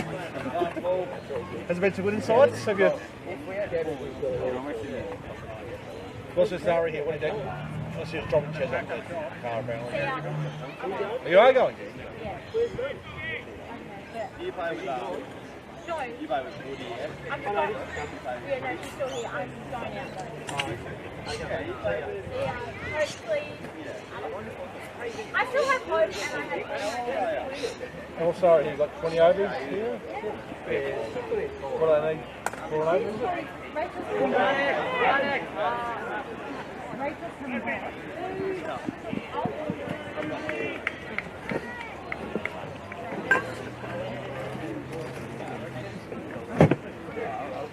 You need to build one there. Two in the water bottle will do it. Yeah.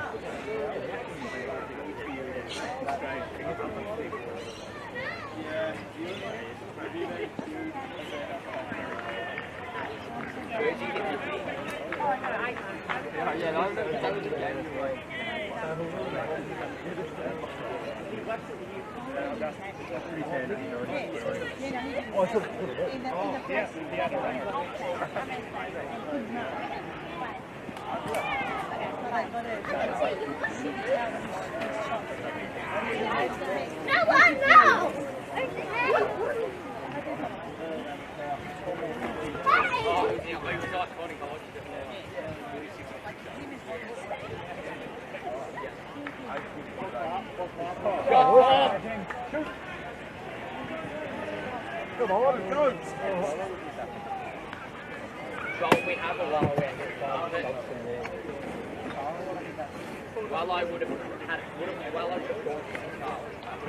What a bookies, what's the market here? $2. No, not that short. Not that short. There was a firepower in the shed. There is, but you know, shorts are probably good. We'll get somewhere in the subs room. Want someone on commentary now?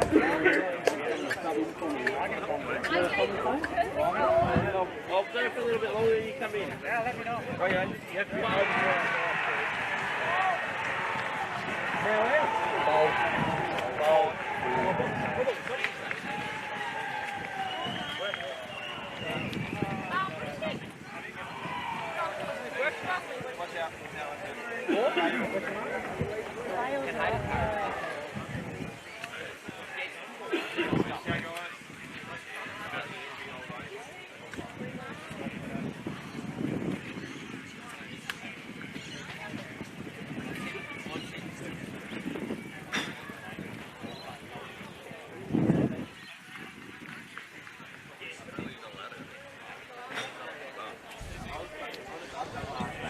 So back here at Q at the end of the drinks break. Q, Q, 2 for, that's Sun on the scoreboard again.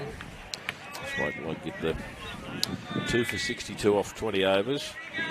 Sheridan's not out 23, Brown out for 18, Chalkley for 12, Weeks is 3 not out.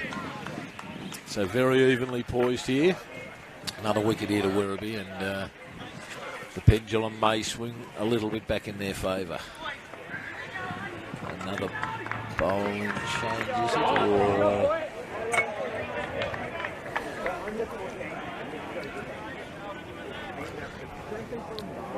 so quickly I'll look at all the other scores. In the Southeast First 11 Grand Final, Caulfield made 7 for 203. Ormond are now 5 for 69 in the 21st over, so I think Caulfield well and truly on top in that one. In the Northwest Second 11 Grand Final between Preston and Altona. Preston 9 for 170, Altona 4 for 83 of 24 overs, so that's pretty evenly poised. Yeah. You can score quickly at Preston. In the Northwest Third 11 at the back here, unfortunately for Q, they've just lost their 8th wicket for about 80, I think it is. 8 for 83. Chasing. I think they've just lost their 9th. Might have been 9th. Might have been the 9th? I'd say so. I'd say so that would probably spell the end of that. There's what a shot from Sheridan between mid-off and cover, and just eased into it all the way into the boundary. This is Palmer bowling now. That's his first ball, so that's not a good start.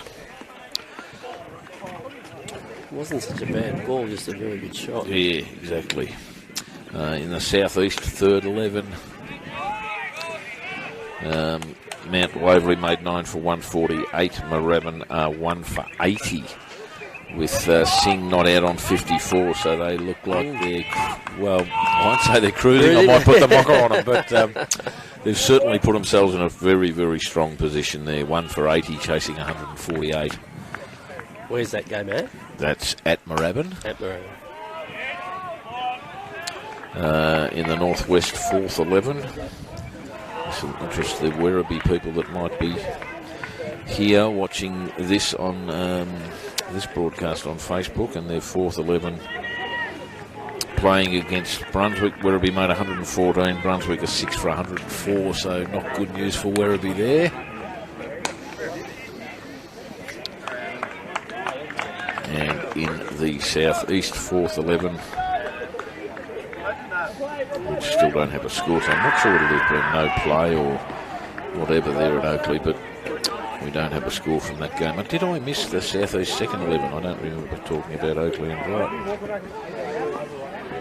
Oakley made 8 for 159, Brighton 5 for 105 in the 33rd over. So that's a very evenly poised one as well. It's actually a great effort by all the clubs to get games up this week, given the Oh, yeah. People look at it and say, oh, it's a lovely afternoon today, what's your problem? But the problem is that wickets take a lot of preparation, and you haven't had time to do it. No. It's rained virtually every day. So it's been one of those really hard weeks to get wickets up, and it's a credit to all the clubs and their curators and volunteers that we're all playing today. Exactly. The only one that it doesn't, well, I don't know whether they're not playing, but there's no score up from that 4th 11 game at Oakley. So other than that, everybody else is playing, and that's a phenomenal effort. It's a great effort.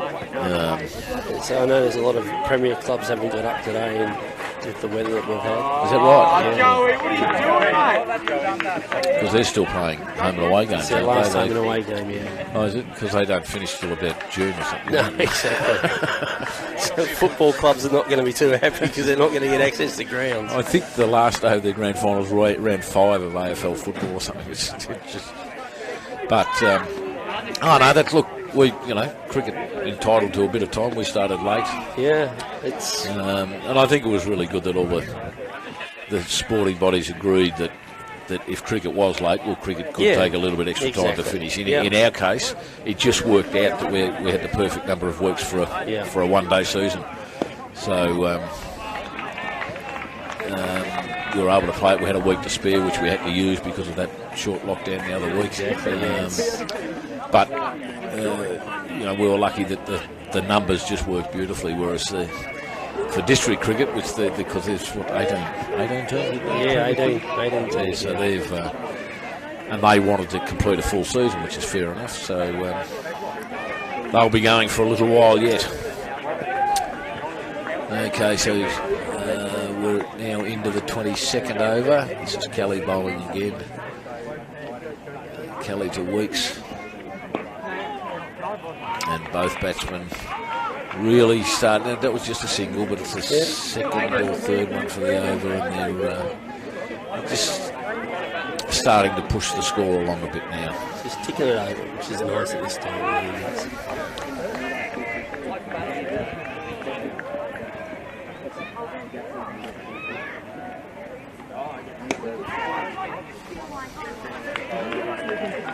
An aggressive shot there, but no run.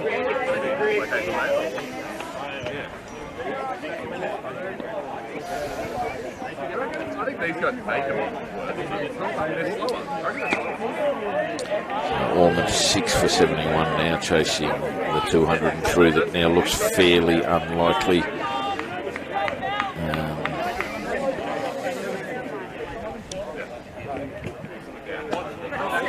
So that'll be back-to-back for Caulfield? No, Oakley won it last year. They They were home side. Exactly, as well, the year before. I think that might be all over up the top here. Just looking out the door, it doesn't look like the Q people are too excited. No. So,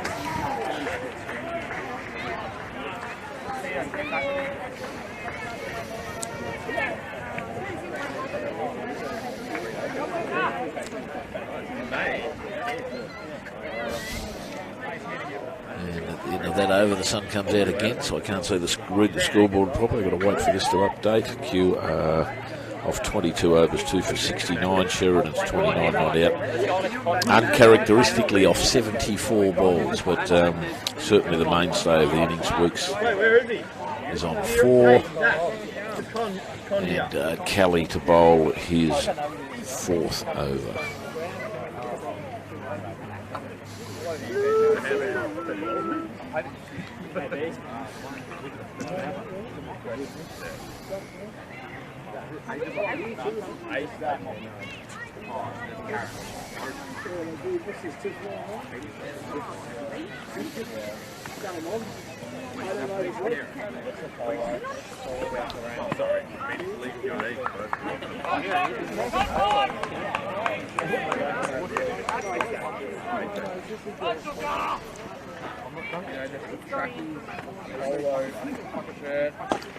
Good, Rexy.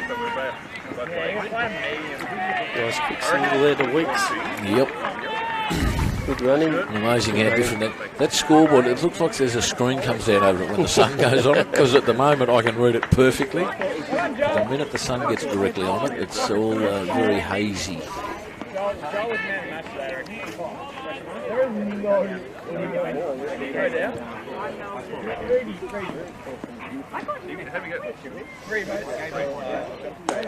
Are we walking around this? Nice single down the ground, Sheridan.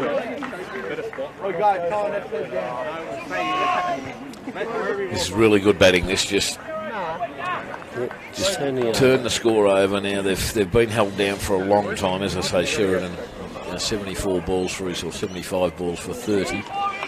It's very unlike him, and they're now going to start. Pardon me, I think they're now going to start to just gradually loosen up. They seem to be managing to pick up a run of ball. Run a ball at the moment. So that's 6 runs and over. That'll get them there comfortably, I would think. What are we up to? It's the 23rd over, so 17 left. And they've got to get about 100. Got to get Again, another down the ground single of Sheridan. 175 the target, and they're just ticking along at run a ball this over, so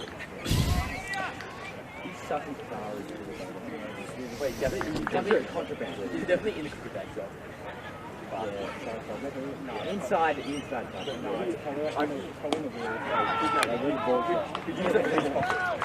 No, that's on the outside.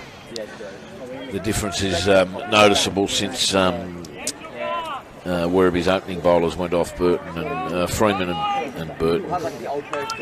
Burton in particular, 8 overs, 4 made, 1 for 11. They're sensational figures, and that's obviously why they're the openers. Certainly did their job, but might be a little easier now that the strike bowlers aren't on. I might sign off now, and I'll get one of our club legends who's been around for a long time, Push Sagar. Push. Yep, Pushy, who's a lovely bloke. I'll get him on. Okay, no worries. Thanks for your time, Neil, and I'll look forward to having a beer with you afterwards. Thanks, Scatters. Win, lose or draw. Thank you very much. I think at this stage, I think the scales are tipped back in your favour. Thankfully. Oh, thanks, Neil. Just give me a hoy from the door there, will you, as to whether that game at the back's over, or is it...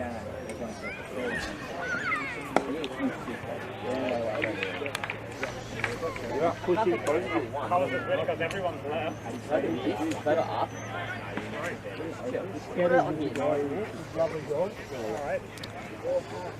100 is the best spot, right? 100 to the back. Don't talk about jump shot. Let's have a good side shot.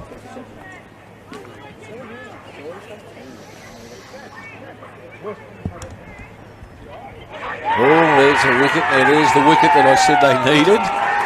Weeks has been enticed down the pitch by Kelly and missed it and has been stumped.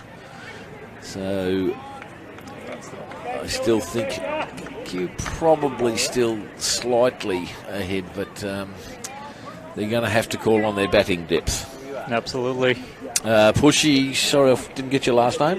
Yeah, Sagar. Sagar, how are you? I'm good, Scatters. Thanks, mate. How are you? Very good. And you're the man who told me last week I had a good voice for radio. You sound all right yourself. Absolutely. That deep voice. That was me, and I still agree with that. You have yourself. Now the game at the back's over. Yeah, that's over. Werribee won. So unfortunately, there with Q. Bowling-wise, started off incredibly well with a wicket off the first ball, and then had him 3 for 10 or something. Yeah, 3 for not much, and then again got him out for 130 or 125, but did the same themselves. Lost too many early wickets. Absolutely, and then Werribee bowled really well and got Q out for 90. So yeah, Werribee won up there. Okay, so that's a flag to Werribee, and that's over relatively early. That one, we've still got a bit of a way to go here, and we've got a lot of good cricket to go. Yep, we've got Q needing 100 runs off the last 18 last hang on, it's not 18, is it? It'll only be about 16 now. 3 for 74. They need 175 to win, so they need 101. And we're in the 24th over. Absolutely, we've got a great game on our hands here. Game on for sure. That certainly that wicket from with Weeks going out has. That definitely makes things interesting. Interesting. So David Wildsmith comes to the crease. And as I mentioned earlier in the... there's a good single. As I mentioned earlier in the day, it's not that long ago that Wildsmith was making runs for fun. He just doesn't get a chance these days because he doesn't get in much. But he still has made 260 runs this year with a higher score of 50 not out. Well, he's got his chance today to bat. He's certainly got plenty of time to bat today, and they probably need him. Absolutely. Sheridan's playing an uncharacteristic innings of 32 off 77 balls. Just started to get a bit more aggressive the last few overs. But some really tight bowling from Werribee, especially from their openers, has really set this up. I think we're in for a big finish. Absolutely. The wickets at the other end didn't help. That's why I reckon Sheridan's playing a bit slowly, but he's got to be there till the end if Q's got to win this game. It's very, very interesting. So what's your position at Q, Pushy? What are you? What's your claim to fame here? I'm a fast bowler who doesn't bowl fast at all. Right. And yeah, I'll play in a bit of thirds and fourths. And and I bat 12. You bat 12. Yeah. So that's my position here. For those unaware, we are allowed to play 12 in the seconds, thirds and fourths. One bloke is not allowed to bowl and one bloke is not allowed to bat. Exactly. Oh, wow. And now we got Wildsmith on strike. To Palmer. Palmer's bowled 2 overs and has none for 9. So a really crucial stage of the game here. Another wicket or two to Werribee can really put them in the box seat, but I do think while Will Sheridan's out there, Q are always a big chance to win. So 100 runs required with 16 overs left. It's a shade over 6 runs and over, so it's a time where Q need to be turning the score over, but you don't want to be getting too much higher than a run a ball. Puts too much pressure on later on. And that's a nice cover drive there from Wildsmith for 1 run. Yeah, Wildsmith needs to set himself in.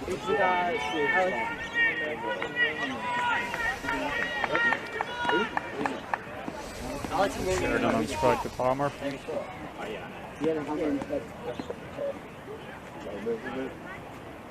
And there's a big shot. An over point. A bit of an edge, and he's just pulled it up inside the boundary. That's some good fielding down at the boundary there. There's run 2. So the more top edges than anything, I think, that shot. I don't think he got that as well as he's hit some of his others.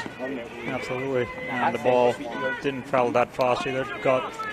Gave enough time to deep cover to come around.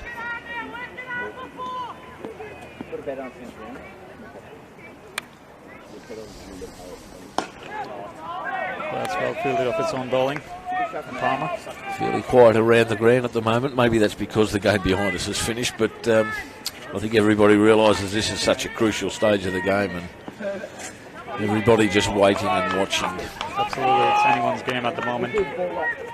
Looking really interesting. And Sheridan pulls away. Not quite ready yet. Oh yeah. It goes to football and goes over his head. Yeah, football.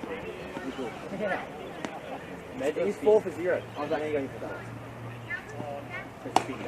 That's another good looking drive there, straight to the fielder.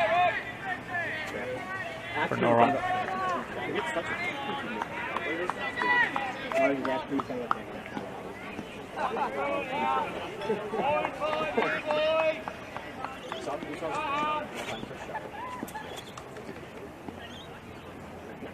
That's good. No, I'm talking about these. Single run could be point. So the scoreboard is ticking along. I think they've done it like once and they've just been lazy. Yeah, oh, definitely. It's 5 off the over so far. You hear that? Did you actually get on?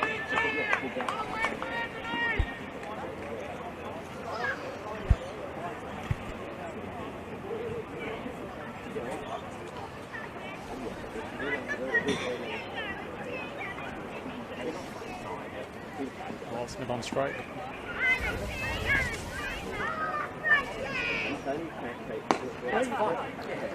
Push down the ground for 1. Wildsmith will retain strike for next over.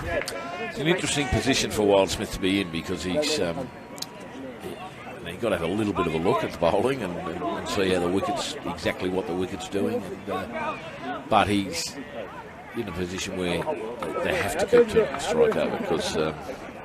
Absolutely. They got their half a dozen runs off that over. And he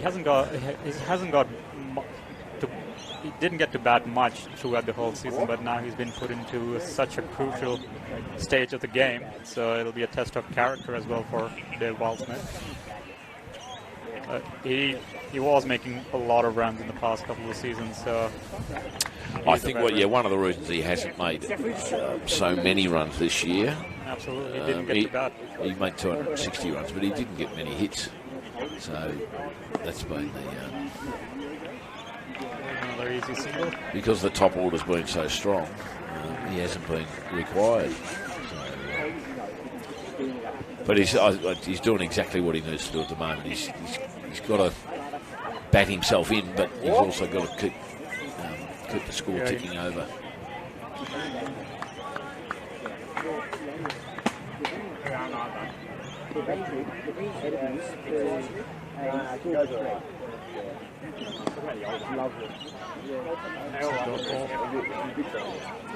Yeah, at least for the next 5 overs, they need to keep taking singles and doubles here and there, keep the scoreboard going, and then reassess the situation with 10 overs left.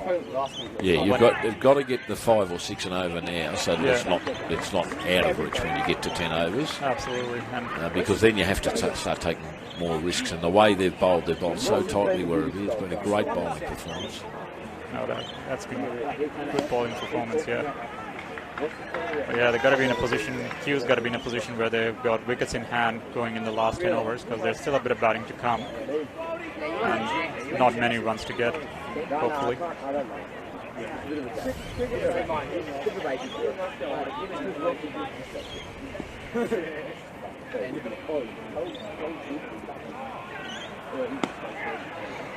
Cut shot there from Wildsmith. Deep cover, 1 run. Wonder what we see here from Sheridan for the last ball of the over. They've only got 3 runs off this over so far. So the field all going back. Not all, some of them are already back, but a couple more going back.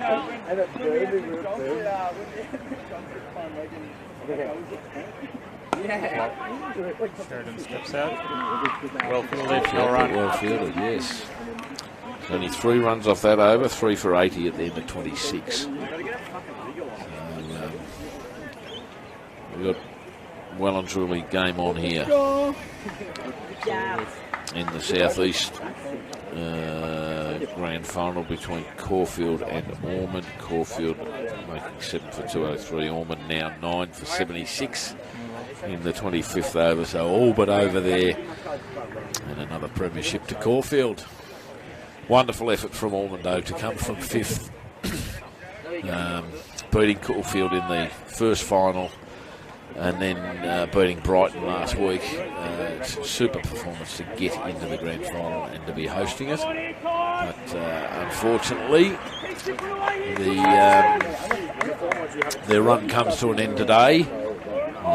Caulfield far too strong there, making 203 off their 40 overs. Jacob Thorne made 59, Runnings 50. And none of the Ormond batsmen able to get going. A top score of 20 from Speak, the opener and captain.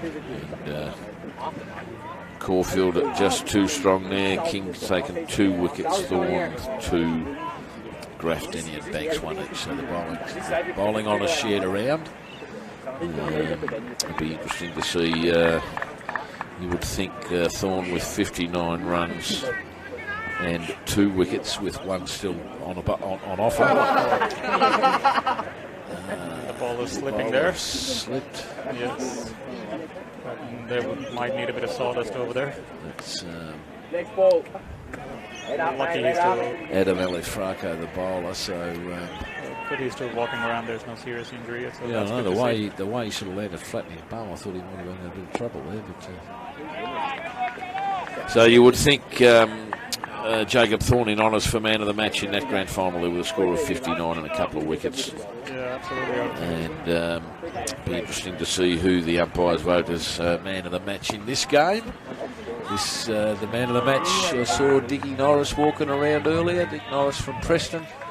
He'll be presenting the Richard Norris medal for the player of the grand final a little bit later on. So it'll be interesting to see who the umpires come up with as that person in this very, very even game of cricket. This is enthralling. Dick Norris, as everyone would know, is he's the president. No, he's not the president of Preston. He's certainly on the committee. He's been scoring for a long time and doing lots of different things. He's been on the executive, so a very well-known name in sub-district cricket. The North medal named after him. He's here to present it today. There's a big shot from Sheridan. Along the ground, head to the covers. Another single. So Werribee doing very well here. 3 off the previous over and only 2 so far off this one. Lucky doors, mate. Done well to keep the scoring rate down. Q still got wickets in hand. I'm sure Q will be very happy with. There's another single down to fine leg.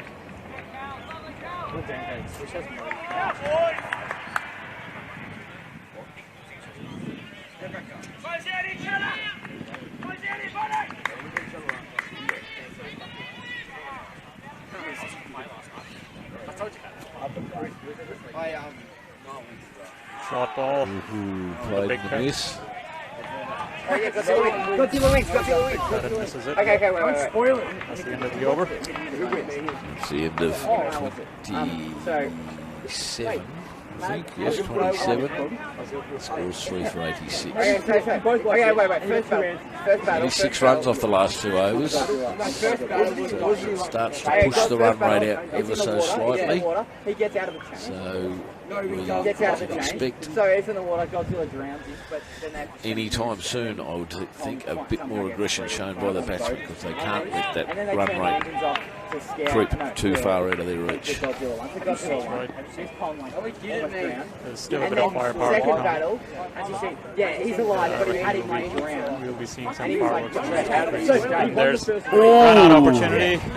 Direct would have been close. And then Wildsmith makes it in the end. Tombstone's Godzilla. yeah, okay. When was this?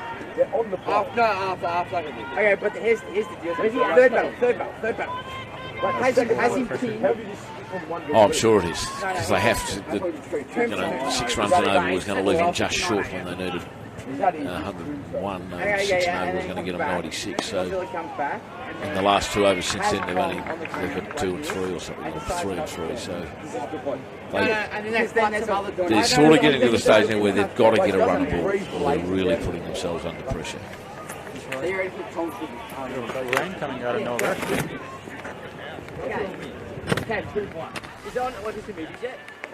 Wildsmith steps out. That's my single. Yeah, so does it win or not? I was trying to search up spoilers the whole time you were watching it. I spent 25 minutes trying to find spoilers.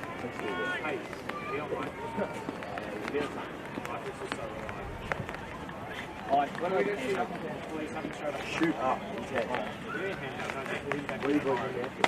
Steps out. Sheridan. That's gone.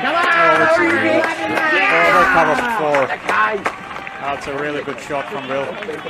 It was in the air for a long time, but it was well away from any fields when there was never any danger of that being caught. And that's the sort of thing I think we're going to be looking forward to in the next few overs because Got to get that. I thought the aim would be to try and keep the run rate down under 6. We'll see a few in the point of power region, and Sheridan safely hits the ball in the air before. Covers now out deep. Stop at that shot. Steps out again.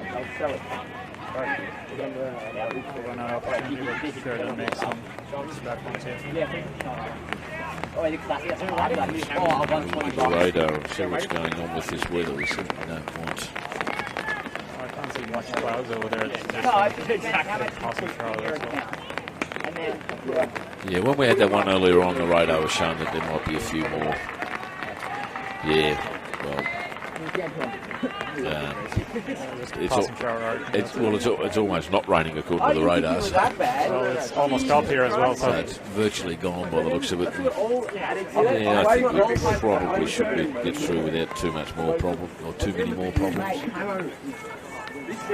So good over there. Scores now 3 for 93 off 28 overs.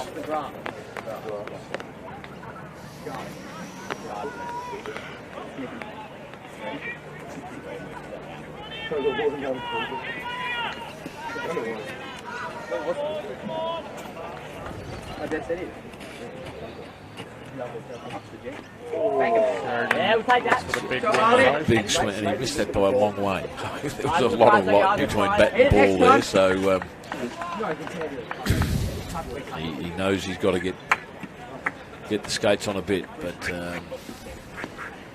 Sheridan looking to be a bit aggressive now, especially towards the spinners. Steps out. Yeah, shot. Yeah, good enough. That's good.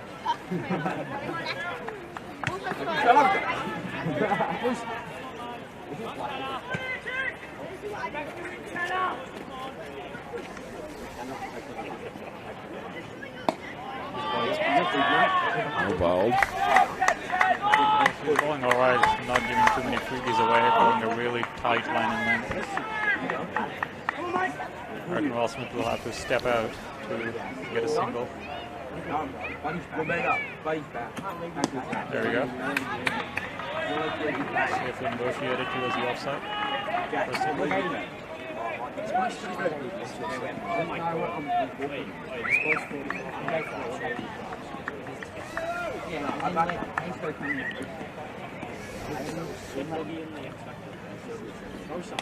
That's a big cut shot. And nicely hit straight to the field.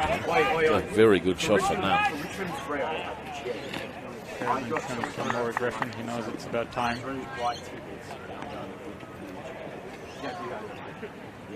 There we go. Comes out to crease. Single.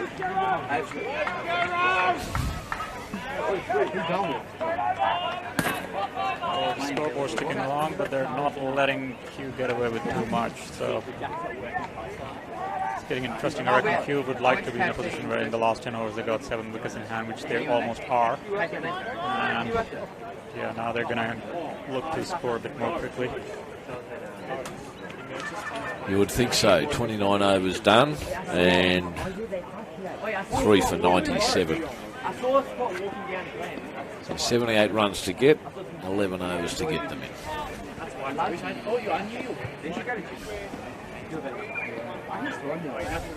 This is Kelly to Sheridan. Steps out.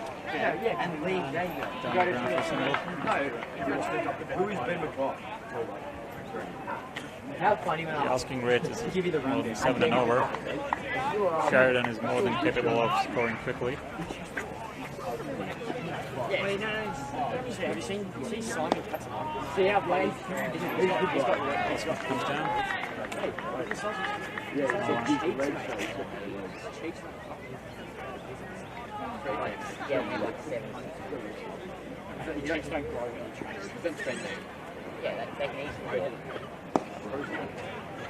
Single down the ground for Walsman. This guy has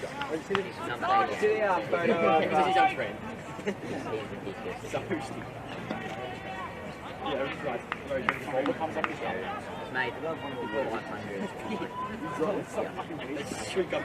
No, make you dick.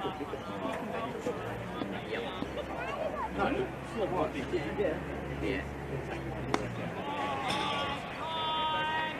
So we negotiated on the offside for dot ball. Sheridan's just biding his time here. There he goes, steps out, and another dot ball. Oh. Steps out, and I think Wildsmith was ready for him because he was just about to take off. And like a bit of a run-out opportunity, but no harm done in the end.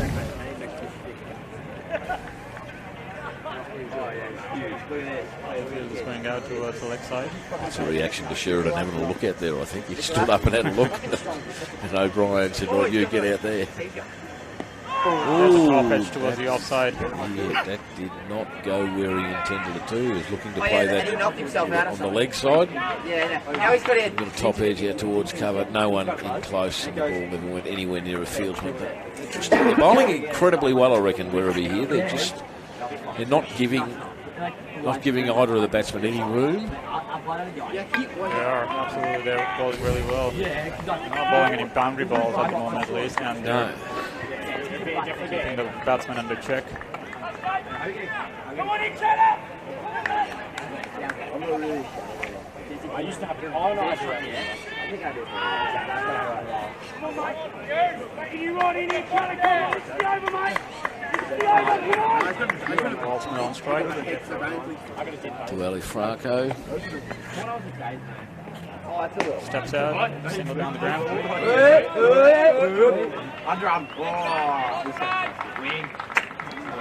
It seems to almost be a free single, doesn't it? Either this end or that end to this spot. Absolutely, yeah. They just seem to be just bunting the ball down there until there's a loose ball. They can pick that one off. Sheridan steps out. Get a single, but well fielded off his own bowling. The bowlers usually field really well off their own bowling, don't they? Yes. You have to.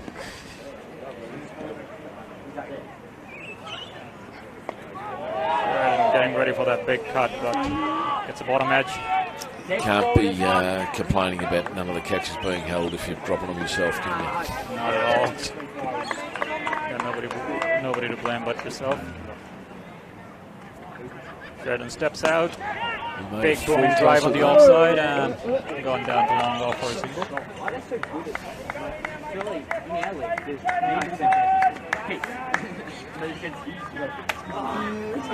Not many boundaries coming at the moment. No, there hasn't been many. Ooh. Cut shots from the miss from Walton. Hayes is so quick on one side, and the slowest pitch on the offside. I blocked one for 4. Sheridan's only hit 3 boundaries in his 45. There's a sweet shot from Walton, and that's given a wide. For a catch. One more, mate, one more. I thought Waldsmith got some glove or bat to it, but umpire didn't seem to agree with that. And he's got to re-ball that one.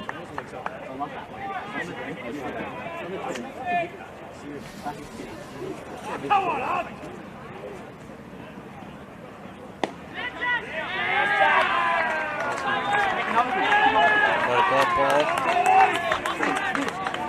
Going on only 5 runs off that over, so the run rate's just slowly creeping up.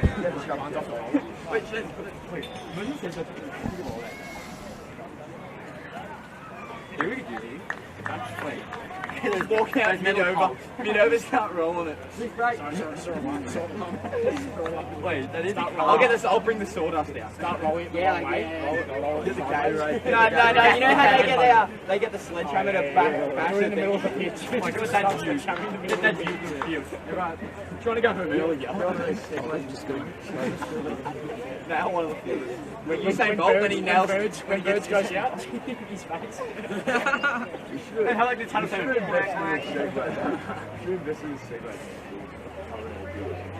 think the next year, on the road scoreboard, I got that with nothing to bat. That was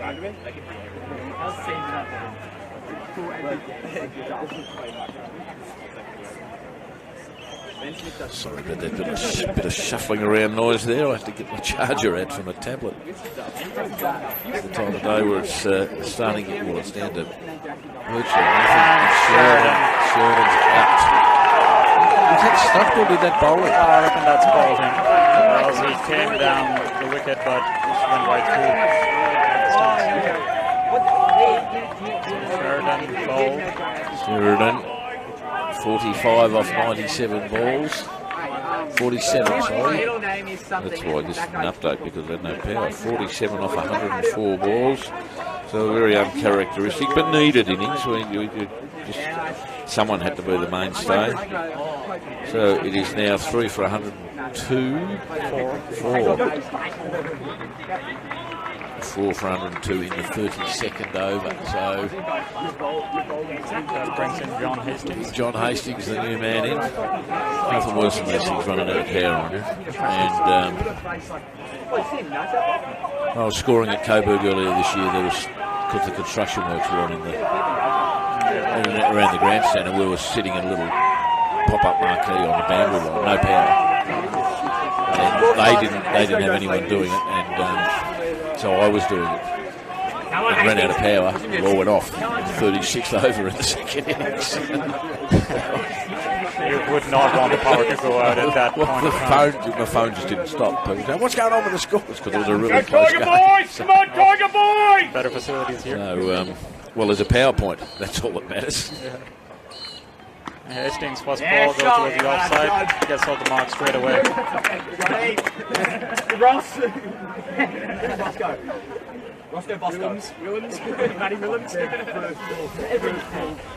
So this now becomes a very, very important partnership. Tom Chalkley, DePaver, Burge, Sist and Chamberlain still to come. But this is the partnership. These two, I would reckon, have got to put on 40 or 50.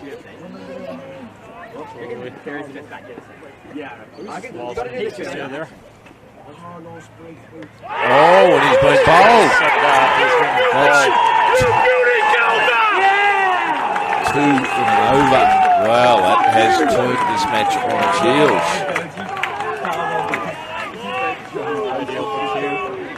Certainly not.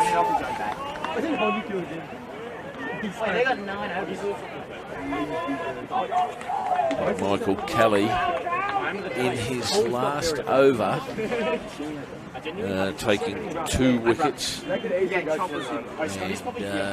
he's still got another couple of balls to come yet.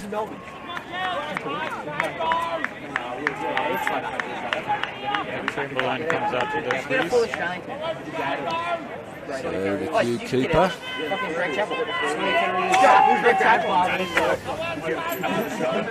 Again, hasn't had a lot of opportunity with the bat this year. Made 111 runs with a top score of 30 not out. And if he's got to make another 30 not out, today's got to be the day. I would have thought they really need him now. This is to score some runs today.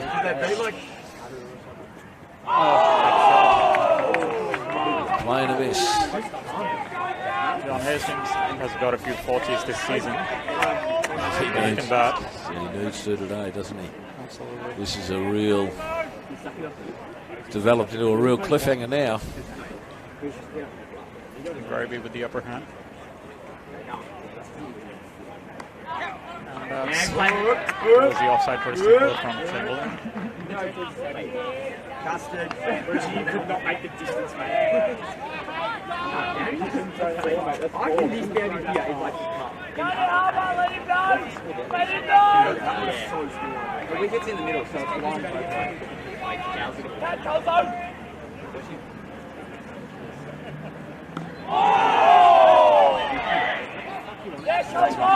Quick single.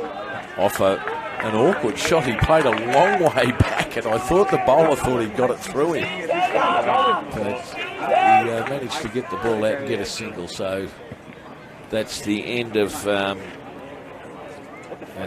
Kelly's spell. And 2 wickets in that last over gives him the figures of 8 overs, 3 for 28, I think it is now.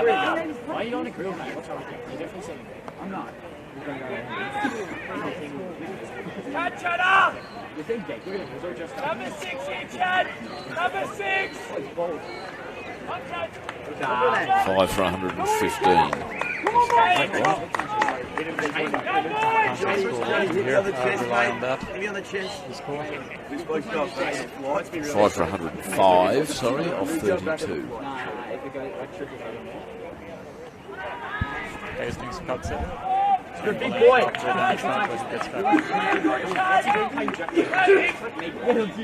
going in, Chad. Chad. Number 6. Let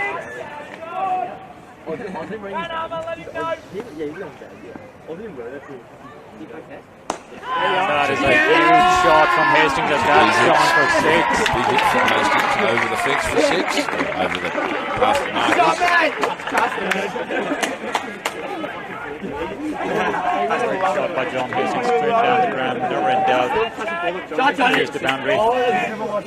You need a few more of those. Don't they ever?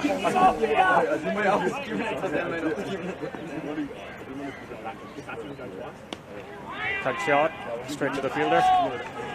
Came off the bat pretty quick, didn't it? He middled that. Beautiful shot, but for no runs. Timing's not a problem for Hastings here today. You feel better then than you have all season, mate. You feel better than you have all season. Guys, it's turned backwards. On the ground again. Well dug out, well to the dug out. covers. Is Fielder going to get around it? Yes, he does. And Chamberlain's running back. And 2 runs. Smart cricket there from Werribee, throwing the ball to the end and Hastings is running to because they know he can't stretch out properly with that hammy issue he's had.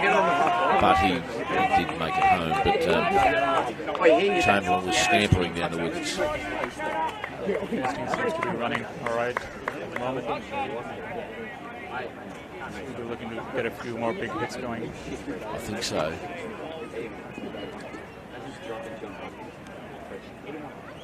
And here we go again, another big shot, and that is gone into the next ground. That has gone over our head rather than truly. That came almost straight towards us, but past us. And for those who know where we're sitting in the little box between the 2 grounds at Kew, that's a big hit because it went well and truly over our heads. That was a huge hit, would have been a 6 on any ground in the world, I reckon. That has gone good 90, 95 metres. That was a monster. It's a big hit. He's up to 16 off 7 balls. Yeah, Chad, back to back, mate. Score up to 5 for 119. Hastings looking to go big. Oh, That's a wide ball. Well left. In his head, run. In his head. In his head, Johnny. Too wide, but 3 real estate, Johnny. that's a bit too wide. Tell us, Craig.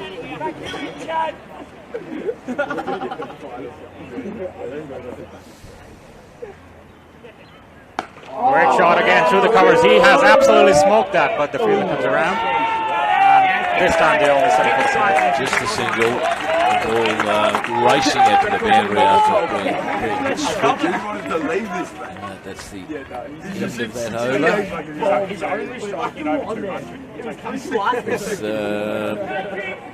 With dozen or so coming off that one, I think. No, that was more than a dozen, wasn't it? But they're 2 sixes. That was about 15 runs out. Come over, John. Really good over there. 5 for 121. At the end of 33. Hastings on 17 and Chamberlain on 1. Now, this is a new bowler because Kelly finished his 8 overs in that last over where he took the 2 wickets. By the looks of things, he's not going to be spinning. Who's the game? I think it's Apps. Played from this end earlier. I think that's him. There's the scoreboard saying that it's him. He's bowled 4 overs and taken 1 for 23. Work at home and pay 20 grand a year. And we'll look around the field here. So what have we got? We've got one on the fence at cover, one at long off, one at long on, one at deep mid wicket, and one at deep backward square, all on the fence. Nobody down fine. No one down there. No one down fine. But a pretty deep field if Hastings is going to bat in the aggressive manner that he did in the last over. They're going to need all the deep fields. Hastings keep hitting it over them. He's got to hit it either. Yeah, he's got to hit it either over them or very hard along the ground between them. They've got to make sure that if they're big hits, they've got to go over them. Can't afford to lose another wicket. 5 for 121, chasing 175.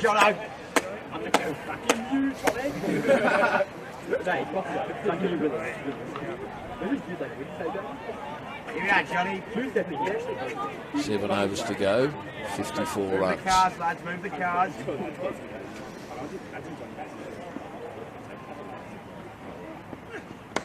Big shot from Hastings again. Goes cover, but just a single. Just a single. There are two explosive batsmen at the crease here, so fireworks. Yes, now the key is that Chamberlain has to keep the runs ticking over. It doesn't, isn't it? They just have to keep. They don't have to get 13 or 14 every over. I'm sure Q would like that for that to happen, but they have to keep the runs ticking over. That's right. Chamberlain looking around the field. There's a bit of adjustment. Man from deep mid-wicket comes in. And goes back. That's a bit of confusion here. Go wicket up!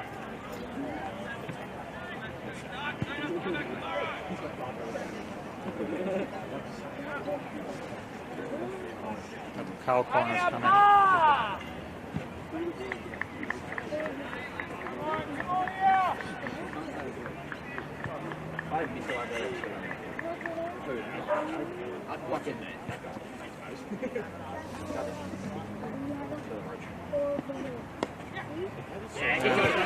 Safely negotiated.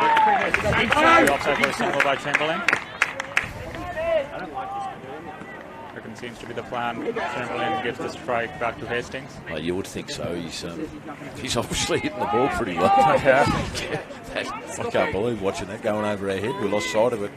And it just kept going and going. That went a long way. I think it landed in the other ground up top.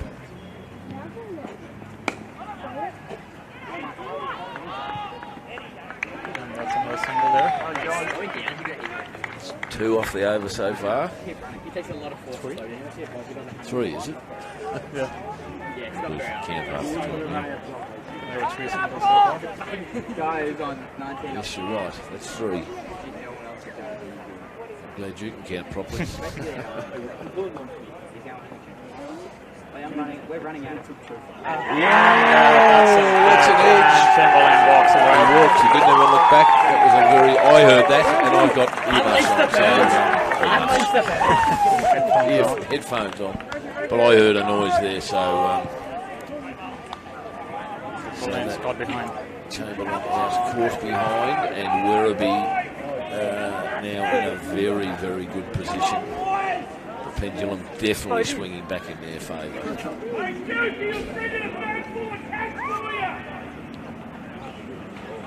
Werribee supporters a bit excited at the moment. I think a bit vocal, as you would expect.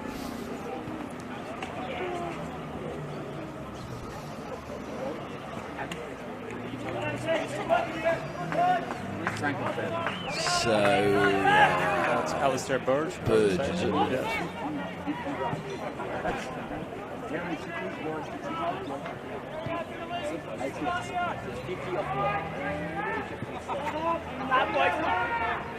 Alistair Burge can bat. So they got 100 in the second season. Yeah, Burge! Definitely not much about. 16 Bs! He hasn't had much opportunity to bat in the first, but certainly gets it today. And he's going to play a good one in the one. This is the day to do it. 6 for 124. 33.4 overs bowled. Up the Burge!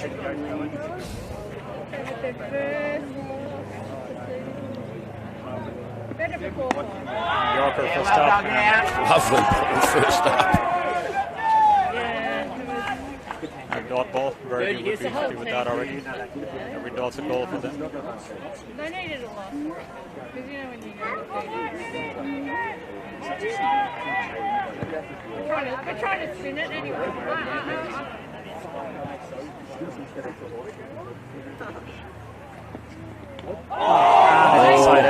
Inside edge. French cut, doesn't matter how you get him.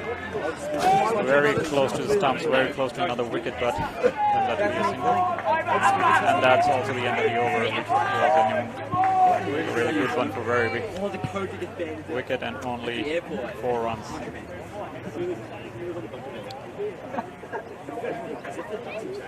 So you would think the tactics now would be Hastings has to be the aggressor and Burge just hold up the end. And if there's only a single or if they run a 3, Burge's got to get the strike back to Hastings. That's the only option left now, I reckon. Hastings can go big. Get 2 boundaries in no time at all. Hastings got to get the strike. 50 runs off 6 overs. 6 for 125. They need 50 to win. This is over number 35. The spinners come off now. And this is Freeman, the opener, who bowled pretty tightly in his first spell, bowling 6 overs for 18 runs.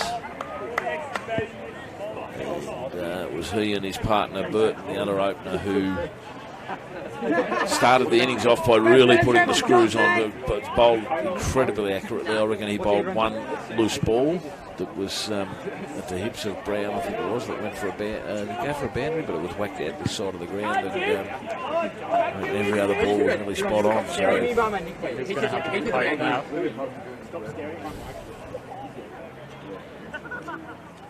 Goes for the cut shot and misses. That looked like it was just a bit quick for him there. Well, Burge doesn't have a lot of time to get his eye in. He's got to go from ball 1, at least get a single. Here we are, Burge.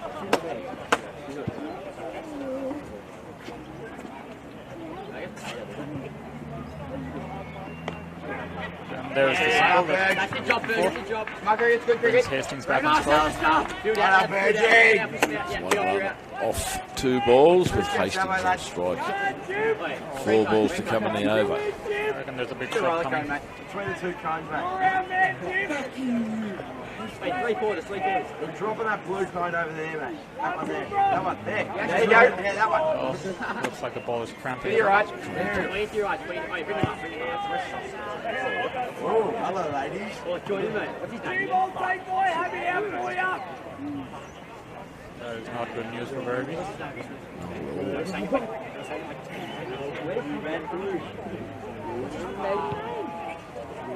Well, it does not look very comfortable. Doesn't at all, no, you're not getting up at the moment. He's got up now.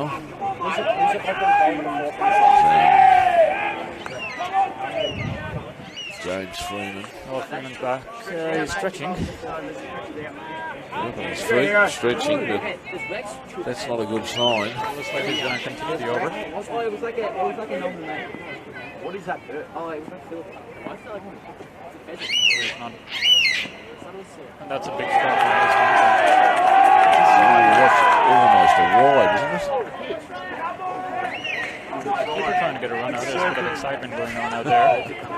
Hastings just moseying around. Bowler's just walking to the crease. Hastings goes and then the keeper goes for the run out. So too much happening on ball.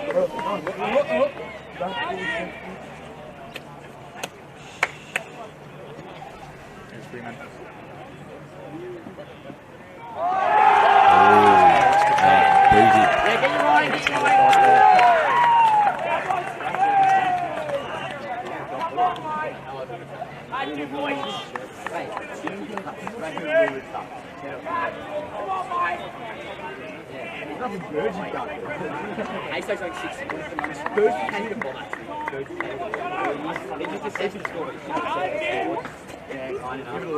Too many dot balls in this over. There's a big shot about to come. There's a big shot, goes into the gap. And that's gone by the gap and 4 runs. There's a boundary. That's the shot they needed. It's a much needed boundary for Q. Still a ball to come. Blue cone, mate. It's Luke home. Should have been at the blue Takes the cone, score mate. up to 6 for 130. That's 4 on you. That's 4 on One you. ball left in this over. If you lose, it's on you. Hastings is asking for this. Looking towards the pavilion. There you go. Wait, he's gonna help. Oh, yeah. Yeah, bring it out. Yeah, he does. Ready? Okay. If you can, couple steps right, sit on the tennis court.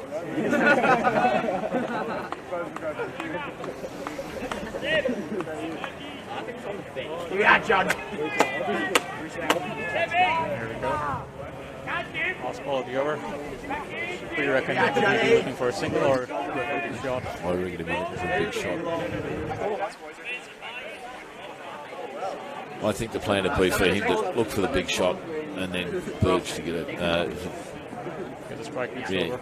to give him the strike back. Oh, that's Inside edge because there was a big noise. No. Oh yeah. No, I thought he was about to signal leg buys. No, but there I reckon So he must have hit it. He must have hit it. Yes.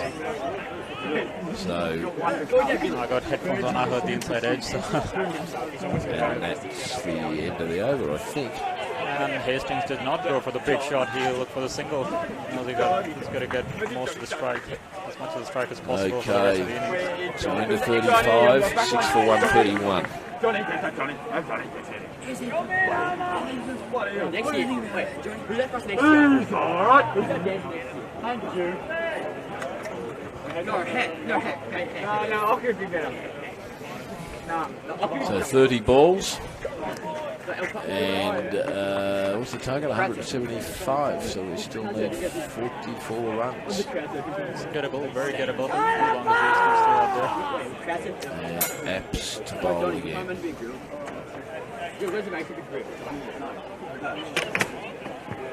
I know birds. I'm pretty good. Why would you pick this? What do you order? So watch out for me. It's simply no, it's a white melon. Yeah! No tomato. What's been going on in the field? I was thinking like... Long off. What time to go through?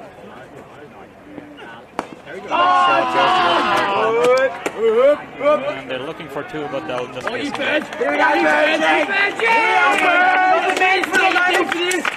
Go back to the cover hero, Virgie! That's good. Here we are, Virgie! But it's just to win.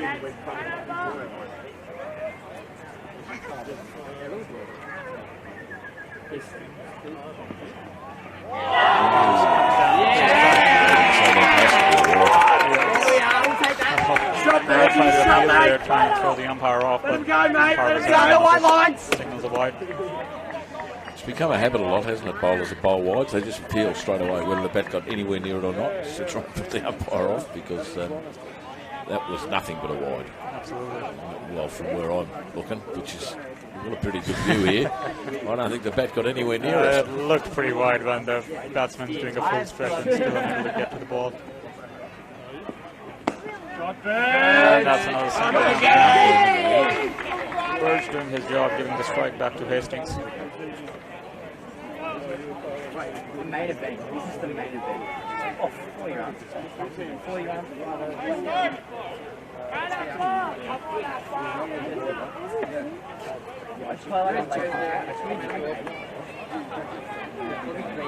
Looking around the field. He's doing all the deep fields, and I'm pretty sure he's thinking of going over them. Johnny! Power corner for a single. Shut John. They're not bowling in balls that give him the room to have that big swing, are they? They're still bowling incredibly well, I reckon. Werribee, it's been a great bowling performance. Not letting John Hastings get to the ball. And they've done that for the whole innings, not giving anyone any room. They've just bowled perfectly. Oh! Burge comes down, and there was a run-out opportunity there. Bird seemed to misjudge the pace, almost popped the ball up to the short mid wicket, and then the run out chance was on. The pace was taking up a little bit too far. He got back. Required a direct hit at that. Wait, they're like, why does this still have 8 Did you see my ball? Shot Bergie! That was the offside. So we're single. Here we are, Johnny! Stone! Build for this! So one ball left in the 36th over. Up the case, lads, up the case! Okay.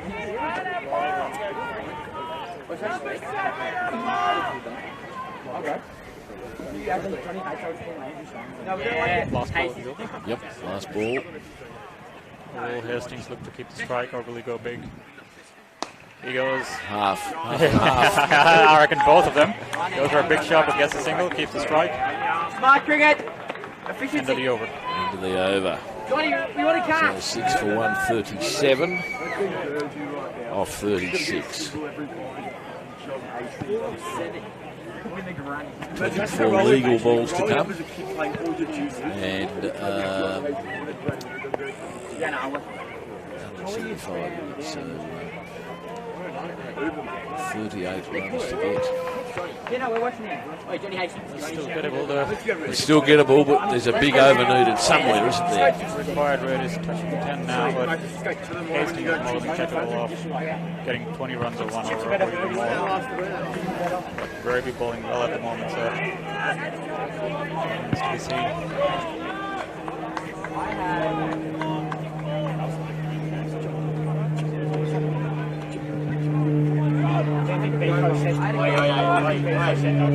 You in yellow, mate. 2 feet that way.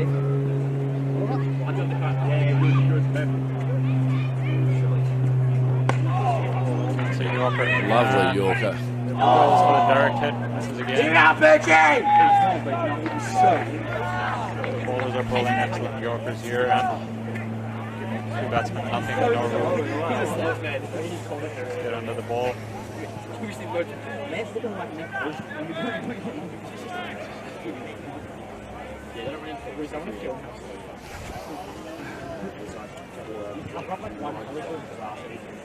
This is Freeman's last over.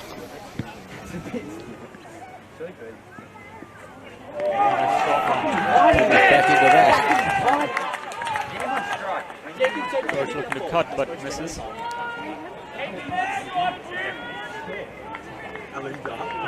Come on, get up! Chewy on your boot.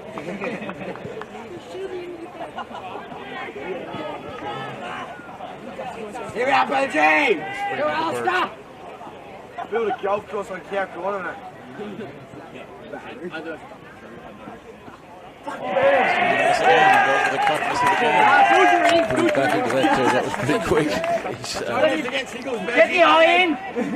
No need for singles, Bergie. Making sure his last overs are goodie. Feel like John Hastings at the other end. 7.3 overs, he's bowled up for 25. It's not running too quick, but the load up and the delivery is pretty, puts a lot of effort into that. There's another shot. Pulled down the ground for 1. Only 2 of the over so far. There we are, Birch! Here we are, Hastings! Come on, Johnny, get Birch on strike! Yes, 2 balls to come. You'll be looking for 2 big shots, I think. 2 sixes would be good here. 2 sixes would be nice. Come on, get John! Come on, Johnny! That's edge all the way down to third man for 4.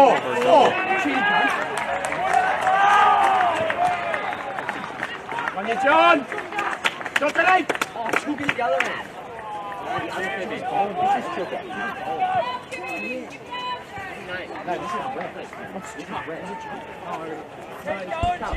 Some good fielding there because that did look like it was going to go for 4.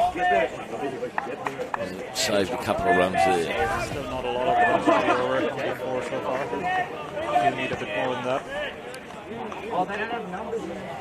Last ball of the over. Hastings.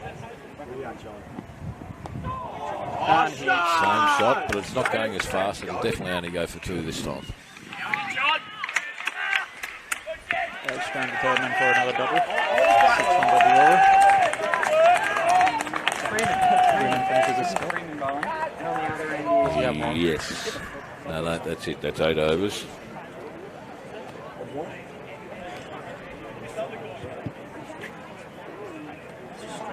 And is that 6 for 142 now? No, 143 it'll be, wouldn't it? They got 2 off that last ball.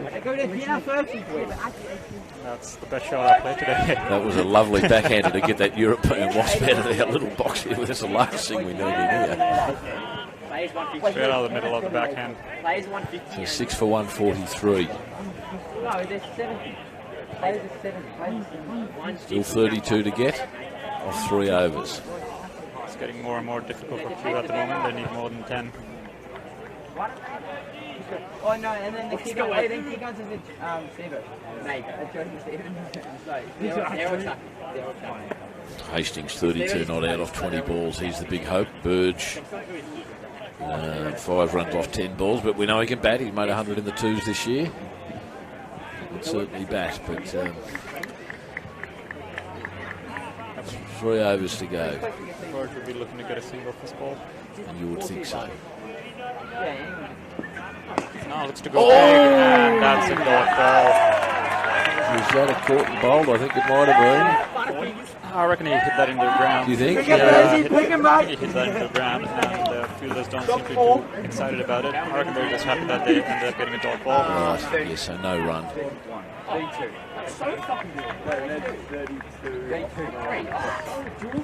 He's wringing his hand, the bowler, as he goes back. You can see it flickering in the sunlight as he rings it out. He certainly hit that very hard. Well to stop the ball, but might have done some hand damage to his hand. That's his bowling hand as well, so not ideal. Oh, well fielded. That is really well fielded at point. That cut, that saved 3 runs. That was headed straight for the boundary. That the captain Tim O'Brien, beautiful fielding there at point, just the 1 run.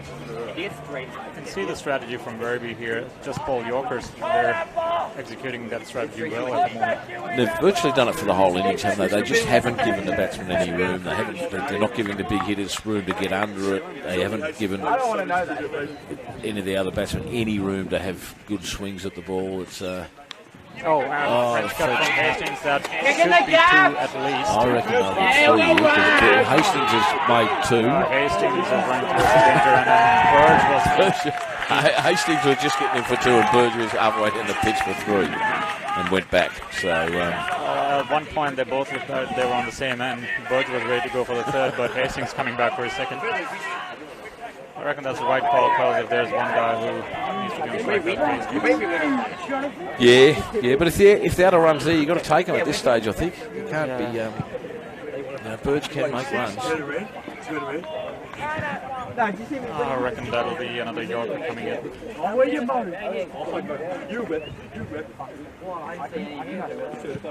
Goes for the Yorker, but that is a huge hit from Hastings. That is disappeared. That's in the car park. That's gone over the fence for 6. Well and truly over the fence to the back edge of the asphalt edge of the car park. It's disappeared down into the park behind the ground there. Someone's got it. Yes, it's on its way back already. Found it quickly. But that was a dead straight hit from Hastings, straight back down the ground over the bowler's head for 6. Bowler looking to go for the Yorker again, but doesn't quite get to the length wide, and Hastings got under it, and you know what happens when Hastings is able to get under the ball. It's going only one way. That is a really good hit from Hastings. He really needed that. He did. He hasn't had. They've been bowling really tight, and he hasn't had many opportunities to do that. So. Also lucky there was no car parked over there because that would have gone straight to the windscreen. Is that why those little white markers are there, so no one parks there? Well, I reckon that's because that's behind the bowler's arm. And Hastings goes again. He comes out, gets it to cover. I reckon there'll be 2. An easy 2 in the end. An easy 2. Yes, I'm sure that those car parking spots there are witches hats there to stop people parking there, to stop the reflection of the sun and movement of people behind the bowlers' arms when the batsman's on strike. But you're right, lucky there wasn't one there because it probably would have been hit.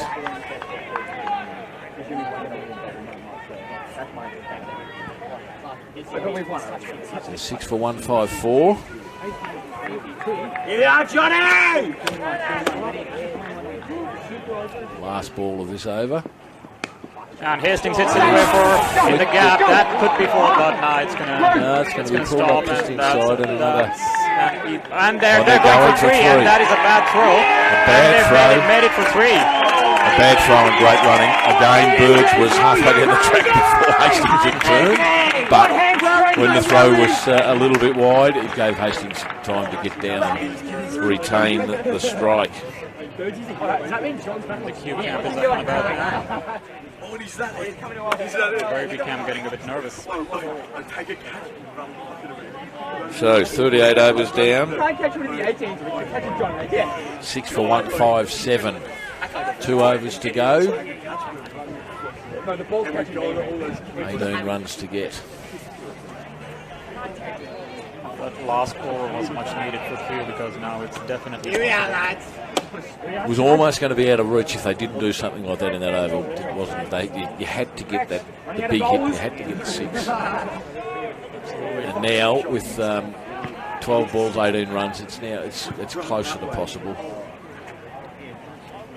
Still need a big over here though, because you don't want to be under too much pressure of trying to get 15 runs or something in that last over. That is correct. So enormous pressure on Palmer, on the batsman and also on Palmer,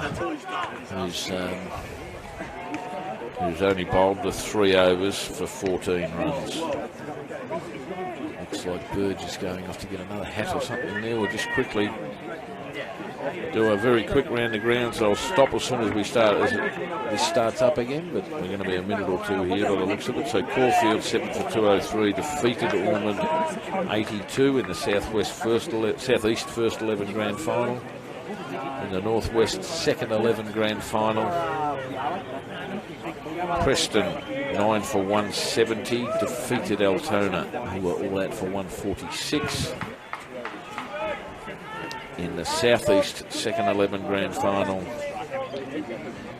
Oakley 8 for 159 defeated Brighton, bowled out on the third last ball for 157. What a cracker. That would have been a real cracker of a game. 157 off 39.5 overs, so second last ball.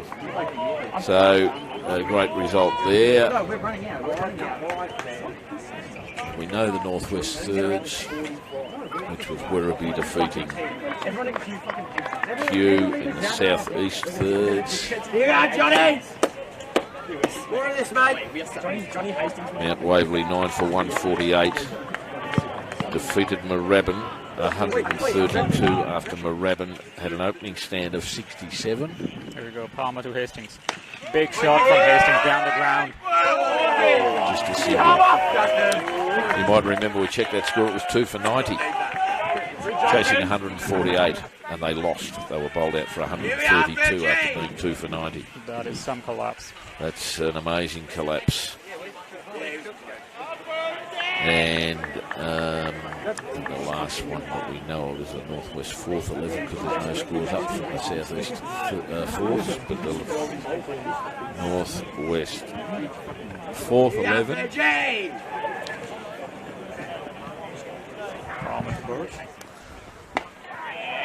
Birch gets that He's got that through the gap. Is that going to go all the run away for 4? Yes, it has. Yes, it did.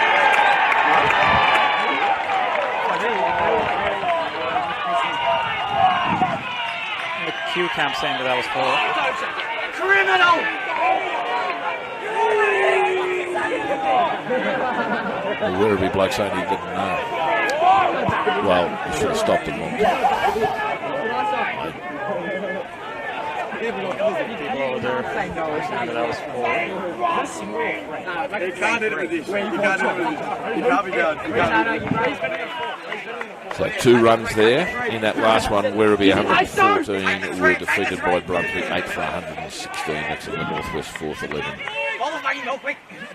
Now Hastings back on strike. Hold on. Work on your time, Johnny. 6 for 161. Hastings on strike. Was that last ball just a single then? 2. No, hang on. Hastings, I reckon that'll be 3. That's a good Yorker, and they're running. That's not out. Let's get them not out. Athleticism! What Hastings done? Hastings diving. Impossible to tell from here. I thought he probably might. Can't tell from here. Well, Hastings is about 6'6", and if he dives, I reckon more often than not he's going to make it. He's stretching. It's long, isn't it? So. You're out, Virgie! Hastings is starting, mate.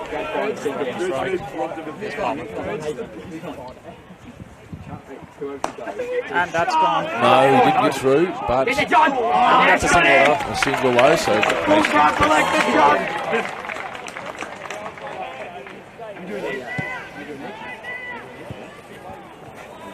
Six for 163. And we have 2 balls left in the second last over. The target is 175. Come on, Johnny! This is what grand finals are all about. I'm getting excited now. What a cracker of a game we've got. Hastings shot from has hit Hastings, it. and that is gone. That's out. Hastings has been caught on the boundary. Goodness me, I thought that was going for 6, but he was at least a metre inside. And that is an enormous wicket. Hastings out for 47 off 26 balls with 1 4 and 3 sixes. I thought that was going for 6 as well. I was sure it was going for 6, and then I looked, and the fieldsman was well inside the boundary. And he didn't have to move far. A great catch. So that's 7 for 163. 1 ball left in the second last over. The target 175. So a great innings from John Hastings. That was an amazing game. 47 off 26 balls. He's done everything he possibly could have to get his side over the line. It's now going to be left up to I think that will be Tom Chalkley. so Burge, and yes, it is Tom Chalkley, number 17. Probably crossed in that, but so up to Burge, I would think. I'm not too sure whether Tom Chalkley has only had 4 hits this year, so. That innings from Hastings brought Hugh back into this game. At one point it was looking difficult, but he needs about 12 runs now. Still possible. 12 runs with 7 legal balls. You wouldn't want to be the bowler called for wide now. Still dark as well now. Short down the ground for Burge. So 1 to Burge there. That makes the score 1-7 for 164. 1 over to go. 11 to win. Burge on strike, Chalkley at the other end. Who's going to bowl the last over? Apps has still got 1 over left.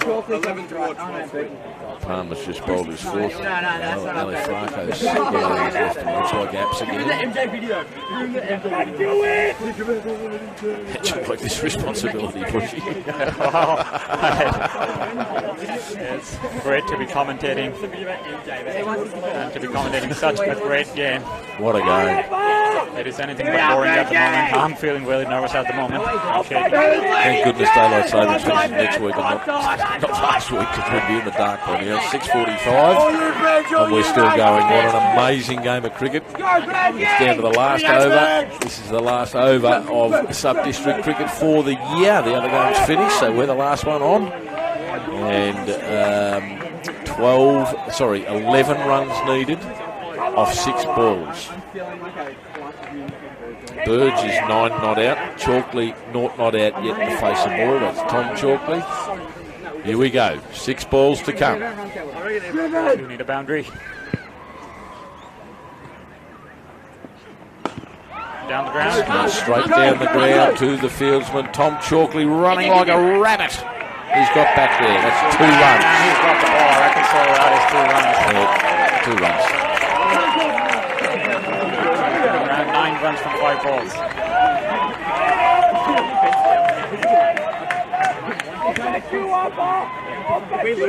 How quick did Tom Chalkley run that first run? He was flying. That was really quick. Lightning fast from Tom. I'm getting back. I don't want to face this. That's again down the ground. Tom Chalkley's he's already on the way back. He didn't wait. He is already at the other end as well. That's another 2. That's 4 runs off the first 2 balls. Take that. Burge has run about 15 metres past the stump so he can catch his breath. He's been out there for a while. It's all right for him. Chalkley's been resting. Chalkley's running really quick at the moment. They're meeting in the middle of the pitch to catch their breaths. Come on up!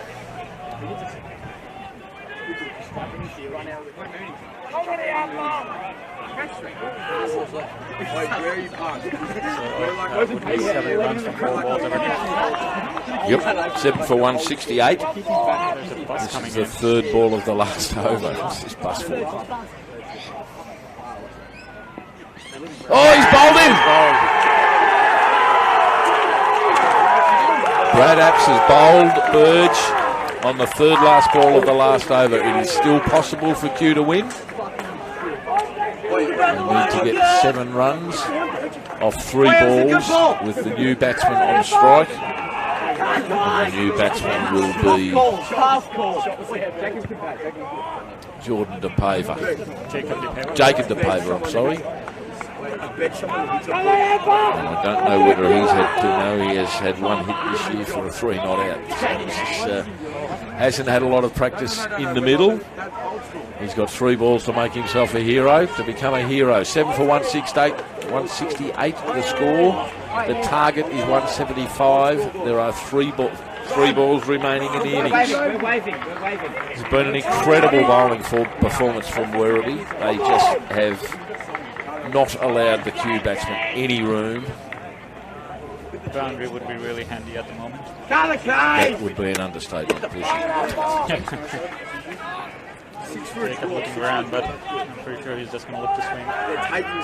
Tom Chalkley's halfway to the boundary. He's after a new pair of gloves or something. So.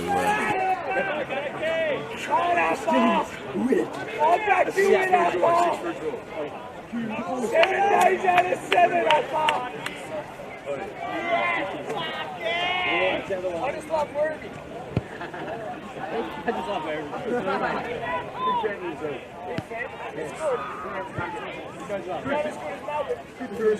3 balls to go. 7 runs to get. Or 6 for a tie. Yeah, Q wins on a tie. That's another possibility. All 3 results possible at the moment, so it's pretty exciting.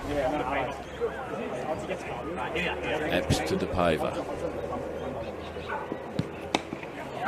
To swing, and that I reckon would be 2. Tom Chalkley coming back. Oh, a bit of a mix-up. It was the bowler then. It was the batsman, I'm sorry. And, 1 run. I'm sure if Chalkley had have started running, DePaver looked like he was going to get back and try and make it 2, but I'm not sure he would have made it. Yeah, I think so. Oh, you George! 2 balls, 6 runs. I love you, Hit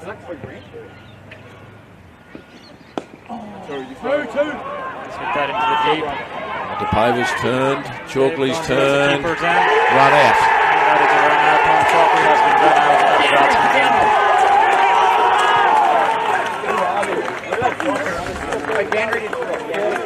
Number 11 bat.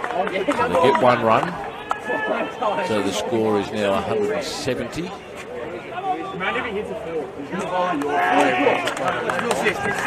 Five to win, 4 to tie.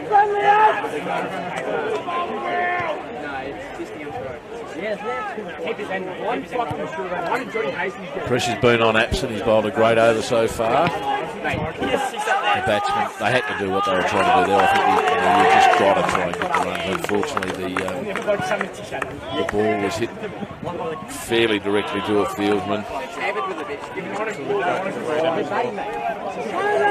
And the score is 9 for 170 with a ball to come. So a boundary will tie the game and give Q the premiership. Anything less than that gives Werribee the premiership. Last ball of the VSDCA season. Apps to assist. It's gone back down the pitch, and Werribee have won the grand final, defeating Q, the previously undefeated Q, in an amazing game of cricket that went down to the very last ball. Well, what a day, Pushy. I'm sorry for you people at Q. That's just been, that's heartbreaking for you guys, but what a game of cricket. Yeah, a bit of a disappointing day for Q today. Werribee winning both flags. One test, congratulations to Werribee, but great game of cricket. I think that gives them 3 from 3 for the day, doesn't it? Oh, no, the fourth were beaten by Brunswick. So, great commentating with you. Good on you, Pushy. Thanks, mate. Thank you, and I'd like to thank you for the opportunity to have done this. Paul Hughes and Peter Sist asking me last week if I'd like to come and sit here and rap along for a few hours on a Saturday afternoon about something I love, and it's been very enjoyable. And congratulations to the Werribee Cricket Club. That is an amazing effort, a wonderful, wonderful bowling effort. I know they got a good score, but I think their bowling effort won them the game. Just so tight with their bowling. And they will celebrate long and hard at Werribee tonight, I can tell you. They've that's an amazing win. And for it to come down to the last ball is just phenomenal. It was. Congratulations to Werribee. Thank you, Scattis. No worries, mate. Thank you.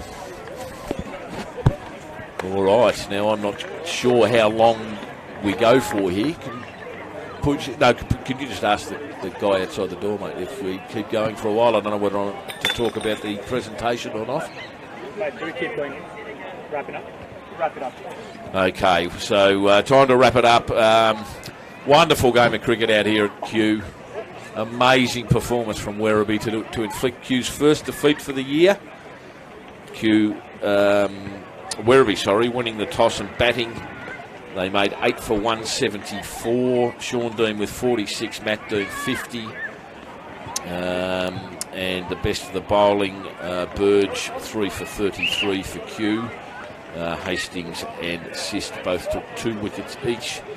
Then the Q innings, Will Sheridan 47 off 105 balls was the mainstay of the innings. Then John Hastings with 47 off 27 got them back into the game, and we got down to the last ball of the innings where Q needed to hit a boundary to tie, which would have given them the premiership as they finished on top, and Werribee needed them not to. They needed either a wicket or not 4 runs. That's what they did.